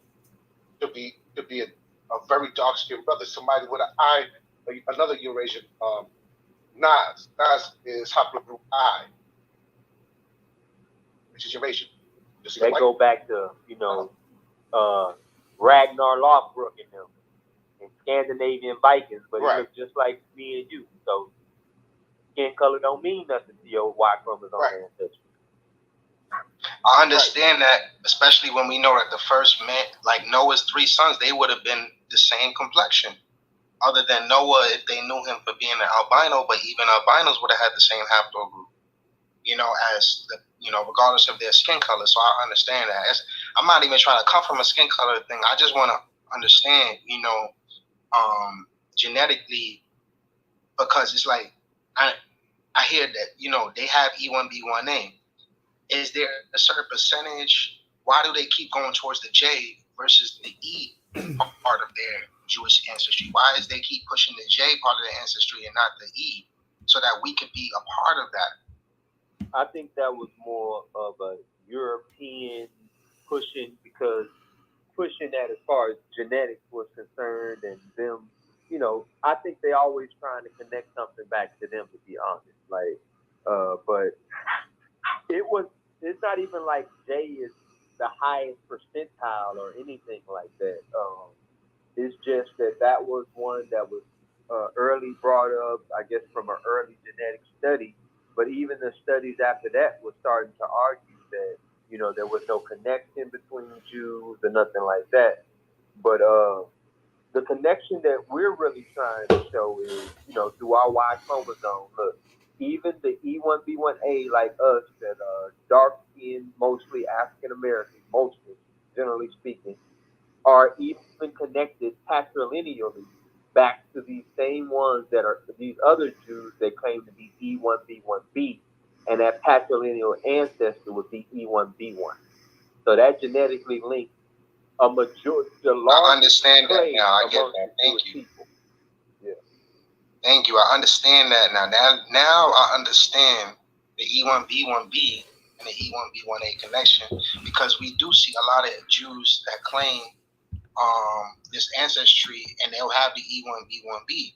But I didn't know of Jews having E1B1A that were, you know, of the lighter, you know, whiter or lighter skin complexion, fairer skin complexion. You know, because when I hear about these lighter Jews, I never hear them about E. Most of the time, I keep hearing about J and J1, and then keep arguing about the Kohen, and I'm like, well, who said that this is actually the Kohen? Because you're claiming Levitical DNA, and you have to find the Judaic DNA. You have to find the Benjamite DNA. You know, see where I'm going? So it's like, well, the person that originally did the study, he was a Cohen. You know, his last name was Cohen, so he considered himself a Kohen. So being that he was a Cohen, and he supposedly was able to trace his lineage back orally to this Kohen or Levitical. He said, okay, so whatever my haplogroup is, that's what is Kohen. And he says, and you have the JP58 as being Kohen. But that is a recent, you know, this is the recent population of those who call themselves Jews. Exactly, and that's the confusion that I feel like when it comes from that, you know. And I feel it because I've been talking to, and I was talking to this other brother. He goes by Faithful Yahweh, Faithful to Yahweh, Messenger of Yahweh, something like that. He's a very disrespectful guy, and he'll never let you get a word in if you try to talk about any of this relating to the truth of us being Israelites. Because I don't know what it is, you know. I feel like it's a bad spirit, and he was talking a lot of smack about a couple of the mods. I don't want to, you know, but either way, you know, I was in there and I took the. You know, he considers himself. Do you know he used to be an Israelite? That's what he keeps saying too. He said he got everything debunked. I'm like, damn, he's possessed, bro. He claims now that even though he's not Israel, that he is a Sephardic Jew, and the reason why he's complaining, he's saying that is because he is haplogroup J. So he went from one extreme to the other. So he's haplogroup hurt. He's invasive to the Semitic people. Right. He was an Israelite, not his haplogroup, and then he turned around and he stopped being an Israelite, and he became a Christian. But today he's claiming to be a Sephardic Jew because he's from Puerto Rico and he has haplogroup J. Can I say something? Yeah, I just want to. Can I say something? Yeah, go ahead. Yeah, go ahead. Yeah. That guy, Faithful, bro. He is like how he told you he used to be an Israelite. He's running like some type of Puerto Rican camp or Hispanic camp. I don't know, right? But him, his little other buddy, Kevin G, and all those brothers that run with him, they all believe they're Israelites in some type of way, brother.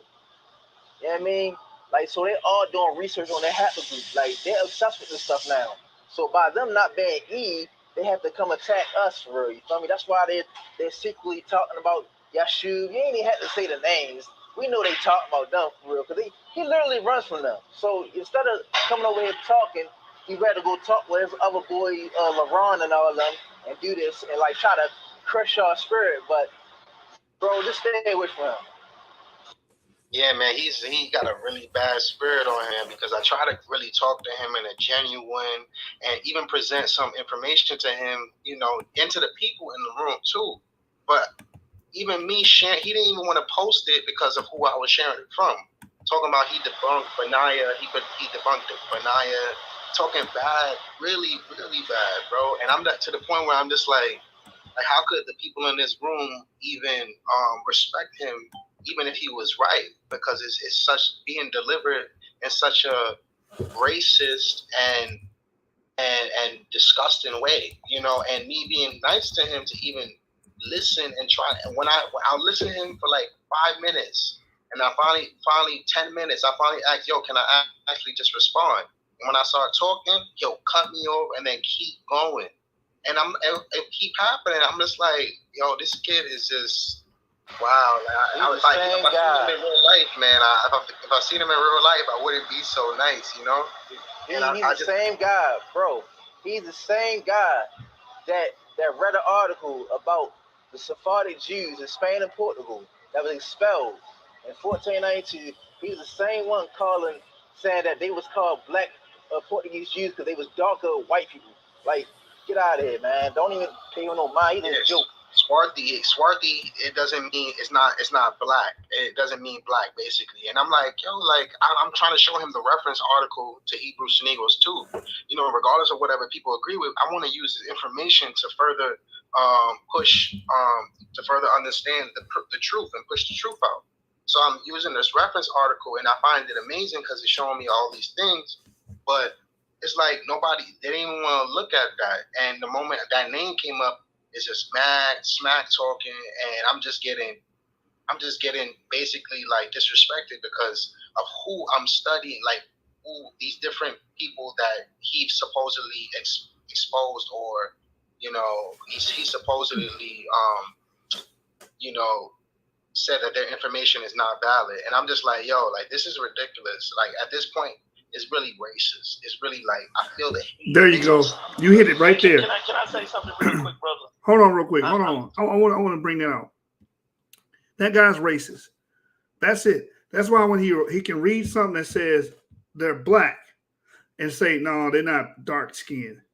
It's because he's racist. He thinks black people belong in a prison known as Sub-Saharan Africa for thousands and thousands of years. He didn't do any migrating, didn't do any advancing. You wasn't involved in any farming, no trading, no nothing. These guys are just racist, man. And hiding under the guise of the Bible or Christianity ain't changing that. They racist. Go ahead, Yaakov. And you know what? Before you say that, brother, I want to just say this one thing, because I really did learn something just coming in this room for a couple of minutes about this whole, the white Jews having a connection to us through this haplogroup, and even us having a connection between them, because some of us do have small percentages of J and different haplogroups. But I wanted to understand the connection between us, and I did learn that, So I don't have a problem with these people calling themselves Jews if they truly are who they say they are, or even if they're not Jews, they might be Hebrews, because we know that expands even further, So let's tread lightly on how we treat people of different colors who practice similar Hebraic traditions as we do. This is what I do, brothers. This is what I do. I do this. Me as being an Israelite, I look at other Israelites, and I've been in the camps, and I've played the camp game and all that there. You have to understand, reality is reality. If someone takes your blood, and someone takes another guy's blood, I never told anyone as an Israelite, we Hebrew Israelites, we're going to come back and everybody's going to be black. No, you would be retarded to believe that. I got white people in my family now I got Mexican people in my family now. So how would I sit up there and say something that dumb when I got cousins that are white? I got cousins that are light skinned. I got cousins that look like they're mixed. Because they're mixed. How would I say the same thing right now? All of that stuff goes into a racist doctrine. I don't care, because if we're going to use that, we got to remember Deuteronomy chapter 26. Abraham was a Syrian. So those people in Syria, some of those light-skinned Muslim people are going to be kin to us. A lot of them are.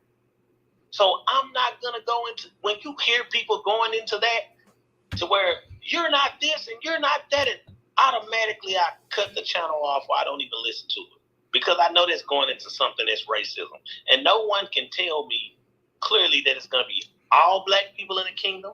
It's not going to be all white Sunday going lolly la la Christians in the kingdom.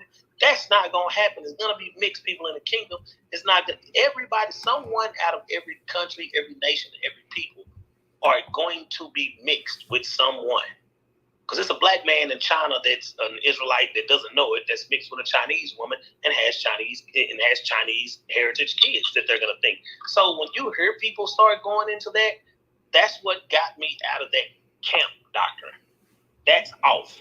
When persons start going into that skin color and just talking about people because their skin color, that's off. If you don't personally know that person's blood, I don't deal with that. And we got to get to the point to where, did I ever believe they were all black? No. Did I believe that they were going to come back? Some people were going to come back mixed or white or Japanese looking. I still believe that. I still believe Israelites are going to come back, as I believe, majority dark skinned, but it's going to be white people. It's going to be Chinese people. It's going to be Japanese people. It's going to be German people. It's going to be people from everywhere, because their lineage goes back to where they're still come from a certain man. They're just a lighter skin color. And I'm not going to sit up there and argue with you that they're not my family if the blood is taken and the Most High know who his people is. I'm not going to argue with the Most High. I'm not going to argue Rock with Malak, yeah, the debate title is going to be what we discussed. That's stupid. So when you hear people start Are all African Americans Jews? Completely cut the channel off and get away from the folks. That's facts. That's that guy, he talks really fast. You can't trust somebody who talks fast. He's not trying to let you speak. He's always cutting you off. He always got something to hide. He's not about business, right? I've been in his room. Yeah, man, it's an evil agenda behind him. Huh? He has an evil agenda, man. Right. He talks very fast. I never trust anyone who talks really fast. Who's the guy so that I would know? Faithful I'm to talking about faithful to Yahweh. But getting back to His name is faithful to God, but now that he feels that he is a Sephardic Jew. I got an article that I want to share with everybody to dispel like this racist energy that faithful to God and those people bring. But Sin, you said you want to say something, so before I bring this article out, you may speak. And Avery, if you're there, can you pin the article? I don't even think Avery's here anymore. Go ahead, Sin. I wanted to, I just wanted to get a clarity on E1B1D. What was the consensus here that and how it differs from E1B1A, and also with the R1B, is that the one that you guys were referring to, Ramses, being from that group? Ramses is E1B1A. Okay, so who's R1B, or is there King Tut, Tutankhamun, and Akhenaten? Yeah, and that the highest group is in Africa. Like, it's not a European per se. The Ulu Dame group in Cameroon, the Fulba in Sudan, and then it is the kicker, South African whites. Yeah, that's R1B VA8, but R1B in general, there's a large population in Western Europe. In fact, it's the dominant haplogroup of Western Europe, in the dominant of white America as well. The they're pretty much pervasive throughout all the Americas. But it's also found in a lot of people in northern Cameroon and Sudan, and it's prevalent in Africa as well. That's true. Branch that is only in that one location in Cameroon.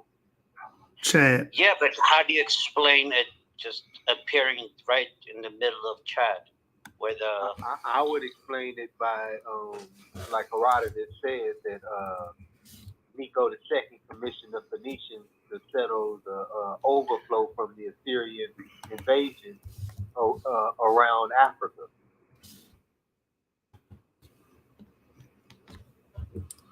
But then, yeah, well, okay. I mean, it's all over. Like it's in many different places too. But meaning, like at the highest concentration being there.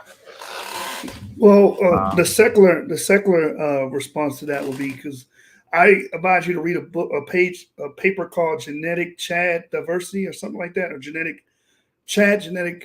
History. I think that's the paper. And in that paper by Ritme, he talks about the VA8 coming in as an ancient Eurasian strand that probably came in less than 6,000 years ago.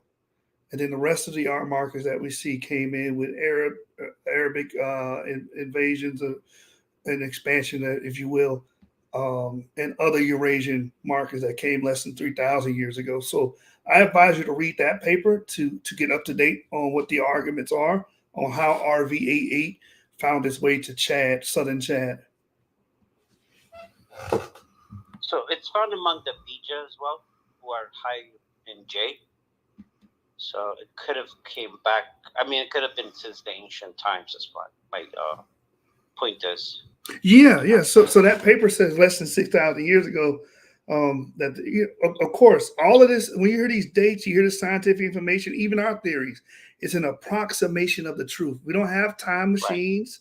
Well, there's no way we can go back in time and see it as it happens. We just have to use the tools that we have to make our inferences on the data. Yeah. But it's very strong in Chad, in northern Cameroon, and amongst the Caucasian race. So, yeah. I mean, look, I've always been under the impression that, we're all mixed up since the ancient times. So I was like, you can't say who's who and who's not, I would explain our ended up in sub-Saharan Africa or Chad as E1B1A and E1B1B migrated into Africa. So we talked in a mixed multitude that there were people that were absorbed into our culture that ended up following us and end up being a part of our culture. So they would have followed us into the certain areas. And this is why you find, like, in Chad region or in Cameroon, you'll find E there, you'll find R. It's because they were absorbed into our culture. All right, so this is going to be the last thing I bring out, and I'm going to close the room now. I'm going to allow everybody to give their last, statements and commentary and questions before we get out of here. And then once I close this room out, I'm going to read the paper in its entirety dealing with the Igbos being accepted by the rabbi court. We're going to read that paper together on Genesis 49. So if y'all want to watch that after this closes, you're welcome to come through. But I want to read this paper titled "Tracing the Ancestry of Middle Eastern Populations," because it dispels a lot of racist notions about the Middle East, right? And it's actually pinned in the group, so anyone can grab that paper if they want to. So this is NatureAsia.com, and it's Tracing the Ancestry of Middle Eastern Populations. It's a study how Levant populations can trace their ancestry as ancestors to an African father and a European mother. And this is why we tell people, this is me speaking my commentary on here, this is why we warn people and tell people, do not judge people on how they look, their phenotype, and their skin color, because genetics is actually revealing that a lot of those people in the Middle East, a considerable amount of those Middle Easterners, are actually descendants of African men. It says a new study of the genetic makeup of the Levant shows that many inhabitants can trace their ancestry back to an African male and European mother. The Middle East was a gateway through which humans not only funneled out from Africa, but which witnessed multiple back and forth migrations over more recent millennia, in and out of Africa, as well as through to Europe and the Arabian Gulf. According to a recent study published by PLOS ONE, the complex genetic structure of the region suggests that modern inhabitants of the Levant have African male ancestors and European female ancestors. So when you see a lot of these guys that might be of the lighter variety, right?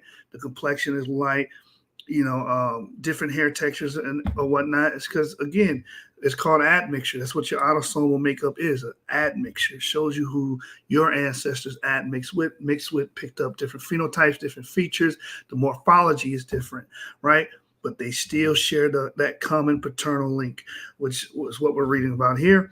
It says, to the researchers discovered these peculiar aspects of prehistoric human migration by studying Y chromosome and mitochondrial DNA isolated from blood samples of modern humans living in the Middle East, Africa, and Europe.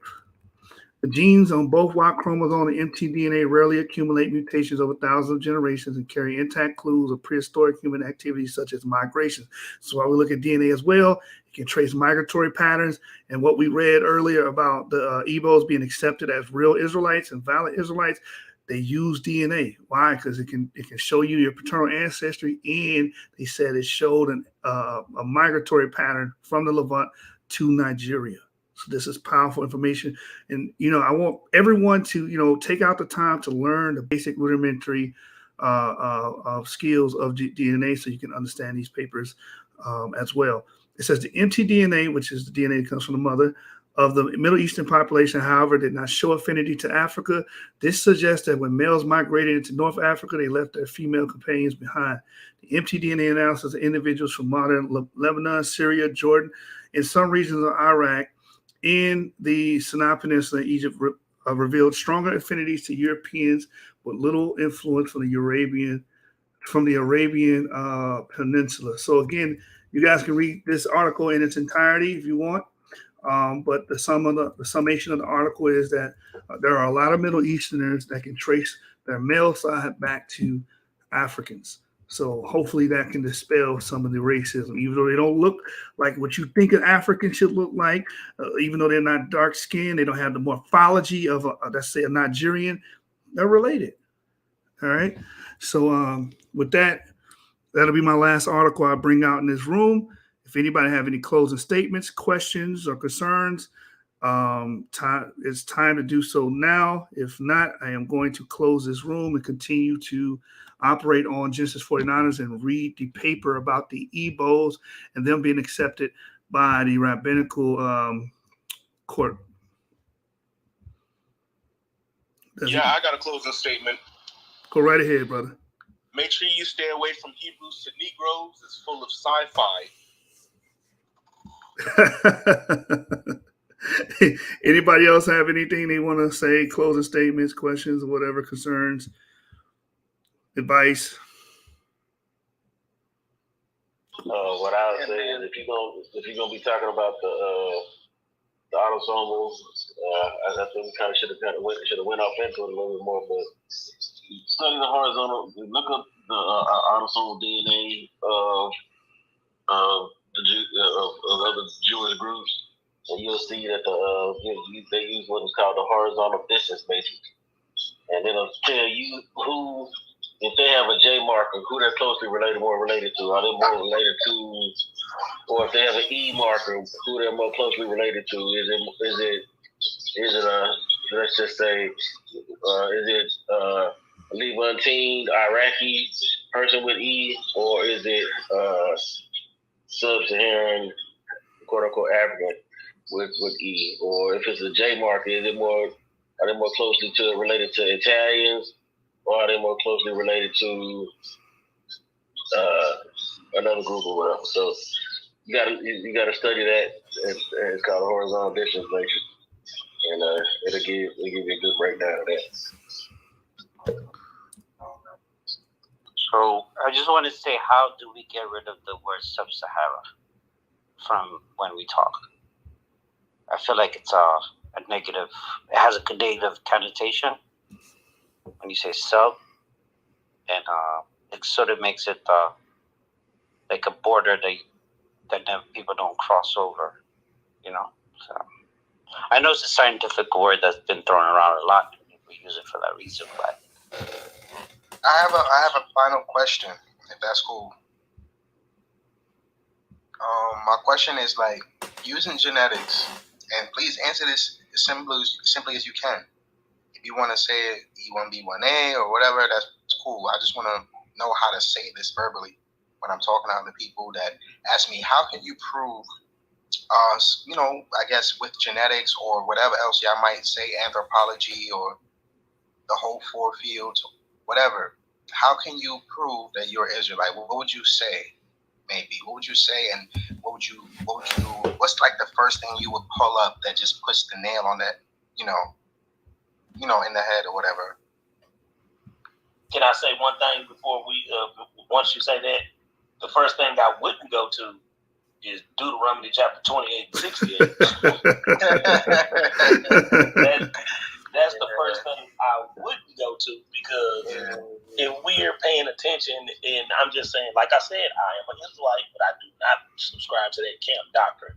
Me either, man. If you read Deuteronomy chapter 28 and you read Ezekiel chapter 5, they mirror each other completely. So it was talking about the Babylonian captivity, and about 5 or 6 of those scriptures was talking about us going into slavery into all 4 corners of the world. So all of that was not just talking about this how you can prove you're one of us. No.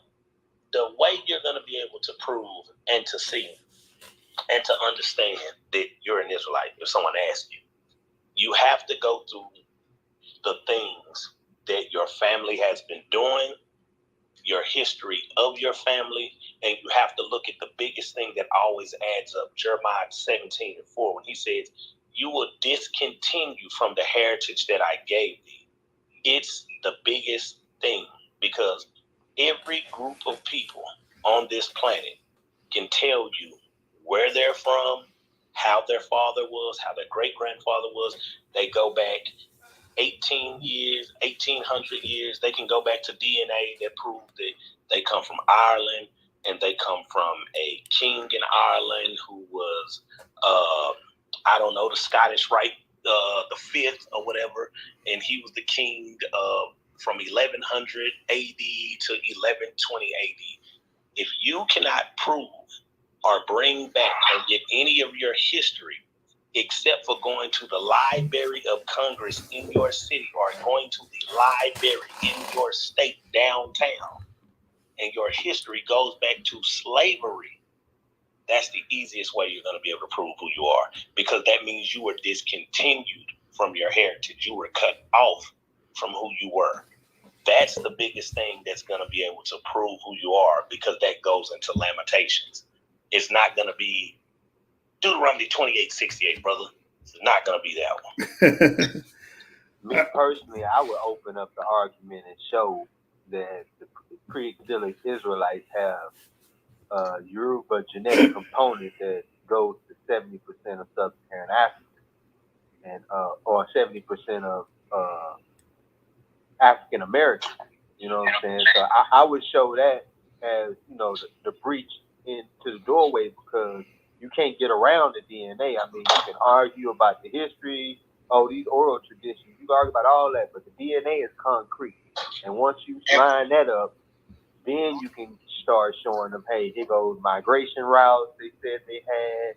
Here's the archaeology that lines up and shows it. Here's different things they brought into there. You can do all that. But the most concrete thing I think I can give them first to get them moving in that direction is the genetic component from that Harvard Medical School article. So, you said the pre-exilarchs? Did you say that? Pre-exilic, before the exile. Oh, and they have that DNA linking up to Yoruba? Yes, they have a genetic component that shows that the Yoruba was a part of the pre-exilic Israelites. Their DNA was. Where is that? Can somebody help forward me or help point me in the right direction? I'm gonna send it to you because they had it pinned up earlier, but I'll send it to you. Thank you so much, man. I appreciate this for real. I would suggest to you before you start going running around trying to prove DNA, Israelites do DNA, that you do some studying first before you open your mouth and start talking about it. Yeah, I've actually been studying for a while with Genesis 49ers and with all you guys as well. I've been joining the room. The reason that I'm even going down this hole is because I've been on the YouTube and watching a lot of the Hebrew of Israel. I kind of fell in love with it, and I was studying anthropology recently in college. I went to college for the first time in 2020 at the end of 2019, but because of the whole pandemic, they took us out. They tried to put us on the computers. I tried to do the anthropology thing, but I couldn't do it like the way they was trying to force us through the computers. I need to be hands-on. But with this, I was able to get back into it, but in a biblical way. And that's what the Hebrew Israel is doing. And it kind of led me to the Genesis 49ers. My pops, he speaks highly of Genesis 49ers and, the stuff that he brings out. So it's like, I know there's a lot of different contentions and there's a different doctrines and studies and all of those different things. But I try to take if I could say it like this, I try to take the meat and leave the bone. I try to learn and use my spiritual discernment from the Ruach HaKodesh to learn the truth within all of these mixed lies and with all these doctrines and stuff. I don't join anybody's assemblies. I don't come under anybody's doctrines or anything like that. I'm being led by the Spirit of the Most High, and I've learned a lot. And this is it's new for me, but I'm picking up on it very fast. And I ask a lot of questions because I think very deeply about these things, and I know that some things might be taboo, like this whole white Jew and black Hebrews are related. So I'm going straight to it. I want to know, and I'm gonna study for myself to show myself approved. But I have been following Evely for a little while on his YouTube page and Genesis 49ers. Yashub, I think you're the one that runs Genesis 49ers. Is that you? Yes, that's me.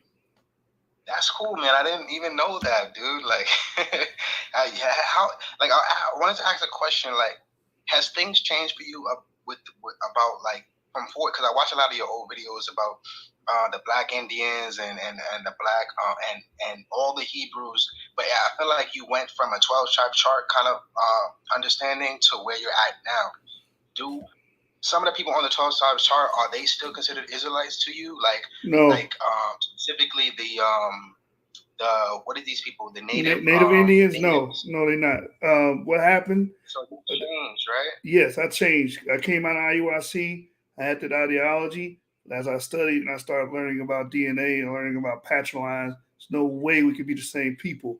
So it's got to be one or the other. They got to be Israelites and we're not Israelites. We both can't be bloodline descendants of Jacob. We both can't. Right. So that's the conclusion I came with. So thinking with a scientifically mind, I dropped the bad doctrine. Right? So we moved on. That's good, man. But I have been looking at a lot of your older stuff. That's the kind of person I am. I go back to the beginning. I want to understand what you, and then I go further. I came into intellectuals like you guys yourself, and I know there's other people like Ron Dalton and all these other things. They talking about similar things, but everybody kind of coming from a different angle a little bit. And I know there's kind of feuds between the two. But for me, when you see me in a room around Dalton or you see me in a room with you guys, I don't want it to ever be like, oh, Hebrews to Negroes or Genesis 4, because these people talking smack about both of you guys, and they like, oh, look at them fighting, like this faithful guy. I'm like, yo, like, bro, my brothers is out trying to find out the truth regardless, Right. I was going to respond to your question earlier. My response would be, who cares what they think? You know what I'm saying? I don't got to prove myself to somebody. I'm here to provide information, give my theories and my input, and that's it. Like we spend a lot of time trying to convince. Hold on. I want to say this. We spend a lot of time trying to convince people that hate us. What are we doing? We want validation from our haters? No, I don't want validation from I'm gonna spend more time with people that actually have or find value in what I'm saying than people that oppose it. That don't make any sense. And you Christian, right? You believe in the New Testament. The scriptures say if they don't receive your message, what you do? You wipe the dust off your feet and you move on. why do we continue to go back? Go ahead, James. I was just saying, especially when they won't debate it. That's all I was going to say. Right. We try to get debates from these guys. What they do? Run. We can't get them in a debate. We can't lock in with a debate. So what are we doing here? We could be taking our time learning, taking our time creating new content and feeding the people that want the information. Yeah, man, I really respect that, and I appreciate what y'all. And I'm learning, and if I could throw some suggestions, I want to learn more about specific haplogroups, ancient and modern. I want to be able to connect the people down to, I want to be like, all right, these are the biblical people that come from this haplogroup. Like I don't know how to specifically say it, but I want to know who's Esau. I want to know what haplogroup he falls under. I want to know. Private studies. Yeah, I'm going deep right now, but I'm following you guys. DNA. I would say this right here on that. We won't really be able to zero down exactly who specific people are until we have actual DNA, like as far as knowing who the Edomites are. Until we actually have an Edomite body that we get DNA from, all we can do is approximate who they may be. So I don't think we should really try to get that deep into it yet, because the field isn't. We don't have enough bodies, enough DNA analysis to get that deep yet. But we can get an idea of what son these people would descend from, as far as Shem, Ham, and Japheth. We can get a good idea of that. That's why we run with the CF is Japheth, the A and B is Ham, the D and E is Shem. And we can see this based on the migration patterns they went through after the last glacial maximum, which we approximate as a flood that's being talked about in the Bible. And I think if we can get that far, we can start then digging into areas where we do have DNA and start arguing. We ourselves, as Shu said, I think earlier, we focus in on Israel, because that's who we say we descend from. That's where we find the genetic evidence from. But we also like to focus in on our haplogroup E1B1A itself, different places we find it, like 12,000 years ago in Iran, 7,000 years ago in Corsica, just different places we find it all over the world. We want to be able to bring that out, share it to our people, so we can get rid of this idea that we just been bogged down in West Africa doing nothing but swinging in trees until the white man came and saved us by enslaving us. You know what I mean? Big facts, big facts. All right, brothers and sisters, man, if it ain't nothing else that you guys want to add, we're going to close this room and continue on the YouTube Genesis 49ers, and I'm going to read the Rabbinate court decision to accept Ebos and validate Ebos as Israelites. Yashub, I had Oh, go right ahead. I remember being in your room about like a couple weeks ago or something, and you were talking to an Israeli guy named Zaidi, right? And I heard you say this, that white Jews and black Hebrews are related. And I heard you talking about the DNA, right? I'm just curious, what is the what are your findings? And it's just, I'm just trying to get more educated on that. So what did you find that I can look into that you believe to be the bloodline of the Israelites? All right, that's a very I'll have to go. Let me keep this brief. So we've already brought up a paper that talks about Yoruba DNA and Bantu Luya DNA, which would be E1B1A groups, connecting all 8 ethnic Jewish groups, right? So that shows that there was a Yoruba component and Luya component amongst the original Israelites. So we know that. We also know that E1B1B was there as well. E1B1B would be a part of the founding Jewish markers as well. So we have E1B1B and E1B1A being amongst the original Israelites 3,400 years ago. So with that, we surmise that is what we expect to see ancient Israelites to look like. in the DNA for them to have. E1B1A is 60% of African Americans. We do have some with E1B1B markers and other E markers as well. Nigerians, a lot of them are E1B1A. EM123 is E1B1B. There's a Yemenite Jews. A lot of your Yemenite Jews have that. A lot of your Ashkenazis have E1B1B and E1B1A. Sephardi's have E1B1B and E1B1A. And in fact, the paper I'm about to read says that the genetics of the Igbos match with Sephardi and Ashkenazi. So hopefully that wasn't too much, but basically that's pretty much our genetic argument. Less than a minute. Okay. I hear you. And where did you get that one from? The E1B1A and E1B1B, if I'm not mistaken. Where'd you get those? So we shared several documents. One paper you can go to is by PRIYA, Priya Majani on Plus One. She has a paper about African gene flow into Eurasians. I believe that's the name of the paper. So you can read that. Matter of fact, can somebody pin that? Can somebody pin that for him? Yeah, if you pin it, I appreciate it. Thank you, man. Or I'll send it to you. Let me pull it up and send it to you. Hold on, brother. James, did you want to say something while I do this? Something real quick. Just keep in mind for the people who are still here, replays are on. If you want, you can press 3 dots in the top corner of the top of the room, and you can save this replay if you do want to listen to it later. I'm not sure how long replays stay, but you can save if you are just coming in later or just coming in now and you want to go back to the conversation to listen to what was said or any sources that were mentioned. I would just say I always would refer them back to your channel, because when we do our presentations, we give all of our sources right there in the presentation. You can go exactly to where we went and read it for yourself. But it'd be kind of hard to list all of those off the top of our head right now while we're online. Right. You can go to Genesis 49ers right now. I'm doing a live, and I'm going to wrap up soon, so you can even watch this discussion on YouTube. Yep, link is into the room. When you're live, will you reference what we're talking about a little bit, so and that way we could maybe learn a little bit more?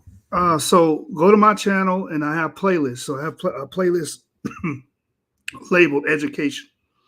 Within that playlist, it talks about E1B1A dispersed into Africa, E1B1A outside of Africa. I have a video dealing with that. I have a video dealing with E1B1B Israelites. I have another video dealing with the genetic table of nations.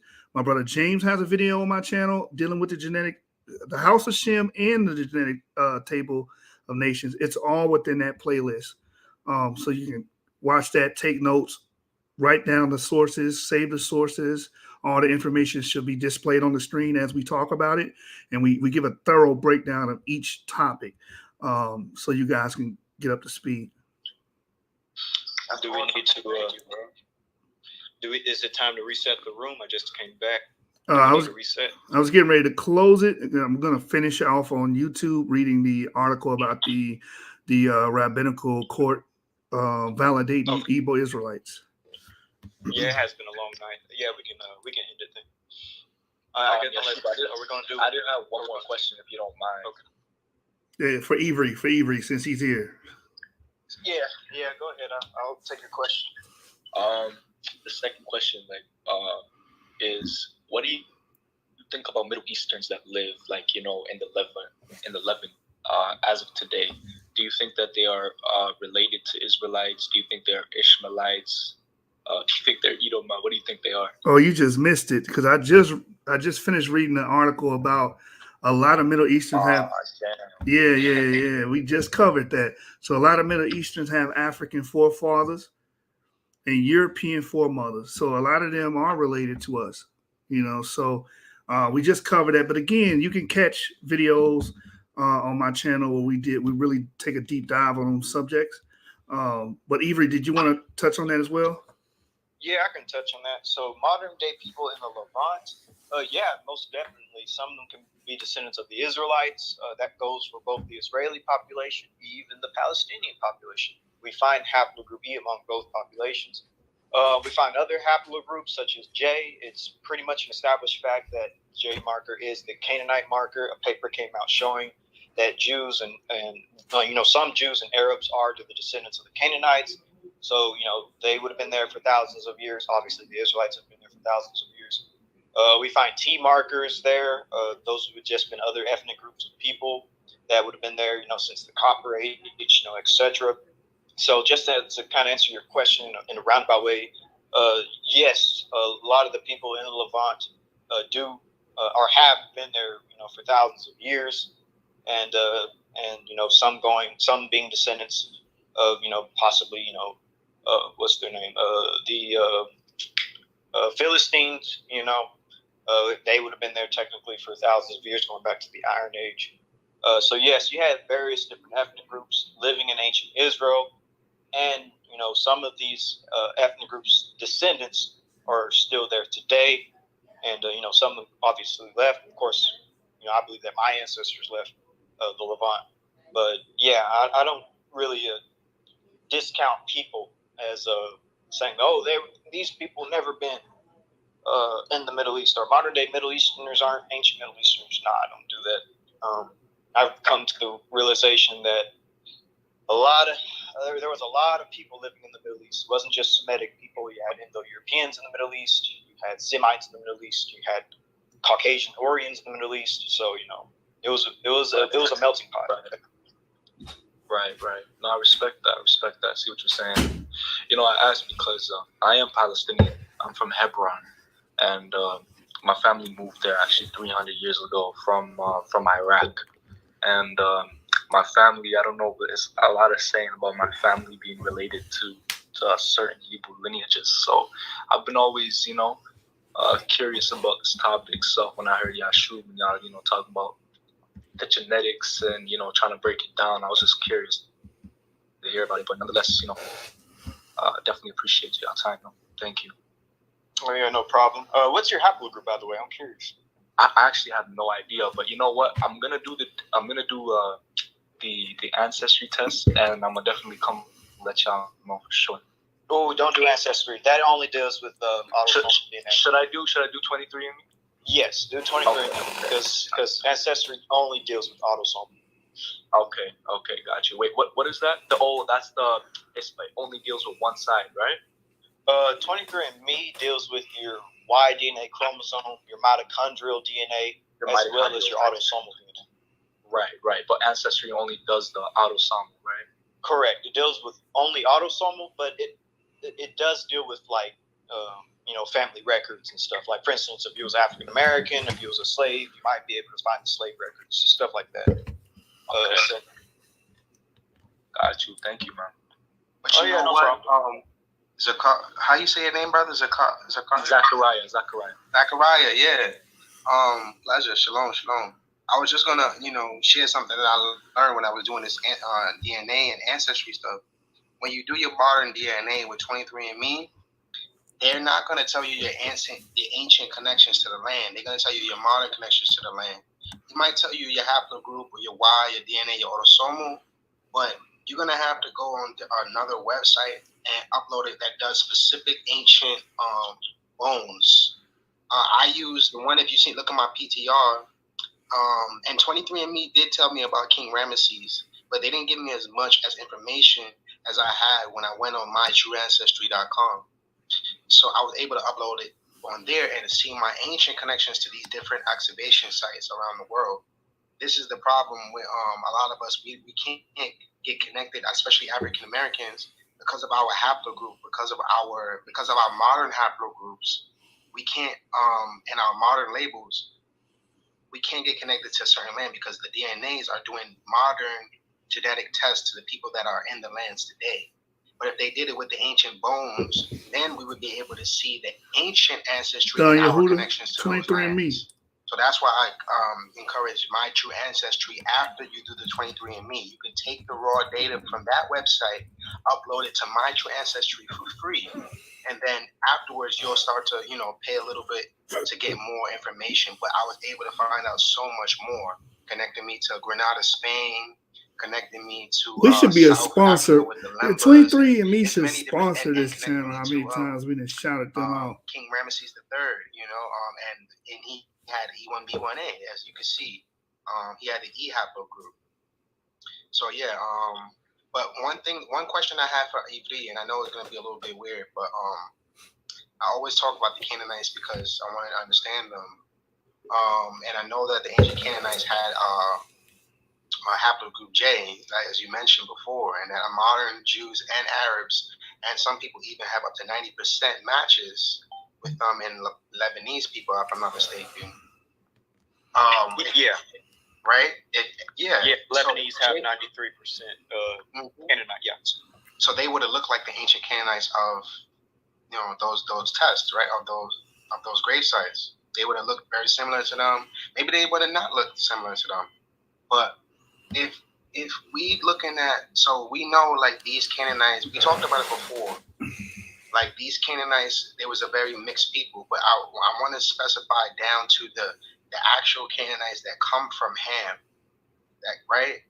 What haplogroup, what ancient, and I think I've asked you this question maybe just the other day, but what haplogroup would the ancient Canaanites that were actual descendants of Ham, if the Ham is coming from A and B, if I'm not mistaken, wouldn't Canaan be found within that group, of that haplogroup, and not J?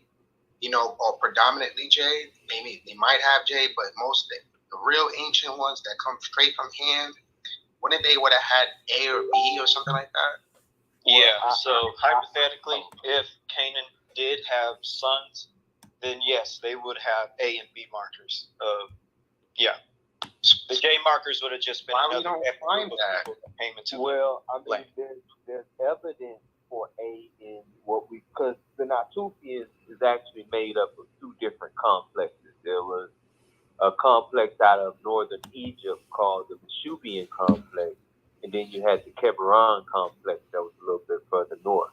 They came together. Now, those peoples who came from the Nile region, their morphology and everything was more congruent with what we call Nilotic people today. But then when you're dealing with finding the J marker, that's more towards the Bronze Age after they were pushed out. I think even the Natufians were pushed out because you see what's called the oldest evidence of war in history, 13,000 years ago, when you see a war between these Asiatics and these Nilotic people that take place in the Nile Valley, which seems after that war, there seems to be a clear split for a long period of time between Asiatics more towards the northern African, North Africa and Levantine region, and Nilotic peoples more towards the south and the Nile. So I think maybe that was a war that caused those more indigenous Canaanites to move further south, where we're not finding their haplogroups there now. But people who are living in the land that's being called Canaan will still carry that Canaanite name with them. That's wonderful, man. Thank you for telling me that. My thoughts when I know Canaan was known for mixing their seed. The Canaanites were known for having many mixed seeds with the Horites, or I guess, or not the Horites, but these I don't know if y'all subscribe to this, but these giant lineages, they had giants in there. Rephaim, they had many giants within them. Did that have something to do with J haplogroup? Because we know the Caucasus, like that's, the Denisovans and all these different things. For me, I would have looked at all of them as Nephilim, or all of them as offspring of the Nephilim at least. So I'm asking, does that have something to do with J and making Canaanites more J? Hey, Willa, share that information with me, because I got some more information on A and B being there too, but I want to see that one. Giant offsprings, or these, you know what I'm trying to say? I understand what you're trying to say, but the tallest people on the planet carry haplogroup A0T, if I'm not mistaken. When you're dealing with people who are like Manu Bowles, Manu Bowles like 7'7", his grandfather's like 7'10". Manu Bowles' son's like, I think he's 7'6" or something like that. They're some of the tallest people in the world. Well, they are the tallest people in the world, and they carry A0T. So I don't think that would have to necessarily deal with haplogroup J at all. The reason I asked that is because the giants and the children of the giants, and I know many different people live in caves. I'm not trying to be biased about it, but when we hear about the children of the giants and we hear about Mount Seir, I always think about the giants dwelling near mountains and being mountain people. Mixed, like Esau mixed his seed with them, and the Canaanites mixed. Esau had children with the Canaanites, so I'm thinking like a lot of the offspring of the Canaanites have a mixed seed. And a lot of them, their lineage will go back to these, like how Alexander the Great, he built a wall that was supposed to keep. Well, Prince Code, I would say that actually AM13 has been found in Sardinia. These barbaric people that so we know giant, A-markers have been traveling. Giants running their tribes and their nations. They worship them as gods. And I'm not talking about tall like today and people that suffer from gigantism. I'm talking about giants and giant bones that get found with armor on them, and they're able to lift tons and tons of weight. You know what I'm saying? And they buried together, and they have incredible structures that only giants could make, giant stairs and stuff like that. So I was curious if these mountain people were, because we know biblically that the Canaanites had a lot of giant, and they were messing around with the fallen angels, and the result was different types of creatures coming from their lineage. I can work on something like that, brother. Teeth, the red-headed giants. I can work on something like those things too. I want to understand the genetics of these different creatures that the Bible was talking about. I got like 4 or 5 ideas that I need to make into videos. So that it would make sense to me. I was just curious if that had anything to do hurry up with and make those in the videos. We see the haplogroup J, and I don't know, but I'm getting it now. I'm starting to understand. But I would like Ivli to talk. Like, I love his stuff, so I would learn more. I want to know more about what y'all think about the giants, not just people that are tall, but biblical. Ancient giant bones, elongated skulls. All right, brother. You guys can make a different separate room for that. We're gonna close this one down. That's gonna go into. No, I don't want to talk about it now. I was saying, like, if y'all ever touched on those things, like. Not me personally. That's not my cup of tea. But maybe another brother might want to tackle that. But yeah, we're trying to get. James probably would like to tackle that. Yeah, I mean, these things are real, man. We talking about genetics. We want to understand that there was an infiltration of genetics from celestial beings into the terrestrial. Nah, but you know what? You might be right for real. Like, no, I mean, I know I'm right. I could prove it, but I just wanted to come to my brothers to hear what they, because they know have such a strong foundation, and I want to know genetically. What do they understand about these ancient DNAs that are found, like the rhesus monkey gene and all these different things? Okay. I feel like that has a lot to do with it. All right. So first of all, rhesus monkey, it had nothing to do with a rhesus monkey. That's the name that they gave to it because those people were like Darwinists. So they was looking for a link with monkeys. But actually, the RH factor has nothing to do with an actual monkey. But that's another topic, and I really want to close it down. Maybe in another room, another time, we can tackle that, brother. Yeah, man. I just look at these things like oddities, man. When you see these people with 6 fingers and you see these giant skeletons and whatnot, I thought that you guys would be interested in that, because you study anthropology and whatnot. I thought, ancient bones, Yeah. That's brothers that tap in on that level. You know what I'm saying? I primarily focus on, Shem, Ham, and Japheth and trying to match up the genetics with that and their main lineages like Israel and dealing with the Igbos, West Africans, dealing with the European Jews and stuff of that nature. Yeah. But we know biblically, all of those tribes, all of those nations they were dealing with fallen angels and giants. Yes. Brother James, what's so funny? Are you going to edify me? Are you going to edify me? That brother chuckle. Yeah. I mean, he might find it funny, but my thing is this: there are narratives. There are narratives that talk about fallen angels and stuff of that nature, right? I don't necessarily deal with that, so other brothers may. So, you know what I'm saying? Like I said, that's not my forte. Let me say this last thing, and I'm gonna close. I'm gonna land on this. When I came into this truth, and I know it sounds taboo to people. I went through a demonic possession. I seen fallen angel. I seen this demon that called itself Bad. Are you there? Hello? I guess we lost them. Well, I believe in spiritual things as well, but when I'm doing my rooms and I'm doing my classes, I'm focusing on tangibles. I'm focusing on empirical data to, string, these arguments together and give a strong, potent answer and argument for the viewing audience. Okay. So are we gonna, close the room? Yeah, because I feel like if I ask for anything else, I think we're gonna go on a tangent, and we've been going at it for 5.5 hours. So, gotcha. All right.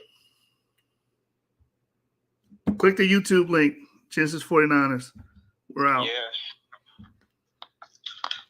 I guess it'll keep open just a few more minutes for people to click the link.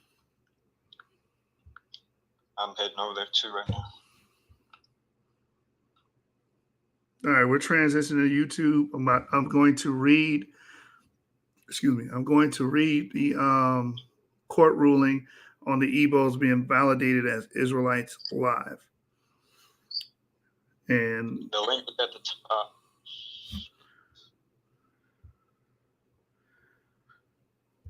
All right, let's close it. Peace.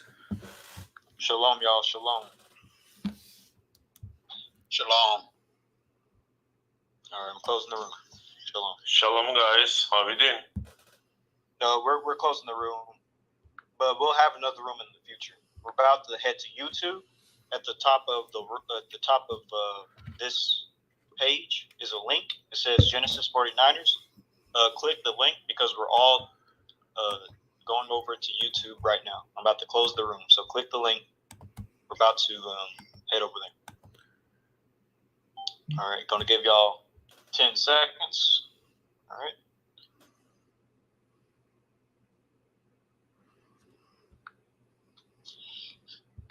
All right, clicking the link, exiting out, and if y'all want to talk, you should put the StreamYard link in as well. So, ending the room. Shalom, everyone. Shalom. All right, guys, we're finally out of the clubhouse, and I want to continue reading.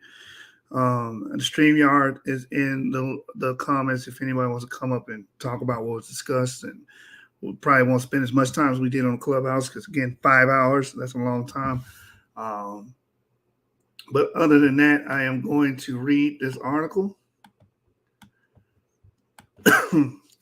And we are going to discuss the magnitude of this article with our brothers in the Igbo land being accepted and validated by the Sephardi Rabbinical Court. It states here. All right, so this is from SilverNewsNG.com. You probably can find this same article at another source. But this is the one I was reading from during the session on Clubhouse. So I want to read this for you guys so you guys can be up to date on what is going on. Remiona touched on it. Alex touched on it, did a great show on it. So I was like, why are we not covering this? Let's go ahead and cover this and bring this out. So it says implications of a Jewish rabbinical court rule on Ebos as Israelites, February 22nd, 2022.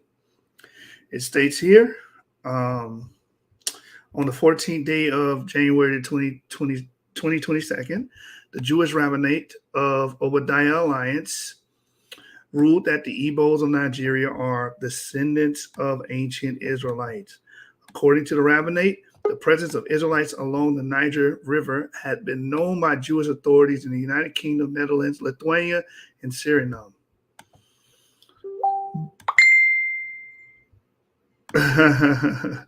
Yeah, James. Somebody reach out to that brother because we did not mean to truncate him from the room. Reach out, let him know. So right here, our brothers, when we're talking about Igbos, a lot of us are African Americans are related to Igbos of Nigeria, and the Jewish Rabbinical Court pretty much ruled in their favor as validating them as Israelites and to recognize them as Israelites. It says, according to the rabbinate, the presence of Israelites along the Niger River had been known by Jewish authorities in the United Kingdom, the Netherlands, Lithuania, and Suriname. Rabbinic letters addressed to Igbos by chief rabbis Dr. Solomon Herschel Lewin, David Madoda, and Gaon of Vilna support the idea that there was contact between European Jewish communities and Igbo Israelites. All of this correspondence from the aforementioned rabbinic authorities addressed the Igbos as brethren of the children of Israel. Accordingly, there is no doubt of their origins, nor of their halakhic status as Israelites. According to, let me let these brothers in, my brother James, it says here, according to the rabbinate, while there is yet an exhaustive academic genetic study of the Igbos. So they're saying they did an exhaustive. Hold on, let me get that. Let me define that for y'all. Hold on, rewind that so I can define that. Examining, including, considering all elements and aspects, fully comprehensive. So what we do on this show is pretty much this part right here. It says, yes, so this needs to be done. But what they examined on the academic genetic study of the Igbos, the data of the majority of those who have reported their autosomal Y chromosome DNA. So they're saying that autosomes and their Y chromosome DNA, what we've been telling you guys on our shows and revealing on our shows and sharing with you all is that the DNA within our brothers in Nigeria can be traced back to the Levantine, to the Levant.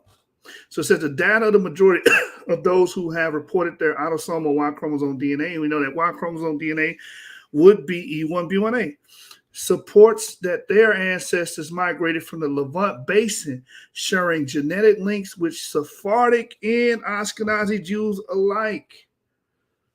So that's pretty much the bomb of this paper right here. And this is what we've been doing for a year or two now, showing the DNA behind the E1B1A migrants in West Africa. That includes Igbos, it includes the Yoruba, that includes Hausa, Fulani, Tuareg. We can keep naming them.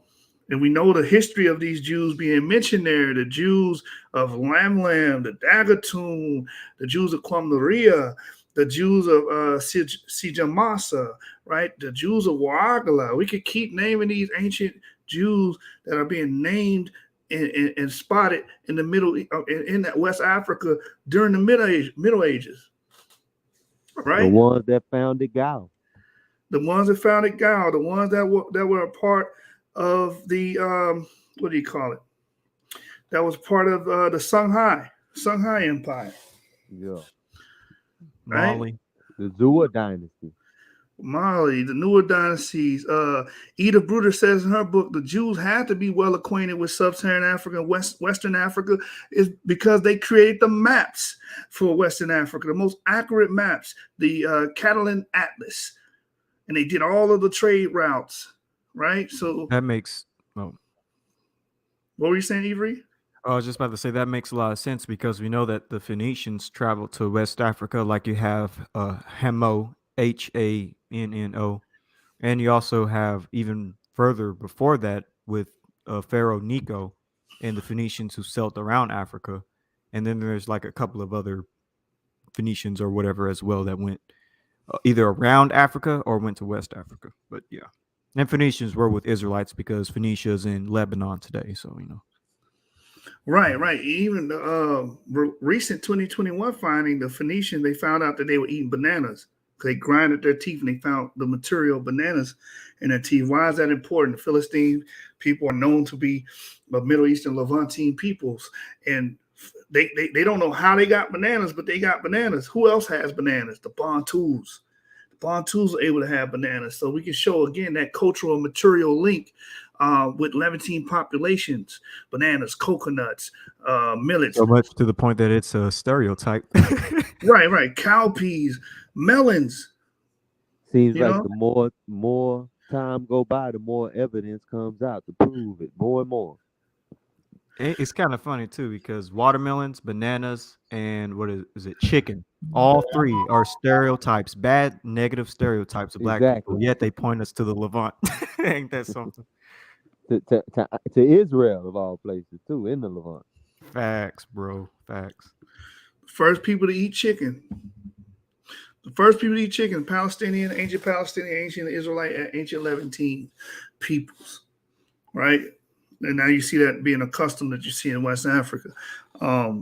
So we have these genetic links, material links, cultural links. We see all of it culminating to show one image of these people being Israelites are Shemitic people migrating into Africa. And again, the DNA says the same thing. We read DNA genetic studies and findings that show that there is a Levantine-like Bronze Age Levantine-like ancestry that's connected to the Bantu agricultural expansion, right, which happened within less than 3,000 years. Within this same period, we see a lot of Eurasian gene flow coming into Africa at the same time. So we can see that people are coming from Eurasia, coming through Egypt, going through the Nile, going to Chad. And then what does the Bantu expansion do? Spread from Chad westward, eastward, and southward. So we can make these connections all day. And this is what I believe that this Rabbinite council, looked at as well, or looked at material or evidence similar to this for them to say it. I'm going to read it again. It says here, according to the Rabbinite, while there is yet, and it's also academic genetic study of the Igbo, so they're saying there isn't an exhaustive one yet, right? The data, the majority of those who have reported their autosomal and Y chromosome DNA supports that their ancestors migrated from the Levant base, sharing genetic links with Sephardic and Ashkenazi Jews alike. That's what it says. What do y'all do? Y'all gonna get mad and write emails towards the Rabbinite court council, the Obadiah Alliance? You're gonna write them. It's a conspiracy, Yeshua. It's a conspiracy. Brother. We paid these guys off. Yeah. We're all in a coup together with these guys. To get them with that BHI money. That BHI money. Hey, it's either conspiracy or the evidence is overwhelming. It's one or the other. The African Americans do have $11 trillion spending power. Yeah, but all the BHI are supposed to be convicts, so they must have gave it all to the Israelites. It was like pay the Jews off, so they'll say we one of them. Right. Convict BHI who have GEDs.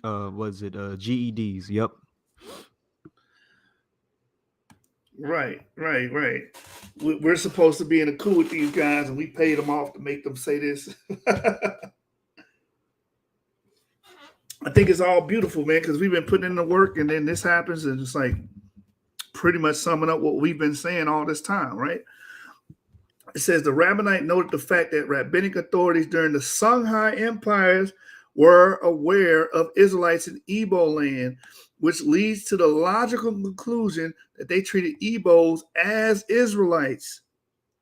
The final conclusion of the Obadiah Alliance Rabbinate was that Igbos are to be treated as Israelites in every sense of the word, and also their priestly and Levite lineages should be upheld as valid. And you know what? Oh, my bad. No, go ahead, brother. Go ahead. And the reason why this is powerful information is because if you test the Igbo genetics, genetically, they're no different than the Yoruba. And we know the paper that deals with the Yoruba saying that, all Jews have Yoruba DNA. Yeah. And the Yoruba genetically no different than, various other West African groups and even Bantu groups. Again, that genetic paper dealing with all Jews even said that they had Luya Bantu DNA in them as well. And what connects all these groups is one, E1B1A, and also their, genetic autosomal ancestry. So that's very interesting. When this paper right here is talking about Igbo, and when the other paper dealing with the Yoruba is talking about the Yoruba, that connects a lot of West African populations from a genetic perspective. That's very interesting. And shoot, remember my presentation where I did about the Obu God, that monument they had to Neri the son of Eri the son of Gad in there. So not all that's valid, huh? Pretty much. Man, it's just it's overwhelming. It's mind-boggling what time we live in. You never thought you would see something like this, but now we're seeing it. So and this is why I feel like in 2022, like I said, I feel like they actually are going to admit this year some of the findings in the Levant, because Ngozi, I shouldn't say his name, but the person who told me that they have a friend in Israel today that have interesting findings in the Levant. I'm telling you, I feel like they're going to be E markers, whether they're E1B1A or E1B1B. I still feel like they're going to release something that collaborates perfectly with this paper. That's just my feeling, because they are starting to become more, what's the word, okay with accepting groups as actually being Israelites. Well, they probably like, we need to get some real ones in here so we can keep the land. Yeah, so we can build that third we can temple. genetically link them to the land. Yeah, they here. Hey, that would be crazy. These people bring this paper out, and it's because somebody on their team had insights on a genetic finding that we don't know about. I'm just That's speaking what I'm thinking. hypotheticals.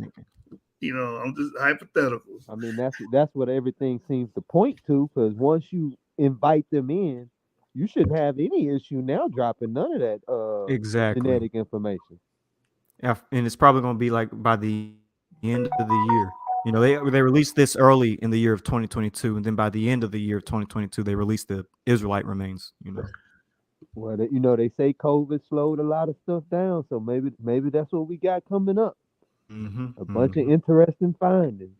Yep. I'm just mad they can't get into Iraq, because I really, really, really want to see what the ancient Sumerian DNA looking like. Really? Man, Yeah. low key, I feel like the Sumerians were J markers. I mean, I think they're going to find some J's. I think they're going to find some E's. I'm just interested in what exactly they find. Yeah, I want to know the Akkadians, since we know that they were Semites, at least the Akkadian samples.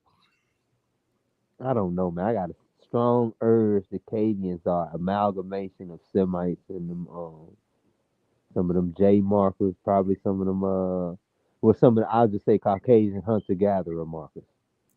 Interesting. Okay, all right.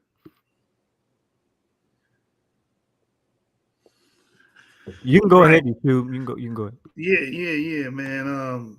It says right here, the Rabbinate advised that upon the return of the Igbos to the Ominana, what you do in the land, they should be circumcised if they haven't performed it already. Say the YASHAR-YA'OH afterward and partake in the kola nut ceremony with their brethren, as it is customary among Igbos. Now that kola nut, I was talking about that earlier. That kola nut ceremony is biblical. Let me see if I can find it. I think it's Genesis 48 and 11. Because I looked it up earlier, but the topic had changed so fast in that room. It was too late by the time I got it.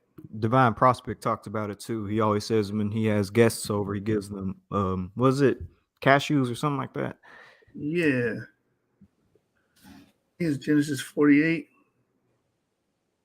I'm looking for it now. So this is a customary thing that you find in the Bible as well, in the book of Genesis, where you greet them with the kola nut or cashews or whatnot. And I'm trying to pull it up right now. Let me get it. Hold on. Give you guys a second. I'm gonna be right. Just typing this in real quick.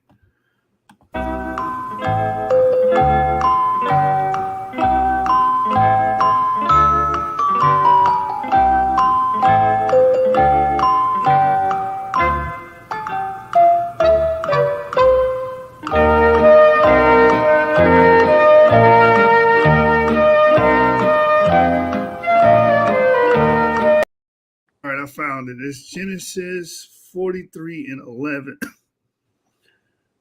And it says, where you greet people with the pistachio nuts or whatnot, what have you, right? Let me share my screen here. Let me take this down. Oh, as a matter of fact, I can do this. It'll be a little easier if I do it this way. Genesis 43 and verse 11. And it states here,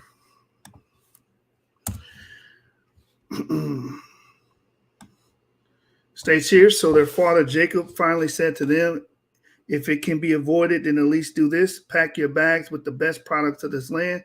Take them down to the man as gifts, balm, honey, gum, aromatic resin, and pistachio nuts and almonds. And we see this same custom with the Ebos, with the cola nut, how they greet people, right? So that's Genesis 43 and 11. I was trying to pull that up earlier on Clubhouse, but couldn't get it fast enough, and the topic changed and shifted before I can pull that out. So that seems to be drawn from a biblical context as well. So let's go back to the article and finish that off. So it states here, which is customary amongst the Ebos, this ruling may also trigger more scholars to do more research about the Ebos, what they offered the world in the past, what they offer the world now, and what they would offer the world in the future. As democracy is under assault, the Ebos are democratic to the core and stand out as the most culturally democratic ethnic entity globally. The world may have to look at the Igbo traditional system of government, which has survived despite many years of British rule and Nigeria's deliberate marginalization. It is interesting that Obadiah Rabbinate addressed Igbos as Israelites, not as Jews. They also affirm Amanah, what you do in your land, is authentic original religion of the children of Israel. Dr. James Horton, Africanus Bales, had in his 1868 book, The West African Countries and Peoples, British and Native, and a vindication of an African tribe, described Igbo religion as Judaism mixed with pagan practices. In another book, The Story of the Niger, a record of travel and adventure from the days of Mungo Park to the present time, published 1888, author Robert Richardson observed, the religion of the natives is almost pure idolatry, but some slight traces of Judaism may be discovered in it, a circumstance which seems to indicate that some stray wanderers of the Hebrew race long ago have found their way in these regions, and in the gradual course of the time became assimilated to natives, both in appearance and customs, leavening the races around them, however, with a few of their own ideas. It says here, with the validation of Aminana as Israelite religion, Jewish and Igbo scholars should come together to fill in the gaps created by years of exile between Aminana in Africa and Judaism in Europe. With Aminana poised to go mainstream, this learning process between Jews and Igbos would be invaluable for both groups, as they compare notes, as there could well be traces of Christianity in both modern Judaism and modern Aminana. Igbo Osu practice, which is rooted in Ominana, has been both obdurate and pernicious to modern Igbo society.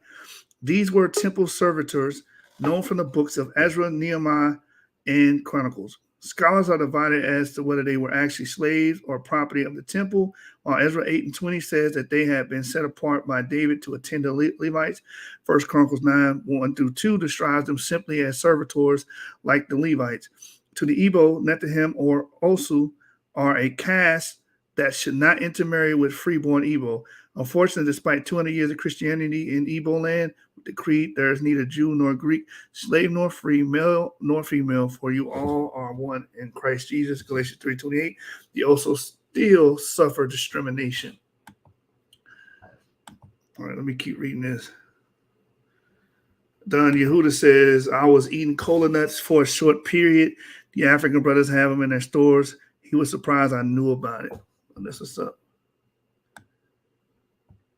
Ramal Yahoo, my email is hebrewjedi@gmail.com. All right, brothers. So let's get back into this article. So it states here, the Igbos may learn how to solve the Osu problems from the Jews. Since Christianity did not solve the problem, maybe Judaism will. For someone who has worked on this subject for decades, digesting this ruling and its ground-shattering significance will be like peeling the multiple layers of an onion with tears in your eyes.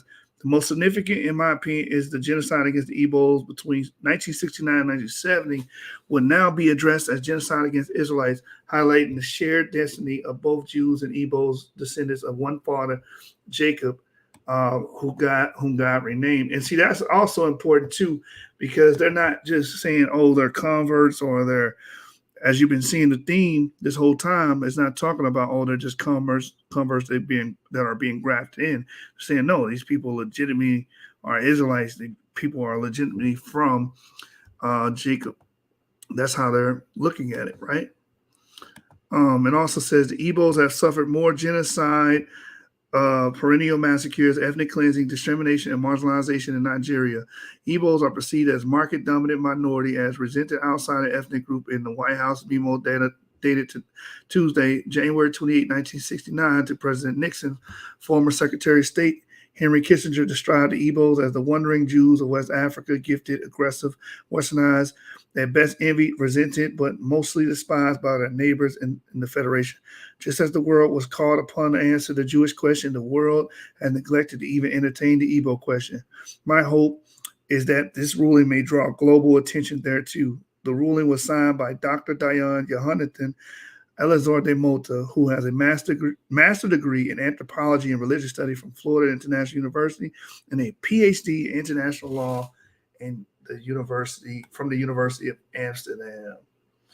All right, so I don't know if I'm going to read the rest of this because it's dealing with the wiki articles, contemporary outreach, and religious practices. So I'll let y'all guys deal with that one on your own. I just want to deal with the actual ruling. So any comments about that document before we fade to the black? Yeah, so one thing I got to say is I already know that even though Israel has recognized the Igbo people as being, well, Israelites, we're going to have our own people pushing back against that paper and against what people are saying. And I was kind of thinking to myself, it's interesting how, our people are going to be pushing against it. But does this happen to like other groups? Like, are Chinese people pushing against the Kaifeng and saying that, oh no, they're not actually Jews. The Kaifeng are just Chinese. Or are there any Pakistanis pushing against the Pashtun Jews and saying, oh no, they're not Jews. They're just everyday Afghani people. And same thing for Iraqi Jews and same thing for Iranian Jews. The Iranians push against the Iranian Jews and just say that they're Iranians. The Iraqi people push against the Iraqi Jews and just say that they're Iraqi. No, none of these groups say that, but it's going to be our people who are going to push against the Igbo Jews and say that, no, they're not Jews. They're just West Africans. I just find that to be interesting because I'm going to be waiting for the videos that come out speaking against this and speaking against Igbo Jews. And I'm probably going to never find a YouTube video of a let's say a Chinese person speaking against the Kaifeng Jews. I probably can't find not one video on all of YouTube. It's just wild when you think about it. After this, the Afrocentrics and the Christians, they hearts skip the beat.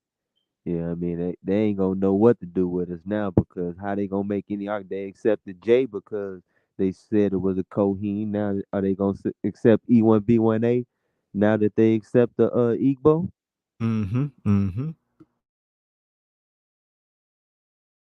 Facts. You even have somebody in the comments earlier trying to minimalize this.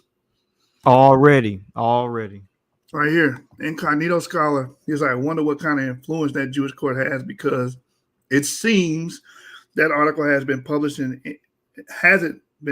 any Jewish or Israeli newspaper. So the legislation relates only to Miami community. Yep. So how come I can't find a Chinese person speaking like this against Kaifeng Jews? It's crazy. Or like I said, an Afghani person speaking against the Pashtun Jews. It's always other. Oh my goodness! Always our people pushing against our own people, man.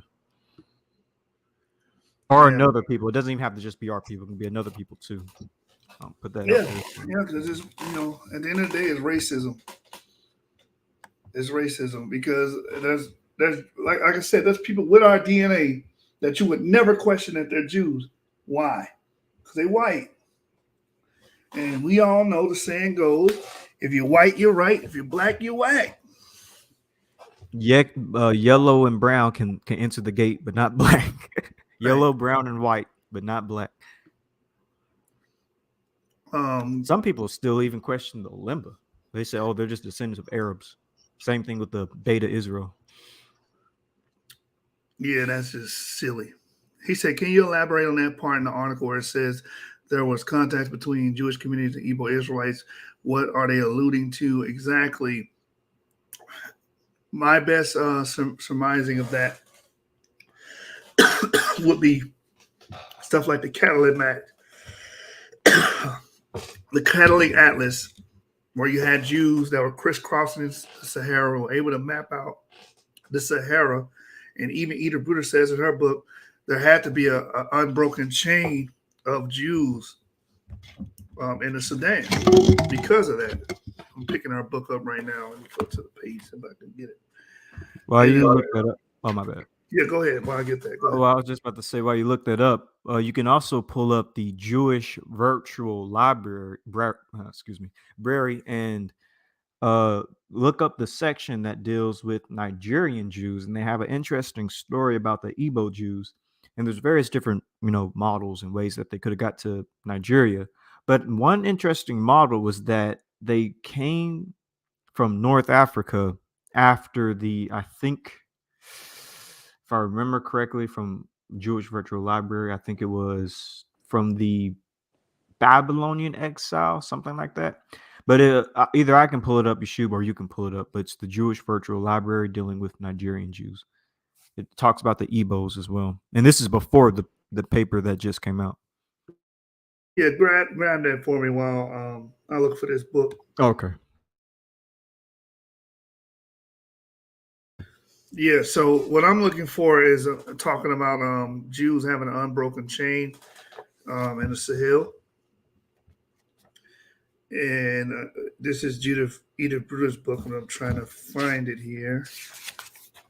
It's the historical narratives of a Jewish presence in sub-Saharan Africa. About to share my screen. Go right ahead.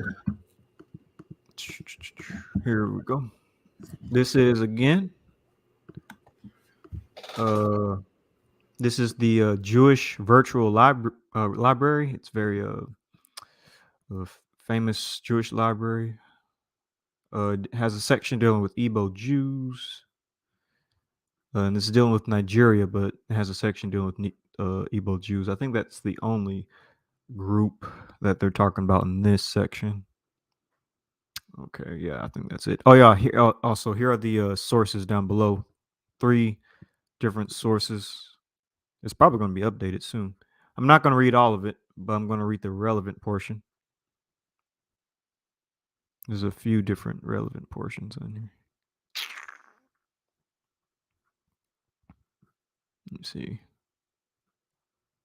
Yeah, so according to oral traditions, the Igbo have resided in Igbo land, a region of modern-day Nigeria, for over 15,000 years.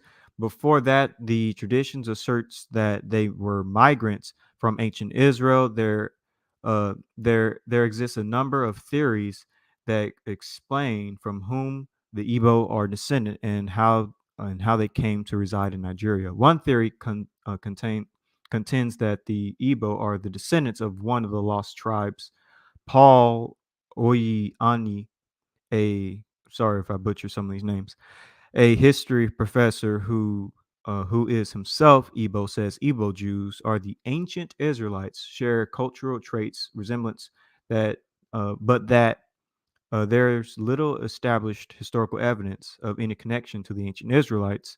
Within the Igbo, there exist 3 ethnic sub-identities. They are Beni, Gath, Beni, Zebulon, and Beni. Dang, I forgot this Hebrew name. Hamashish or Hamisha. So the relevant portion that I want to find because this all deals with the breakdown of the Igbo. I'll just sum that up. So basically, the Igbo have a tradition of descending from Gad, because there's a very famous ancestor in the Igbo's lineage called Eri, and so that basically the idea is that they descend from Eri from Gad. But I want to get to the part that deals with how they got to Nigeria. But basically, the Igbo are broken up into 3 different tribes that descend from ancient Israelites. Let's see. All right, so I think this is one telling. I'll read this one. It's pretty interesting. It says, there is this other theories that explain how the Igbo Bene Israel are the descendants of the ancient Israelites. One such theory postulates that the Igbo are descendants of Levitical migrants. The theory contends that the Levites left Judah in the periods of destruction of the first and second temples in Jerusalem. They are said to have settled in Jerban, Tunisia. This is the North African theory. A more likely theory states that the Igbo Bene Israel are the descendants of the clans of ancient Israelis and Judeans that fled the Levant before and during the Assyrian and Babylonian sieges. That's interesting because remember, when it comes to the genetic paper dealing with Yoruba, that the Jews have this African admixture before the Assyrian Babylonian sieges, which means our people were in the land of Israel. Anyways, here's another theory. According to the 9th century Jewish traveler Eldad Hadani, the Igbo ben Israel may be descendants of the members of several of the lost tribes of Israel. He contended that the Jews of Africa came from the tribes of Dan, Naphtali, Gad, and Asher, who had fled to the land of Israel, so not to participate in the civil war between Judah and Israel during the time of Jeroboam's secession and the reign over the northern kingdom. That's personally what I believe when we entered the land as well. Have been around Assyria, Babylon, or after that, or before that. Eldad contended that these Jews originally settled in Havilah beyond the rivers of Ethiopia. With them, they had a copy of the Tanakh, less the books of Esther and Lamentations. These Jews had no knowledge of the Mishnah or the Babylonian Talmud, but had devised their own Talmudic traditions. And basically, this is basically pre-exilic culture. That's basically what these people will be practicing, a pre-exilic type of Israelite culture, which is what I agree with as well.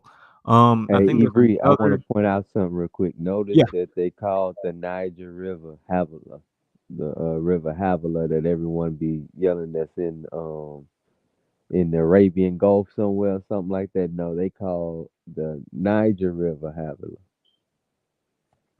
Yep. And so there's another theory. I'm going to read this last one as to how they got there. Actually, there's a few different ones. All right, I'm just going to make this quick.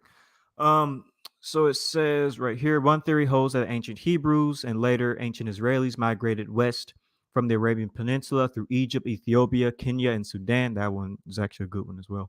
No one is certain when ancient Hebrews first migrated from the Middle East and settled in West Africa. It is thought that they began to arrive before 202 BCE, and the date associated with the arrival of ironworking civilization in West Africa, the Noak culture. So that's actually a pretty good theory as well. I'm not gonna lie. And then there's what's this one? This one's dealing with, yeah, I'll go ahead and read this one too. An additional theory states that North African Jews traded and traveled within the West African kingdoms of Mali, Songhai, and the Cameron Bono Empire. Jews are believed to have been a prominent demographic in these empires. It is even thought that several rulers of the Songhai Empire had Jewish roots. It appears, however, that Judaism in West Africa in the West African empires came to an abrupt end when Askia Muhammad came to power and in 1942 ordered all the Jews to convert to Islam or face expulsion. And this is when a lot of them start to be enslaved and stuff like that. Transatlantic slave trade, trans-Saharan slave trade, all that stuff. Another theory, is this one? That's interesting too. Another theory maintains that the Jews traveling with trade caravans from Northeast Africa moved through West Africa. According to certain accounts, such as Travels in North Africa by Nahum Solosh. Excuse me. Jewish identity can be found in North Africa since the founding of Carthage, specifically descendants of the tribes of Zebulun and Asher. Oh, that's what Yitzhak always talks about, Hannibal being from the tribe of Asher. Okay, that's interesting. It's been a while since I read this article. Let's see. I'll read this too. Persecution and trade have been the major influencing factors in how the Jews migrated through Africa.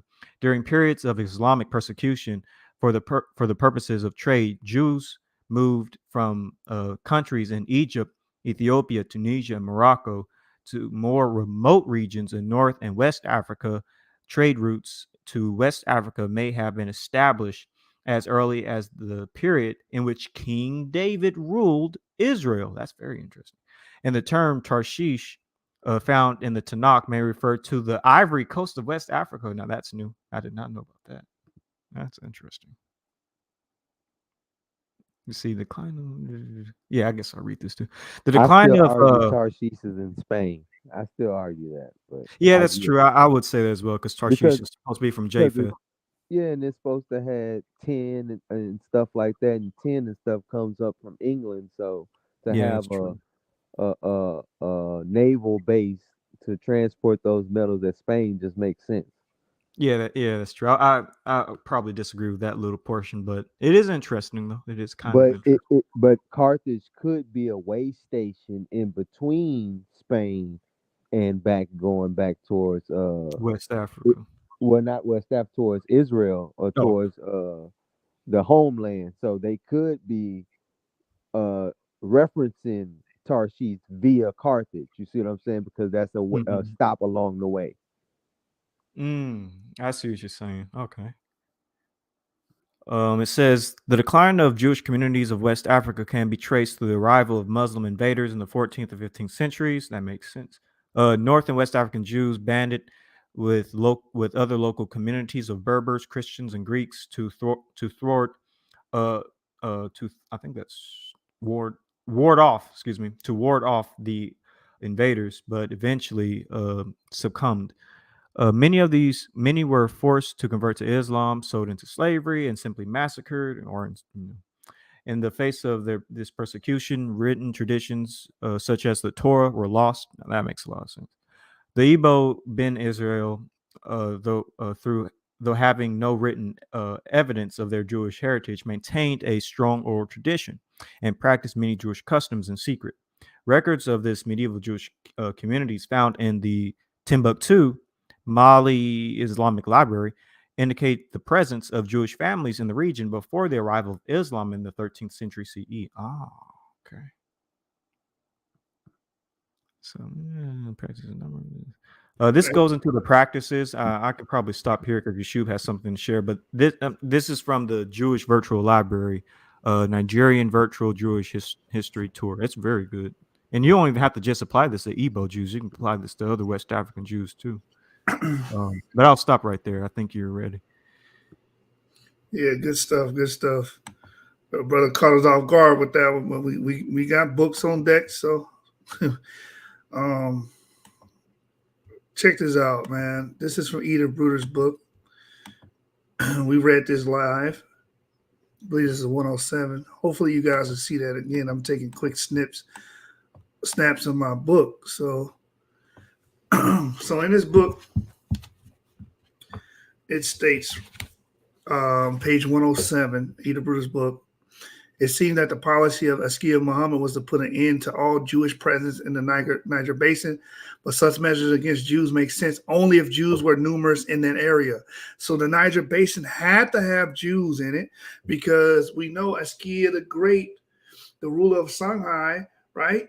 He created an edict to put an end to all the Jews in the Niger Basin. So that's a great evidence to show that Jews were there. It says there is evidence for the presence of Jews from ancient times in Jajirat and Tozir, Nahwasa, and Matmata, on the border between Tunisia and Tripolitania. Gadamis accommodated an ancient Jewish community whose existence is referred to in rabbinic texts. In the Djebel Nafusa, vestiges of a Jewish quarter were discovered in the city of Sharus, which was crossed by the Tripoli-Sudan Caravan Trail. According to al-Bakri, in the 11th century, in Dajjadu, the starting point of the trail to the kingdom via Fessen, there lived a large population of Jews, which I believe kingdom would have been Central Western Africa. It says another piece of information is provided by Benjamin of Tudela, who left us a few lines dating from around 1173 about their caravan journeys to Black Africa. It is a 12-day journey from Aswan to Halawan, where there are some 300 Jews. From there, they travel for 50 days by caravan through the great desert called Sahara, to the city of Zavala, called Havilah in the scriptures, into the land of Ghana. This land is located on the western side of Kush, which is called Al-Haspa. Hey, Jashu, let me just say something. That Fazan and Kanem is very interesting because if you want to pretty much cross the Sahara and not have to cross as much desert as possible, that's pretty much the trail you have to come through. And if that's occupied by Jews, it explains the trade routes, because you're gonna set the trade route on the best, the most, I guess I say the easiest trail you can make down through the way. You don't want to go through a bunch of desert. You want to go through as much arable good land as possible. That way you don't have to carry as much supplies. Right. The least path of resistance. The path of the least resistance. It says here, all this plausibly suggests an uninterrupted chain of Jewish colonies up to the border of the Sahara, scattered from the Atlantic Ocean, so that's the western tip, right, to the Libyan desert, whose economic life and longevity depended at least in part on the trans-Saharan trade. One can suppose that the Jews of Saharan caravans who traveled down towards Senegal and Niger were certain to be communities of co-religionists, meaning other Jews, right? Which enabled them to endure this insecurity of their travels and separation from their traditions. That's what James just talked about. The importance of the trans-Saharan trade, which is in the Tuat, constitute the main resource of its Jewish inhabitants, led them to ask the rabbis of Algiers to study the religious problem which the peddlers are confronted as regards the question of risk of profanation of the Sabbath. And if you read the rest of this, they come to a conclusion that, hey, if you're in a desert, if it's a Sabbath, you need to keep moving. But that's for another topic. Let me get you guys the other page. And again, this is The Black Jews of Africa by Edith Bruder. And that was page 107. So we go to the other page here. I want the cover. So here it states, let me blow that up so you guys can see it.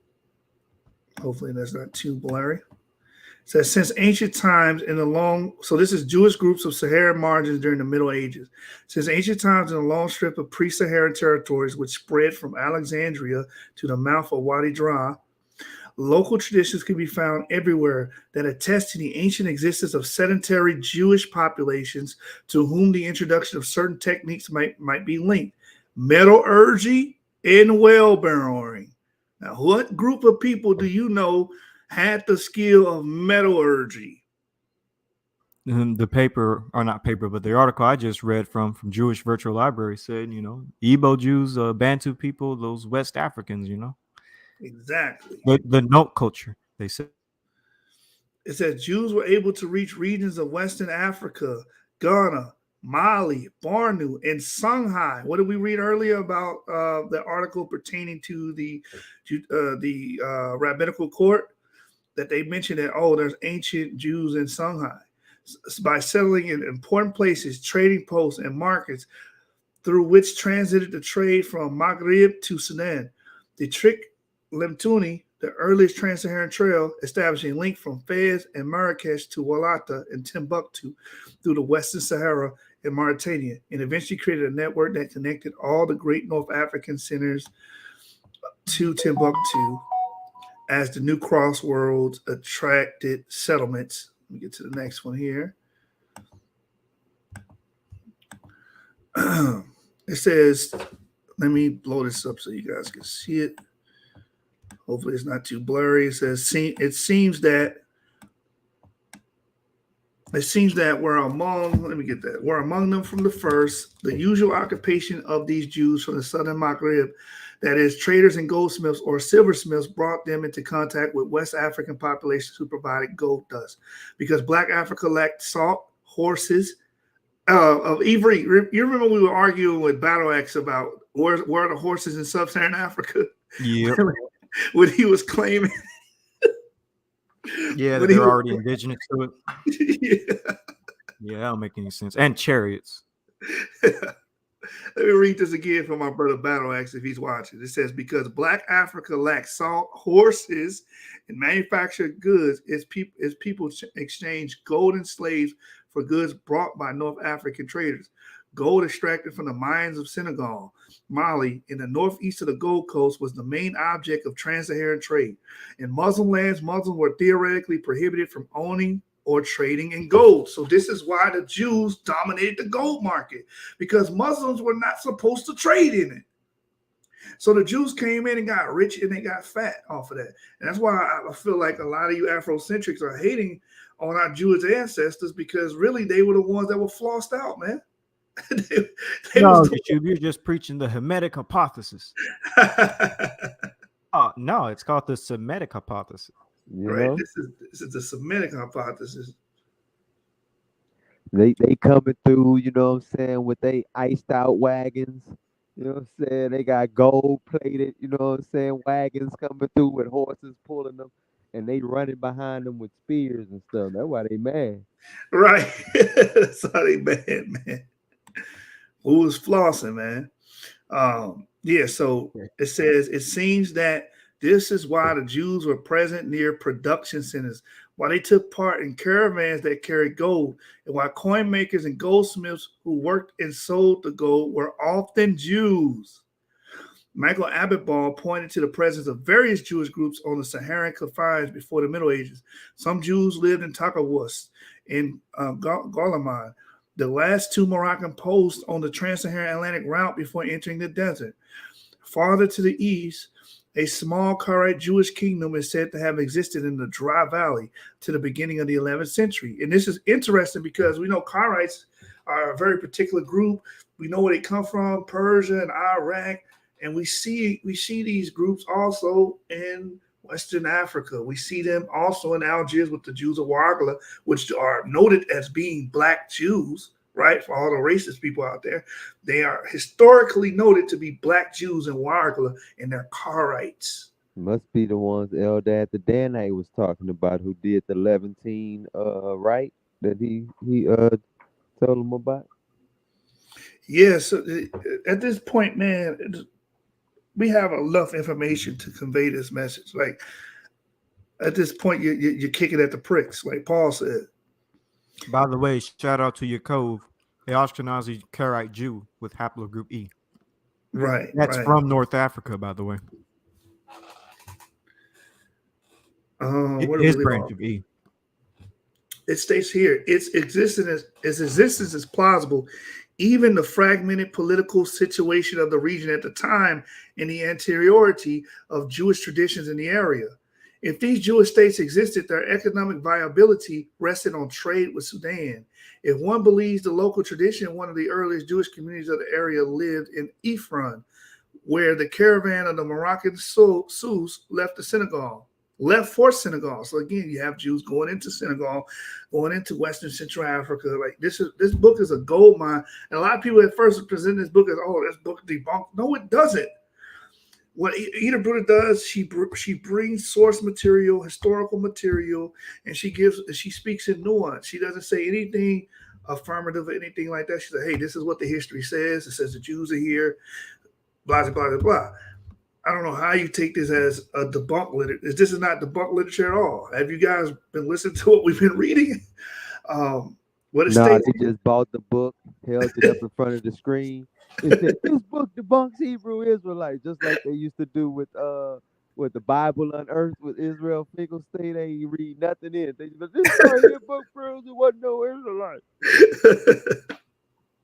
Yeah, that's just, oh my God. Poor little Tink Tink. It says, where the caravan of Moroccan Sioux left for Senegal. According to legends gathered by travelers, the members of this community claim that their ancestors came from Palestine via the edge of Sahara at the time of Nebuchadnezzar. Assyrio-Babylonian Empire. Yes. Yeah, So we I have definitely you. think that. Go ahead, brother. No, I was just about to say, I definitely think that's when we left Israel. It wasn't during 70 AD like what most BH say. I think it's during Assyrio Babylon, not 70 AD. Right, yeah. I think it was both, but I think when you were talking about, the first ones to get into the interiors of West Africa, I'm definitely with the Assyrian Babylonian exile. But you did have a lot of Jews that was in places like Cyrenaica and stuff like that. They were pushed south, and then you had the Garamantes that was up in the Sahara and stuff like that. You had some Jews amongst them. The Romans pushed them further south into the interiors of Africa. So you still had some of them that would have been from the northern kingdom and stuff pushed down Okay, to I'll the give you those delta. groups then. I'll give you those groups. Yeah. Josephus talks about Jews fleeing into Libya and stuff like that, Tunisia. A lot of Jews fled, and then the Jews that were in Egypt. So, yeah, I think it's a culmination of both. But that initial one, I think, is the Bantu expansion. That's that's how I Yeah. look at it. It states here, where we left off. It says the members of this community claim that their ancestors came from Palestine via the edge of Sahara at the time of Nebuchadnezzar. In the Tafalet Siljamasa, located at the crossroads between central Maghreb and western Sudan, was a city of rich merchants, a hub of trans-Saharan trade. It was fought over by North African dynasties before the destruction of its Jewish community by the Almohads in 1050.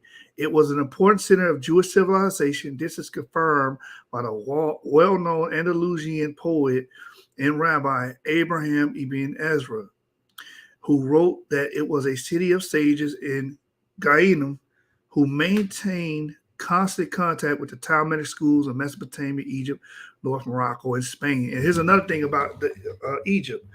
Egypt has records. We have a lot of well-kept records in ancient Egyptian Jewish synagogues and whatnot. And these synagogues and these records are showing that Maghrebis, meaning Jews from the west coast of Africa, were traveling back and forth to Egypt. Back and forth. That's well documented and attested to. States here from the 11th to the 13th century under Al-Maravid and Al-Mahad ruled, the political unification of the Western Maghreb was followed by the establishment of rigid Islamic law and the creation of a homogeneous religious society, and gradually extinguishing particularism. The Almohads were merciless towards the Jews who refused to convert to Islam. And this is the arguments we would have with people like Rob Bourne. Like, Rob Bourne, you're like, oh, where's this big Jewish culture and what's not? Oh, a lot of that stuff was suppressed for hundreds and hundreds of years, right? We see these Jewish rulers coming in, enacting laws. We read in the corpus of early Arabic sources for West African history about the Jews being suppressed during that time, being the slaves of the Maghreb as well. So you have to take that into consideration. It says, after a century of Almohad persecution, numerous Jewish communities have ceased to exist. There it is. All right, so that's page 103 and 102 is what I read. And if you don't own this book, I advise you to purchase The Black Jews of Africa. If you don't read anything in this book, at least read chapter 8, Historical Narratives of a Jewish Presence in Sub-Saharan Africa. All right. So I think with that, I'm pretty much done. Do we have any more questions? Name of the book. The book is The Black Jews of Africa. Let me put it in the comments. Black Jews of Africa. History, religion, and identity.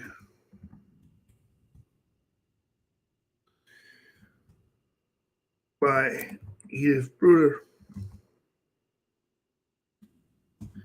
Like I said, if you don't read anything else, read chapter 8. Very good chapter. Well, actually, we read this entire book on the source, so you guys can actually read and follow along as I covered it last year. Do you guys want to add anything significant about the ruling, or anything about West African Jews, genetics, or whatever before we close? I just want to say shalom to everybody, man. Y'all have a great night because I got to get up early in the morning. Shalom. Avery, you got anything? Nothing but yeah. My brother Sean. I guess my brother Sean is asleep. Yeah, he probably got work too in the morning. All right, Sean's out. We out. Peace. We put a 6.5 hour joint out, man. We put in work today. We were supposed to get a debate today, but the brother claimed he forgot. So he did come to the show, though. He left a comment. Yeah, I saw that, man. Like, you could have did the debate. You know what I'm saying? You could have just came and did the debate. But, we never stop working here at the source. We want to give you guys content. So today we decided to do a clubhouse room, and we decided to cover the topic about the rabbinic ruling and its implications. So man, I'm just glad. I think we're in a good space right now, and I expect to find more genetic findings, more historical records and archives are going to become available to us. I'm going to be able to read and disseminate that information. It's just going to be great for you guys. I'm going to continue to feed you guys content. Yeah.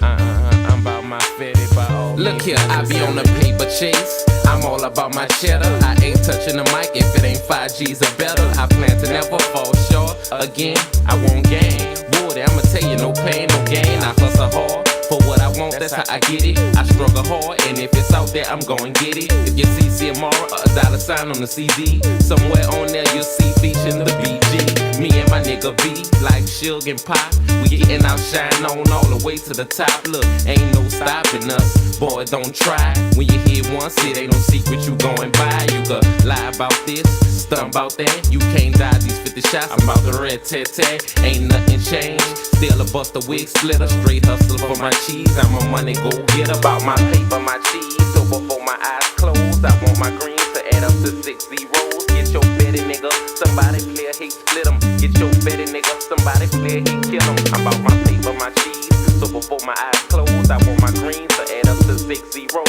Get your betty nigga, somebody play a hate split 'em. Get your betty nigga, somebody play a hate kill 'em. It's all about Benjamin, that's all I wanna have. Ducked off in my house with a hoe taking a bubble bath. Sparkling marble, cupping all my room floors. A maid in a bathing suit doing my house chores. Do not disturb sign on my bedroom door, cause my dick getting ate by my #1 whore. Look, I'm money hungry, about acting a donkey. No longer a junkie, I got rid of that monkey. I'm cheeky, I don't want you fucking with my shit. My neck and my knuckles covered with crushed out shit. Sparkling gold cover my motherfucking grill. Pockets filled with big head $100 bills. Fucking up this rap game with these wicked rap skills. And ain't far from making G's to making meals. I'm a trill BG, uptown hard hitter. On the real, my nigga, I'm a money go get about my paper, my cheese. So before my eyes close, I want my greens to add up to 6 zeros. Get your betty nigga, somebody play a hate split 'em. Get your betty nigga, somebody play a hate kill 'em. About my paper, my cheese. So before my eyes close, I want my greens to add up to 6 zeros. Get your betty nigga,